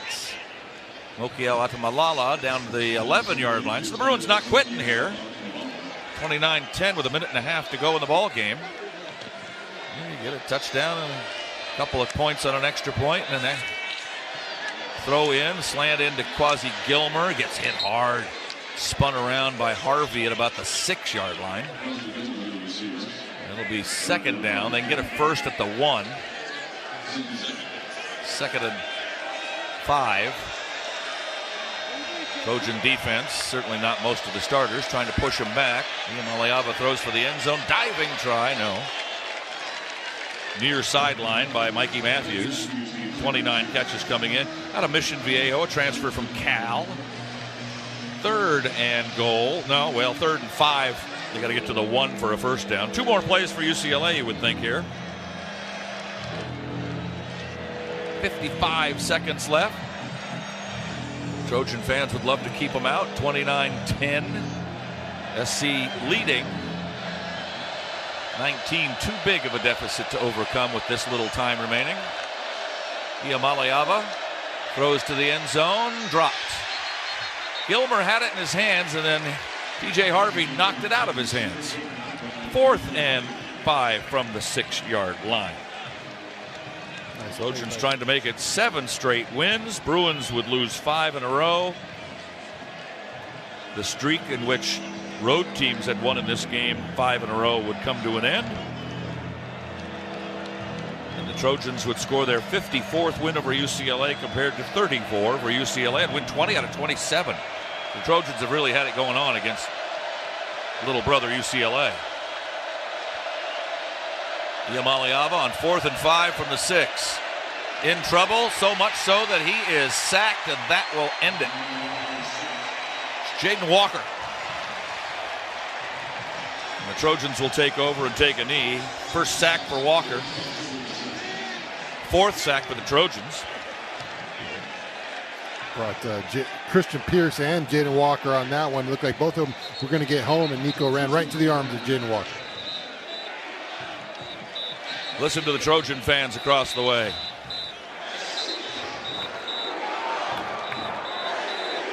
Dusting off an old favorite. There you go. Saving that for this one. USC took timeout. Oh, is that rubbing it in just a bit? So what? I don't think you care much in this one. Go for another one. Get everybody in. Get all the guys you can get in. Yeah. Gotta go score another one on the Bruins. We raised the red flag a while ago. There you go. I think the Bruins are waving the white flag, right? Oh, I see. Take no prisoners.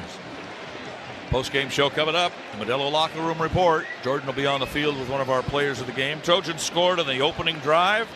Trailed 10-7 at the half. Mayava to Lemon from 33 yards out to put them back in front, and they've never looked back. Great 35-yard punt return by Lemon set the Trojans up to make it 21-10. King Miller with a 41-yard run made it 29-10. Oh, man. Victory formation. What the heck? Yeah, going down on a knee here. Mayava under center. Take a knee. The Bruins will not expend their final timeout. They still have to run another snap of the ball.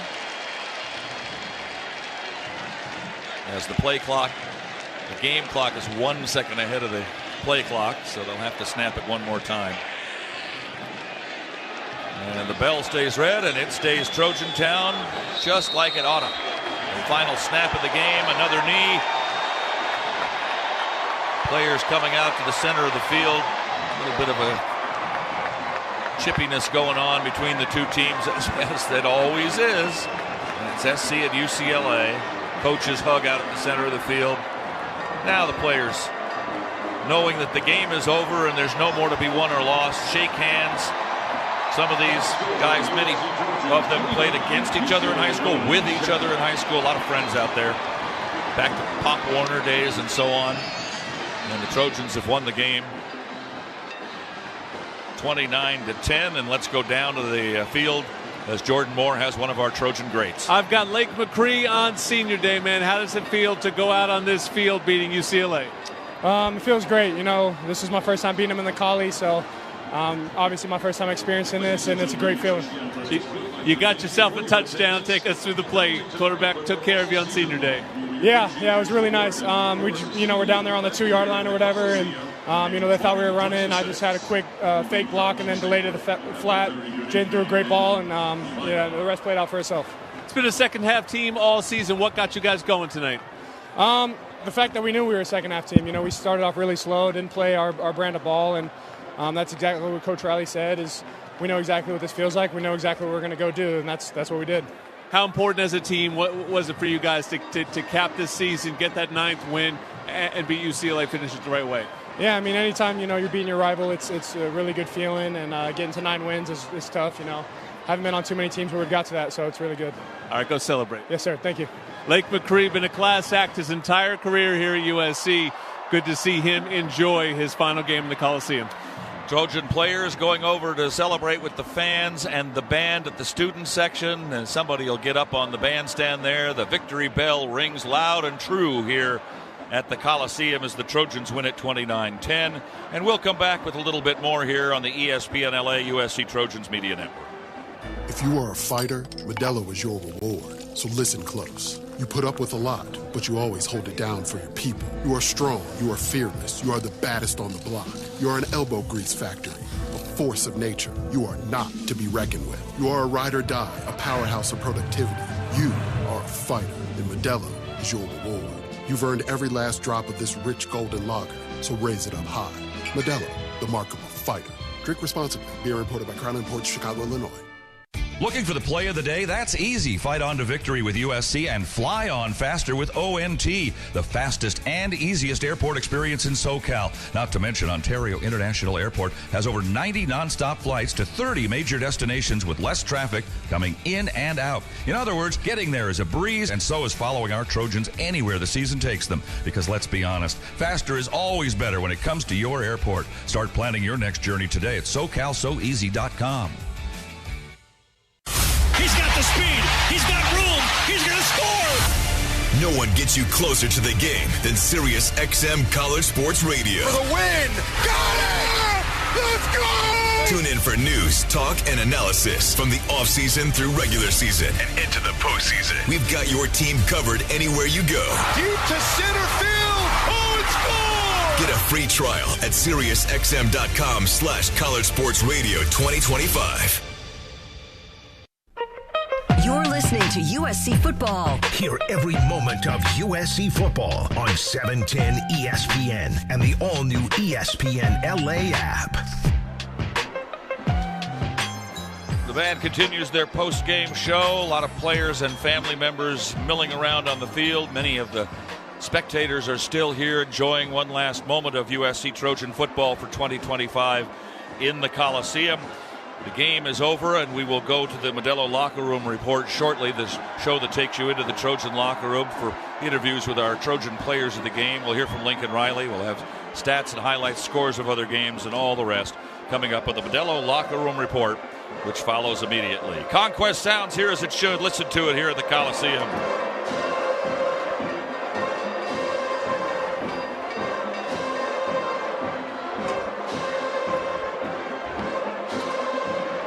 Let's pause 10 seconds for stations to identify themselves on the ESPN LA USC Trojans Media Network.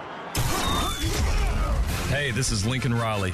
This is Trojans football on 710 ESPN, KSPN Los Angeles. Your home for USC football is 710 ESPN and the all-new ESPN LA app. Fight on. The final score presented by Wells Fargo, official retail bank of USC Athletics.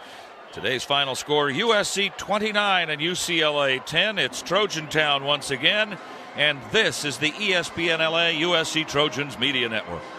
And it is a final. The Crosstown Classic USC-UCLA is in the books tonight at the Coliseum. You've been listening to USC football, brought to you by Coors Light, Mountain Cold Refreshment. Choose chill, celebrate responsibly. Pechanga Resort Casino, proud partner of USC football.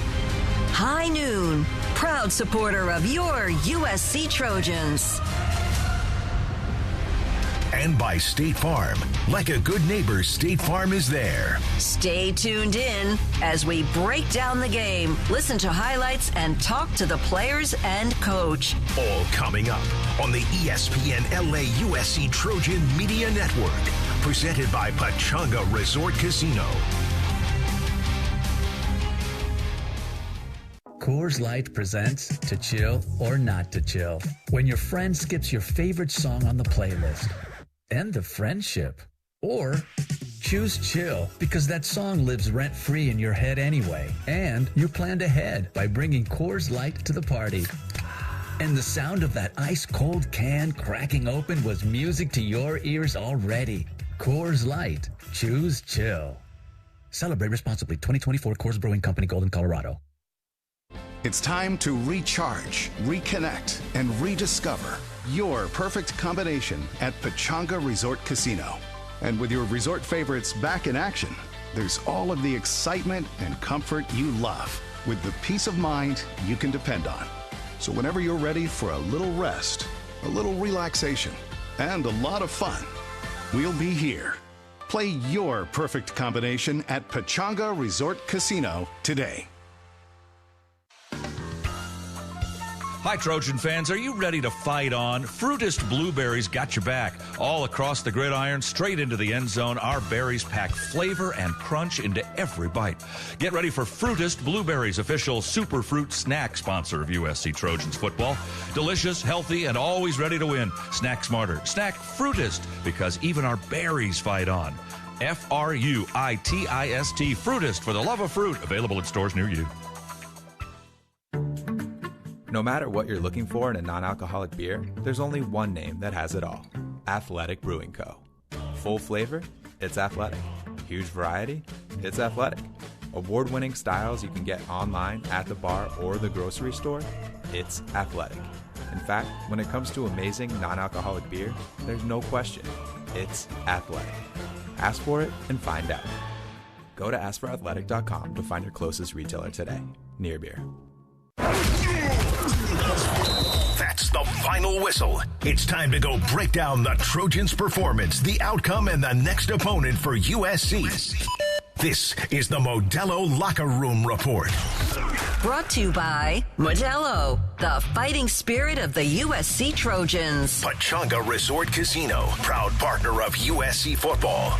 I Trust Capital, the official crypto platform of the USC Trojans.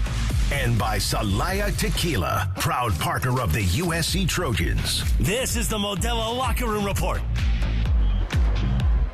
Back here at the Coliseum, the celebration goes on for the Trojans. The love affair between the Spirit of Troy band and the student section and the fans across the way continues here as the Trojans come from behind to beat UCLA 29-10. And I'll say this, Shaun, and you could respond to it. It's not the most artistic USC football game in the history of football, but it'll go down in history as a win over UCLA, and that's never a bad thing. Yeah, sometimes it doesn't matter, how it looks. Obviously, it didn't look good that first half. Other than one drive, Trojans looked pretty asleep in that first half and let the Bruins kind of dictate that first half, and they were up 10-7. But the second half, Trojans woke up, come to life a little bit, and only allow a field goal and put up what do we got? 19 points. Put up 22 points in the second half. Is that right?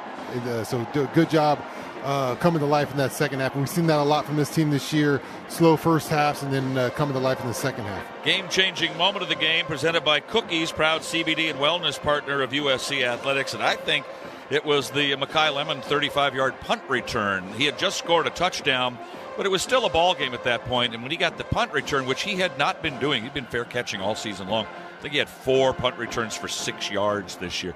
35-yarder gives the Trojans the ball out near midfield. They score again. They put the ball game away. It really woke up the crowd, too. It seemed like the crowd was kind of playing like the Trojans in the first half. Really quiet, not a lot to cheer about. And then Makai made those back-to-back plays, and this place started to get a little energy in it. I don't know if that will be what they choose, but let's listen to our Arco top-tier play of the game. Now, it's time to experience the thrill of the Arco top-tier performance play of the game. Play of the game. King Miller gets open, down the sideline, to the 10, to the 5. Take no prisoners. Touchdown USC. Raise the red flag indeed. Bring on the horse. 41 yards for the king of the Trojans. Well, it was a good play for sure, and it ended it. 41-yard touchdown run for King Miller, who has had quite the year. I don't think he thought he was going to have that kind of year when you got Wayman Jordan and Eli Sanders ahead of you. But boy, when the time came and they called his name, he was there all the time. Yeah, we're to stay ready. Lincoln Riley did a good job of knowing his guys he had in the backfield. He mentioned it before the year started. He thought this was one of the most talented running back groups he had been a part of, and we didn't really know how much King Miller would really affect into it. But after those injuries, number 30 really stepped in there real nicely, and he carried the load for a big majority of the season for the Trojans. So the Trojans win it. They've now won 7 straight at home, finished the season 9-3, 7-2, and in 4th place in the Big Ten, which is way better than last year. UCLA drops to 3-9, 3-6 in the conference. SC leads the series 54-34-7, and have beaten the Bruins 20 of the last 27 years. When we come back, and by the way, we are snack dab in the middle of the Modelo Locker Room report, we will either be going down to the locker room for interviews with our players of the game, or we'll check the team and individual stats as the Trojans beat the Bruins 29-10. Back after these messages on the ESPN LA USC Trojans Media Network. It's time to recharge, reconnect, and rediscover your perfect combination at Pechanga Resort Casino. And with your resort favorites back in action, there's all of the excitement and comfort you love with the peace of mind you can depend on. So whenever you're ready for a little rest, a little relaxation, and a lot of fun, we'll be here. Play your perfect combination at Pechanga Resort Casino today. In the summer of 1997, Stone IPA was first brewed. We weren't trying to create the next big thing in beer. We just wanted to make the first anniversary ale of our dreams. Crisp, light-bodied, and still packed with hoppy flavor. That little recipe went on to become our flagship beer and inspired a generation of brewers and beer lovers. From that first batch to today, Stone IPA is still the iconic West Coast style IPA. Hey, USC Trojans, ready to one-up your rivals off the field? Abbott and the Big Ten are back with the We Give Blood Drive. By showing up to donate blood, you can help your school win $1 million for student or community health. Score a limited edition home field design USC Trojan t-shirt and, most importantly, save lives. Go to big10.org/Abbott to find a donation location and put USC in the lead.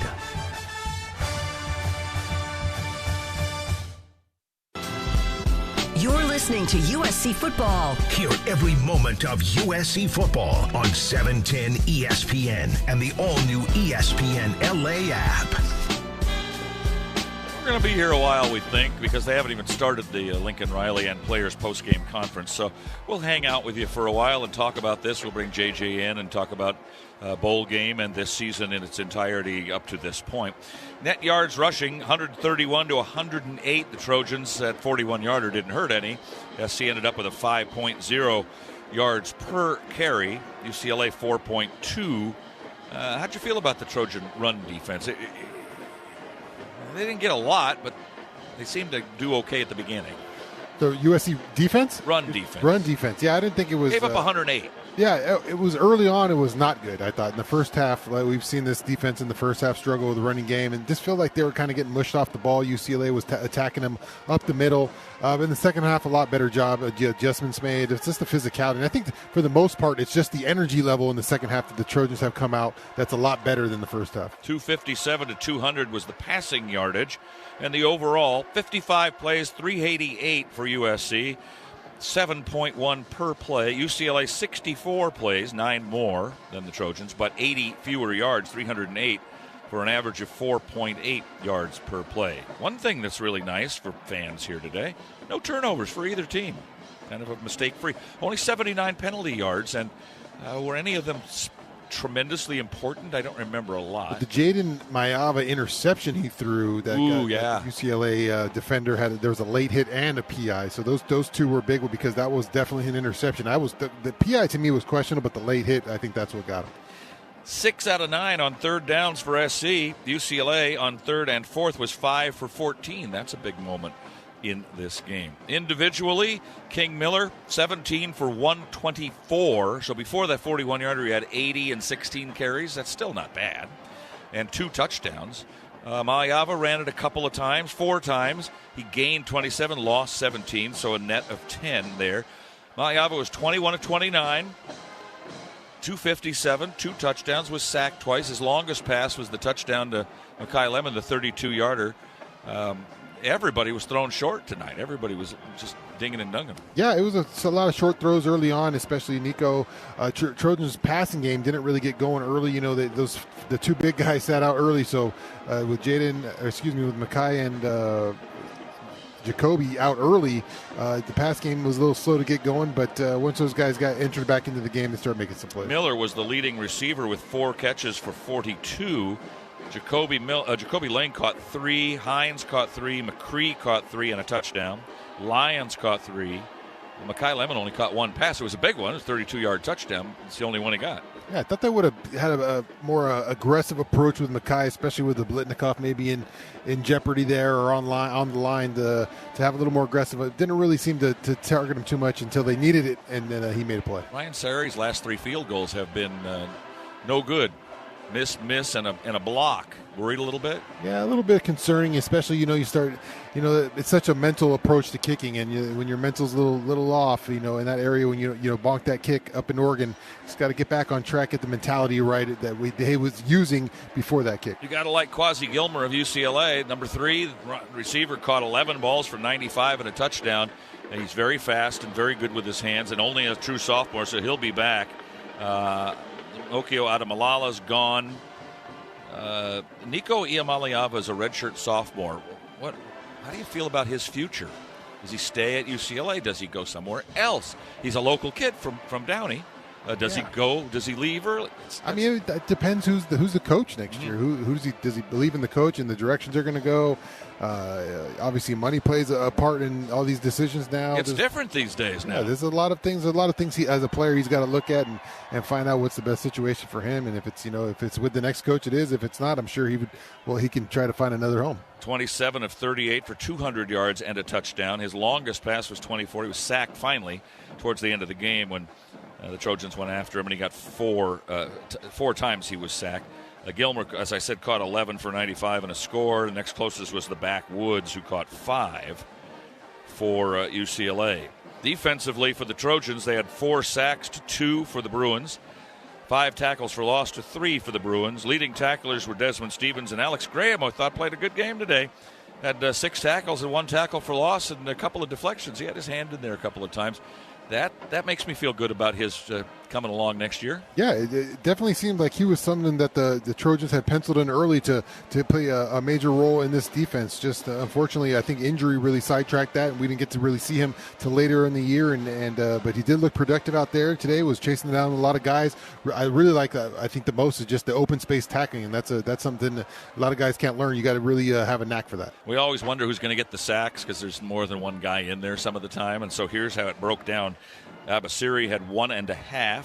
Jakeem Stewart had 0.5, and 1 each for Braylon Shelby and Jaden Walker. That totals up for 4 sacks for USC. It all totals up to USC winning the ballgame 29-10 over UCLA, and we'll come back with more on the Trojan Modelo locker room report. Hopefully going down to the locker room for interviews with our players of the game next on the ESPN LA USC Trojans Media Network. Jersey Mike's subs are great to enjoy in all kinds of places. So I can have a BLT at the lake? Exactly. Or a Mike's Famous Philly on the road? Sure thing. Or a number 4 when I'm riding a bike. That might be too hard. How would you steer? It's a tandem bike. Yeah, who's steering? That's a good point. Well, hey, are you free for the next, half hour? Sure. I got nothing else going on today. Sick. Hop on. Freshly sliced and freshly grilled subs for any time, anywhere. It's a Jersey Mike's thing. A sub above. It takes hard work to be the best in the game. Planning, commitment, resilience, sweat. That's why Old Dominion Freight Line, the #1 national LTL carrier for quality, works hard to be the best in the game and is proud to support those striving to be the best in theirs. Old Dominion Freight Line, official freight carrier of USC Athletics, helping the world keep promises. Turbo songs, quattro cleans, racing all the way. Oh, what fun it is to drive when an Audi leads the way. What fun it is to drive along in an Audi every day. Drive performance all the way home. Celebrate the season of Audi at your local Audi dealer.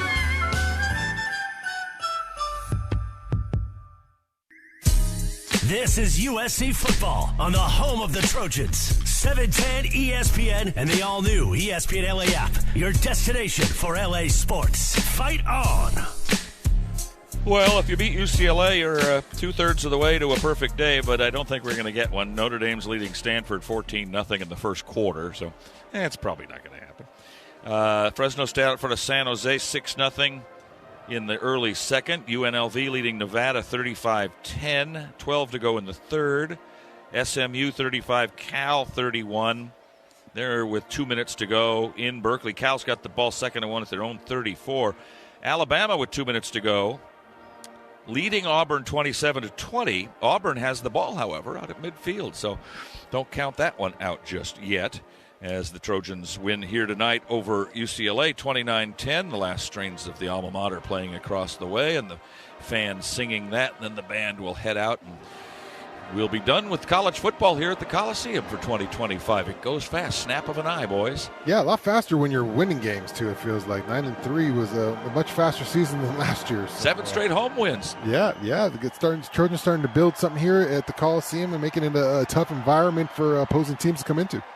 Well, before we go down to the locker room, and we will be, I hope, at any moment now for our Modelo Locker Room Report player interviews with Jordan Moore, John Jackson joins us here, and we'll talk amongst ourselves. They haven't started the Lincoln Riley press conference yet, so we're going to talk a lot. Yeah, here. Not a good sign for Sue and Jason right now. No. By the way, the big post-game show after we're done here, Trojan wrap-up with Jason Schwartz and Sue Cravens, 877-710-3776 if you want to call and get on hold, I suppose. 877-710-ESPN on ESPN LA and the USC Trojans Media Network. All right, guys, Trojans didn't look very good in the first half. JJ, we talked about this at halftime. What happened what had to happen in the locker room and what had to happen on the field. And while it was slow to start in the third quarter, both teams went 3 and out to start, JJ. After that, it kind of opened up again, and I think SC showed that the cream rises to the top. The class of the show was SC tonight. Hang on a second, JJ. We're waiting to get your mic turned up here, and go ahead. You're on. So you can see the USC talent. They just proved they're just more talented than UCLA. That's the bottom line.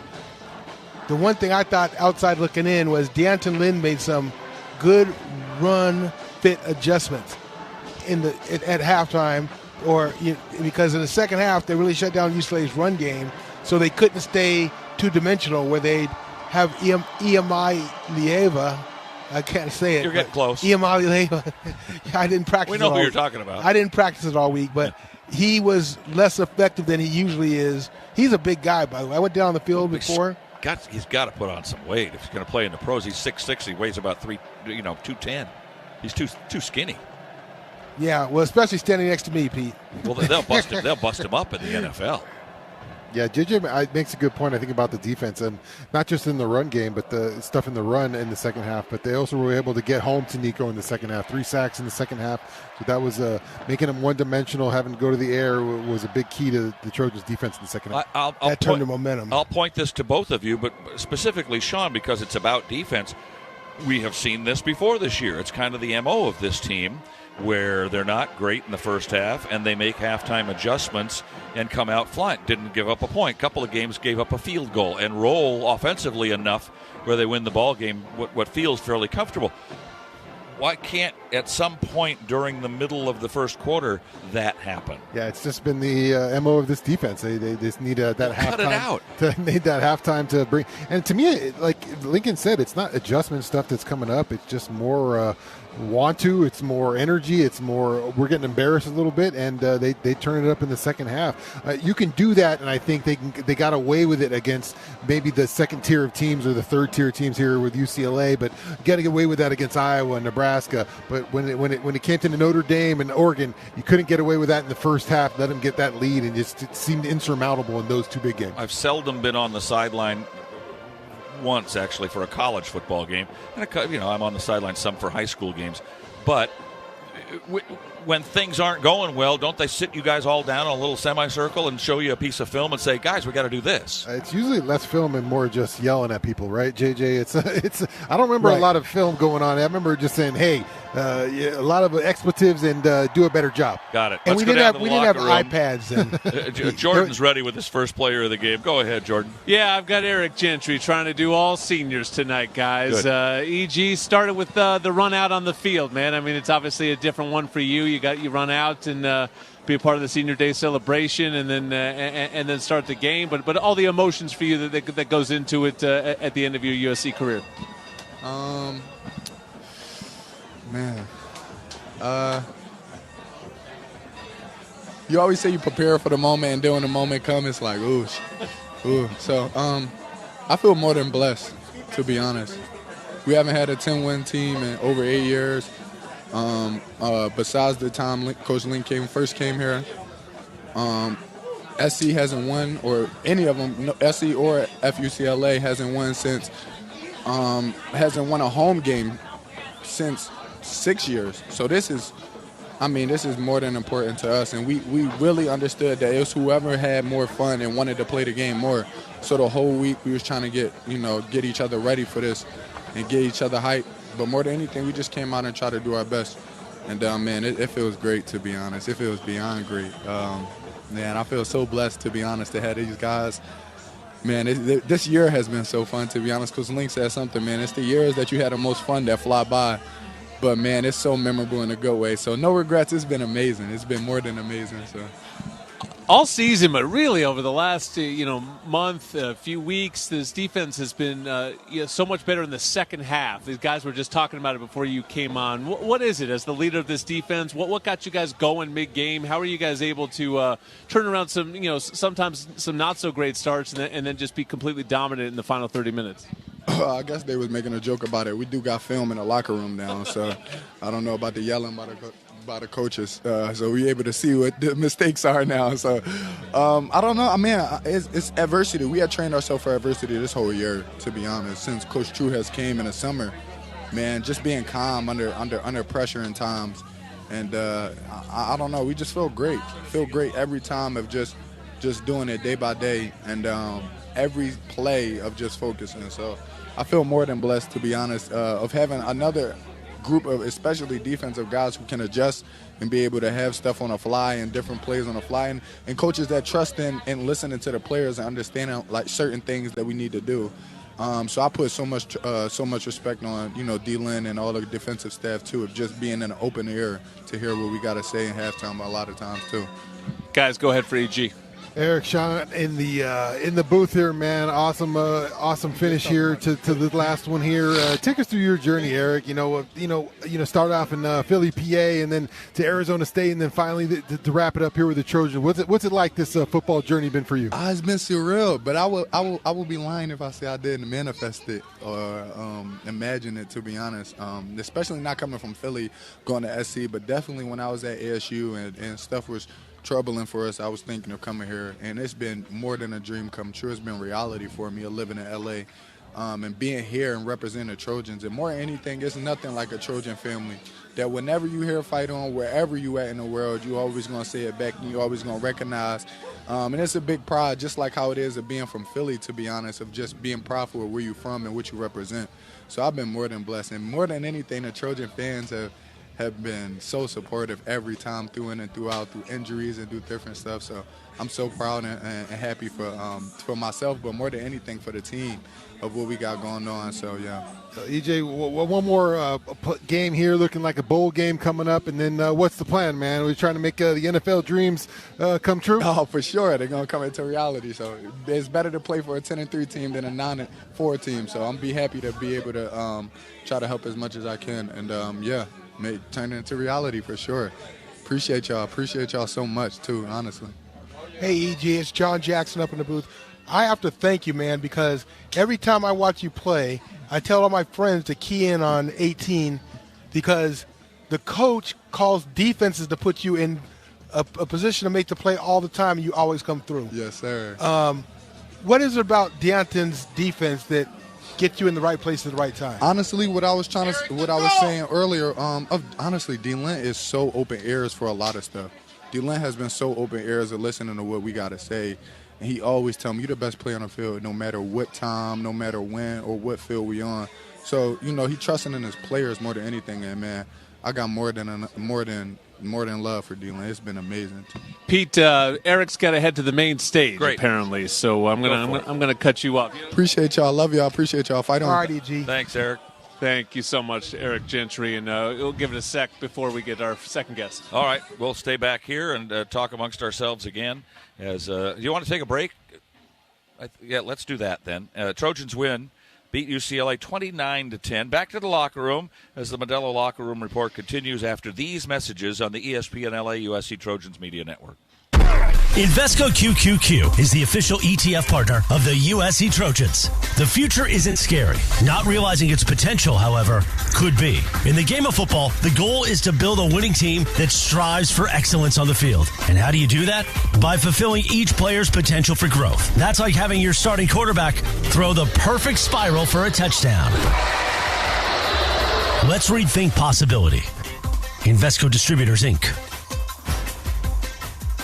Love staying ahead of the game with the latest tech? Meet Helium Mobile, the first phone carrier powered by the people. Experience coverage from the nation's largest 5G network and a network built by people like you. For just $20 a month, get unlimited talk, text, and data. Plus, earn crypto for contributing to the network, which you can use to pay your phone plan. Whether you're a USC Trojans fan, student, employee, or just trying to save a buck on your phone bill, Helium Mobile is for you. Make the switch today at HelloHelium.com. Fight on. The Johnsons are gearing up for their first game day party of the year, Rob, and Dad's grilling skills in the offseason put him in the 90th percentile. I see Mom's got her head in the game, too, making sure no cup is empty. But I gotta say, the MVP is USC Credit Union. Agreed. Without USC Credit Union's home loans, the Johnsons wouldn't have this great patio for entertaining. Hey, where's my invite? At USC Credit Union, our flexible options and seasoned expertise will have you entertaining in the home of your dreams. Visit usccreditunion.org. Equal housing opportunity. NMLS number 448984. This is USC football on the home of the Trojans. 710 ESPN and the all-new ESPN LA app. Your destination for LA sports. Fight on!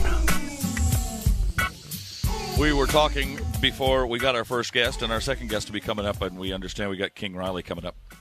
King Miller, I should say.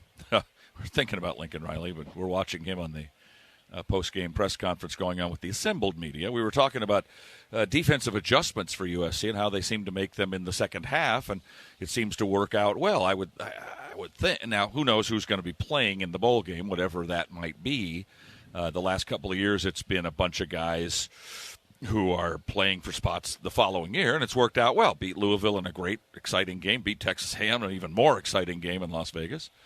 And it'll be interesting to see who we have out of the field when we get to play. We got King. Okay, we'll go down to the locker room again. Then here's Jordan. Yeah, I've got King Miller here. So a little pivot to our guy King Miller, who's had just such a fantastic season, and I'm thinking about a King from where it started to a guy that we barely knew to how it finishes with you dancing in the end zone to beat UCLA. Man, what a ride! What's it been like for you this season? Honestly, man, it's been unforgettable. I mean, from start to finish, this has been the most fun I had playing football. Thanks to these guys, it's always going to be a memory. This offense tonight, you got off to a great start. You guys went right down the field, touchdown, then sort of stalled out. What got you guys going again? I mean, honestly, just getting back to the basics. I mean, we just kind of just came in here, just decided we needed to go play smash mouth football again, and that's exactly what we did. Went out there and executed it. Guys, go ahead for King. King, Shaun, in the booth, this is you're as a redshirt freshman, you got a chance to experience it last year, but this time getting to be in it and do your thing. What was it like to this rivalry here at home at the Coliseum? Man, especially growing up watching this, it's been, I mean, man, this is what the culture is all about. Just come out here playing against our rivals, just going out there and getting the dub was always going to be special here. Yeah, got a bowl game coming up too. How excited are you about showing your stuff one last time in the Cardinal and Gold? It's gonna be unforgettable, man. I mean, this team has came a long way. I mean, it's just gonna be special, man. It's gonna be one I'm never gonna forget about. Especially, I love this team to death. Hey, King, this is JJ John Jackson. Hey, I want to ask you about I was a receiver here many moons ago. Give me a perspective of your wide receivers and their blocking. They play smash mouth football, man. They try their efforts, same way I'm gonna do in pass protection from they going out there and scoring, man. I think we all just play complementary football. We all try to help each other score, and that's all we do in and out every day. Do you take them out to dinner or anything? Man, them guys, they kind of we have a special relationship in this building. So I mean, we all hang out every single day. So, and we always leave this building with the last ones in and out. So we always got that special King, bond. tell JJ the truth. Wide receivers don't want to block out there, and JJ's no, we don't. That's what I'm trying to get to. I'm just thinking in the NIL era, guys. Maybe they should be taking King out to dinner. I don't know. Makai's probably doing all right. Hey, King, Pete Arbogast upstairs. Do you consider yourself a better slippery runner, a better blocking type powerful runner, or a better pass catcher? Honestly, I think I do. I'm just an equal back. I mean, I like to try to do everything. I like one-handed. What about the one-handed catch? Yeah, that's a pretty good grab now. They throw you that little shot put pass over the top of the defender, and there you are. Yes, sir. I mean, I just go out there and try to execute every play. No matter what is thrown at me, I just try to go out there and execute my best for this team. Have you ever rung the victory bell? Yeah, I've ring it about a lot of times today. Okay, now. Good. Glad to hear it. I'm interested. I mentioned this on the air during the middle, I think, of the fourth quarter after you made the long run, and I said there's something else to be happy about for you and probably your brother as well, because pretty soon here, before too long, you're not going to be a walk-on player anymore. You're going to be a scholarship player. That's got to make everybody, you and everybody in your family, really happy. Yes, sir. I mean, it's what we worked for all our lives. I mean, we love this school, and we wouldn't want to have it no other way besides here. We wouldn't have it any other way than to have you around, the king of the Trojans. That's you, baby. King Miller had a great game against UCLA, and I hope you go your whole career without losing to these guys. Yes, sir. King, take him out to eat, buddy. Yes, sir. All right, thanks. Jordan, when we go back down to you, it'll be for your interview with Lincoln Riley. He is still being interviewed by the assembled media out there. So I think what we'll do is take one more break now, and then I think that'll be our last break of the day. We'll talk amongst ourselves. We'll hear from Lincoln Riley, and then we'll sign off for today. But right now, we'll take a break. Trojans win it over UCLA 29-10 on the ESPN LA USC Trojans Media Network. All right, everyone. Welcome to ARCO Rewards Orientation. I'm Hannah. Whoa. Is everything okay? That's a code green. Someone just earned at least 5 cents a gallon in rewards. Wow. Another one? Well, that one's a code gold. The customer just redeemed savings of up to $1 a gallon. Impressive. What does that one mean? Oh, that's just Piggy. He gets excited when we talk about rewards. Savings of up to $1 per gallon redeemable with 20 rewards dollars in your loyalty account. At participating locations, terms and conditions apply. In the summer of 1997, Stone IPA was first brewed. We weren't trying to create the next big thing in beer. We just wanted to make the first anniversary ale of our dreams. Crisp, light-bodied, and still packed with hoppy flavor. That little recipe went on to become our flagship beer and inspired a generation of brewers and beer lovers. From that first batch to today, Stone IPA is still the iconic West Coast style IPA. Looking for the play of the day? That's easy. Fight on to victory with USC and fly on faster with ONT, the fastest and easiest airport experience in SoCal. Not to mention, Ontario International Airport has over 90 nonstop flights to 30 major destinations with less traffic coming in and out. In other words, getting there is a breeze, and so is following our Trojans anywhere the season takes them. Because let's be honest, faster is always better when it comes to your airport. Start planning your next journey today at SoCalSoEasy.com. You're listening to USC Football. Hear every moment of USC football on 710 ESPN and the all-new ESPN LA app.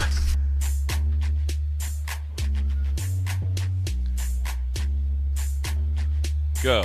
Welcome back to the USC Trojan Network. The Trojans win tonight, big over UCLA, 29-19. Big. They're still the little brother across town.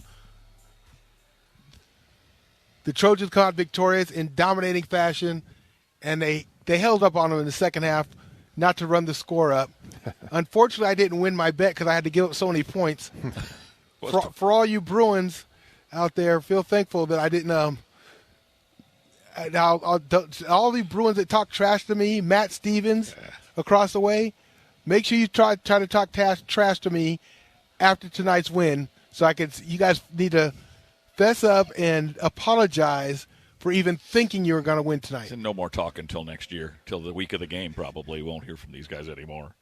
That wasn't so scary, was it? Bringing it back from network break?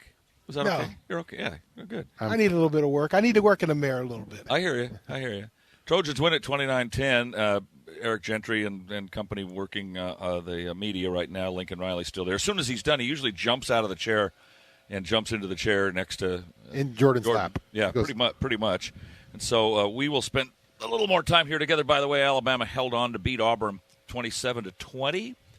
Cal leading SMU 38-35 with 1 second to go, and Cal has the ball, so that's the end of that. UNLV is going to beat Nevada. Fresno State's out in front of San Jose 13-0. Notre Dame 21. Stanford 0. And that's in the second quarter. Wyoming and Hawaii 7-7. For all of you that want to listen to the second to last regular season college football game on the radio on the way home after we're done, although we listen to the Trojan wrap-up show. Of course, you got Army-Navy coming up next week, so that's the last one. Should be fun. Championship week next week. A lot of ball games on Friday and Saturday. Looking forward to watching all of those games. I know you guys too as well. And we've got SC basketball, men's and women's basketball here in town. The Big Ten season getting underway, so there's a lot going on. And the next weekend's the NCAA Water Polo Championships. And SC's, I don't want to say it out loud, but I will. They got a free pass into the championship game against the winner of the UCLA at Stanford game in the semifinals. Don't forget USC women's soccer, Pete. Yeah, they didn't have a great season this year. We know the press conference is broken up, so we're probably going to get the coach here in just a minute. But you guys, it's fun. It was a good crowd here on hand at the Coliseum, and the Trojans win at 29-10. And Jordan Moore down in the locker room with his duties all day, starting with the Trojan Tailgate show with you guys. Great show. And Modelo locker room report. He's on the sideline all day and now in the locker room with the head coach of the victorious Trojans in the big game. Here you go, Jordan. Coach, Lincoln Riley with me. Congratulations. Undefeated in the Coliseum this season. Let's start there. You know, the importance of defending your home turf and just a fantastic crowd and a way to cap it here tonight. Yeah, it's important. It is. It's important for a lot of reasons. I just said it in the presser. You know, it's important that we come play well here and are prepared and come take advantage of these opportunities. And equally important is, you know, that the atmosphere that we play in front of, the atmosphere that our opponents have to come in here and play against has got to be – it's got to be intense, you know, and it's got to feel like that to be a championship program again. And no, the atmospheres this year were great. The team played very well here. You know, you got to defend home if you want to be a great team, and to run the table here, play the way we did, some big-time wins was awesome. It's cool to see, you know, our fans, our students have been incredible all year. It's great to see their fans, great to see LA, I think, really embracing this program again. And you feel that. You feel it in there. It was definitely evident tonight for every person that was in the Coliseum. Another second half shutout by this defense in this building. You know, what got going tonight that you guys were able to really dominate it and close it that way? Yeah, I think the depth just showed up. You know, that championship depth. But that's what happens. You know, and you have to have that as games go on and games unfold. And our coach's ability to make adjustments, our guys' ability to trust those adjustments and be resilient. And I think that just impacted the front as the game went on more and more, just continued to just show up. And then I think you got a lot of young guys playing in there. You got a young secondary. You know, you've got, you know, a pretty young linebacking core outside of EG. A lot of young guys on the front. Like, they're still part of this that it takes us a little bit to kind of settle into some of these games, and that's got to get better, and it will as these guys play more. But our resilience and, again, our ability to make adjustments and to really kind of button things down has been evident all year. Guys, go ahead for Coach. Coach, Shaun, Cody in the booth. Congratulations on the big rivalry win against the Little Brothers on the other side of town. Good win here. What's it mean, the rivalry, Coach, when you get a win? Obviously, a 9-3, and you're going after a 10-win season in that bowl game to get the big 9th win against these Bruins. It was important. It was important just to finish this thing the right way. To finish it for the guys. You know what it feels like, Shaun, playing your last game there in the Coliseum. Those are games and moments you never forget. And so it's important, I think, just for all of that to continue the momentum and to pave the way for next year's team. And last year's team did that. And this year, obviously, we just got better and better and built on that. This year's team has done that for next year's team, and that's why the excitement around this place is so high. So now a great way to finish the regular season. Rivalry games are important. This one obviously is super important to City, and it's great to have the bell back in our possession. Coach, I remember running out as a senior on my last game here in the Coliseum and the emotions that brings and all that. How important is it to you and your staff to get those guys, you know, maybe who haven't seen a lot of time, get some playing time here tonight as seniors as they go out, on their last game? Yeah, it was a nice bonus, man. We had some guys step up, and they went in there and played well, and I think that just energized our sideline to see those guys do it. And, there's a lot of guys that have poured their heart and soul into this place, you know, including the handful of guys that were with us right here at the beginning, man. So it's great to send them out winners, you know, and to let them have this moment with their teammates, their families. It's very, very important. Yeah, Coach, I was getting ready to give you a new nickname, the Wizard of Oz, because there's no place like home. I love that. I've been called way worse, so I'll take that one. Okay, yeah, Coach.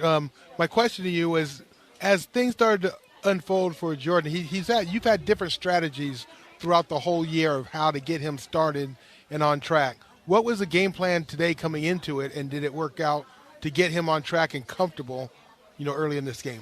Yeah, you know, we were able to, you know, we ran it pretty well in the first drive. We were able to convert a couple of third downs. I mean, obviously some of the, some of the miscues there in the red zone and special teams wise obviously hurt us there in the first half. It kind of felt like we were We were there, and, I thought we played pretty settled and composed the whole way through. And he battled, they all battled, and you kind of felt like the dam was going to break, right? We just kind of had to just keep going, and eventually it did, and they settled in and played very well. I've got one outside of football a little bit. With the recent new world of players getting good NIL money these days, now that the regular season is over, between now and the bowl game, players are going to be thinking of leaving to the pros or going to the portal. It's away from X's and O's, certainly, but it goes over the other part of your job, growing successful adults and then sending them out into the world. What kind of things will be discussed generally in your offices about this over the next couple of weeks? What guidance do you give as a coach of life rather than a coach of football? Well, I mean, every guy is in a different situation here. And obviously, we're anticipating and excited about a lot of these guys returning and continuing their journey with us. But at the same time, guys have obviously their futures on the line. And I think, we try to be truth tellers to our guys. We try to be very honest and upfront with them about, how we feel and use some of our past experiences with some of the different guys that we've coached and situations we've been in to give them guidance to make the best decisions that they can. And it'll be an important next couple of weeks for the program as, next year's roster really starts to come into focus with signing day coming up. And we'll be working with, a lot of our guys from, starting to, finalize deals with guys for next season. And so, excited about the team we have in place and the guidance to be able to give these guys. And I think these guys have learned a lot in their time here, no matter what they decide, and are going to take that going forward in a very positive way. Any druthers about where or who you play as far as bowl game? Nah. We've been pretty good in bowls, so we'll figure out who we're playing and who we're playing with, and we'll go let it rip like we always do. As always, thank you. Congratulations on the big win against the Bruins tonight. Thanks, guys. Appreciate it. All right. Thanks to Coach Riley for joining us in the Modelo Locker Room Report. That was the final word from head coach Lincoln Riley, brought to you by Smart & Final. Smart & Final is a proud sponsor of USC Athletics, and they're ready to help you add some serious flavor to your game day snack spread. One more time around the room. Jordan first, heading into the Big Ten basketball season, but I think you got to get the glow of this one tonight to last you for a couple of days at least. Well, it's just been a good week in Troy in general, right? I got to see a lot of wins, 3 in Maui, and then one tonight was fantastic. So, just a big second half. This team, for whatever reason, has been a very good second half team and fixed whatever issues they had in the first half for the most part, particularly defensively. And, you pitch a second half shutout, you're going to win a lot of games when Lincoln Riley's calling plays for your offense, and that's what happened again here tonight. Don't know when we'll talk to you next on the football side of things, probably after Christmas, so have a great holiday season with your family, and we look forward to hearing you on basketball. Trojans live on Monday, basketball game on Tuesday. We just keep going. There we go. That's it. JJ, final comment from you about today's win in the big game over UCLA. Well, I forgot to wish Lincoln Riley a happy Thanksgiving because on behalf of the Trojan fan base, he deserves a Thanksgiving for bringing all the Trojans this victory in impressive fashion. It's been a year of growth. I think that he summed it up the best. It's been a year of growth. They've gotten better.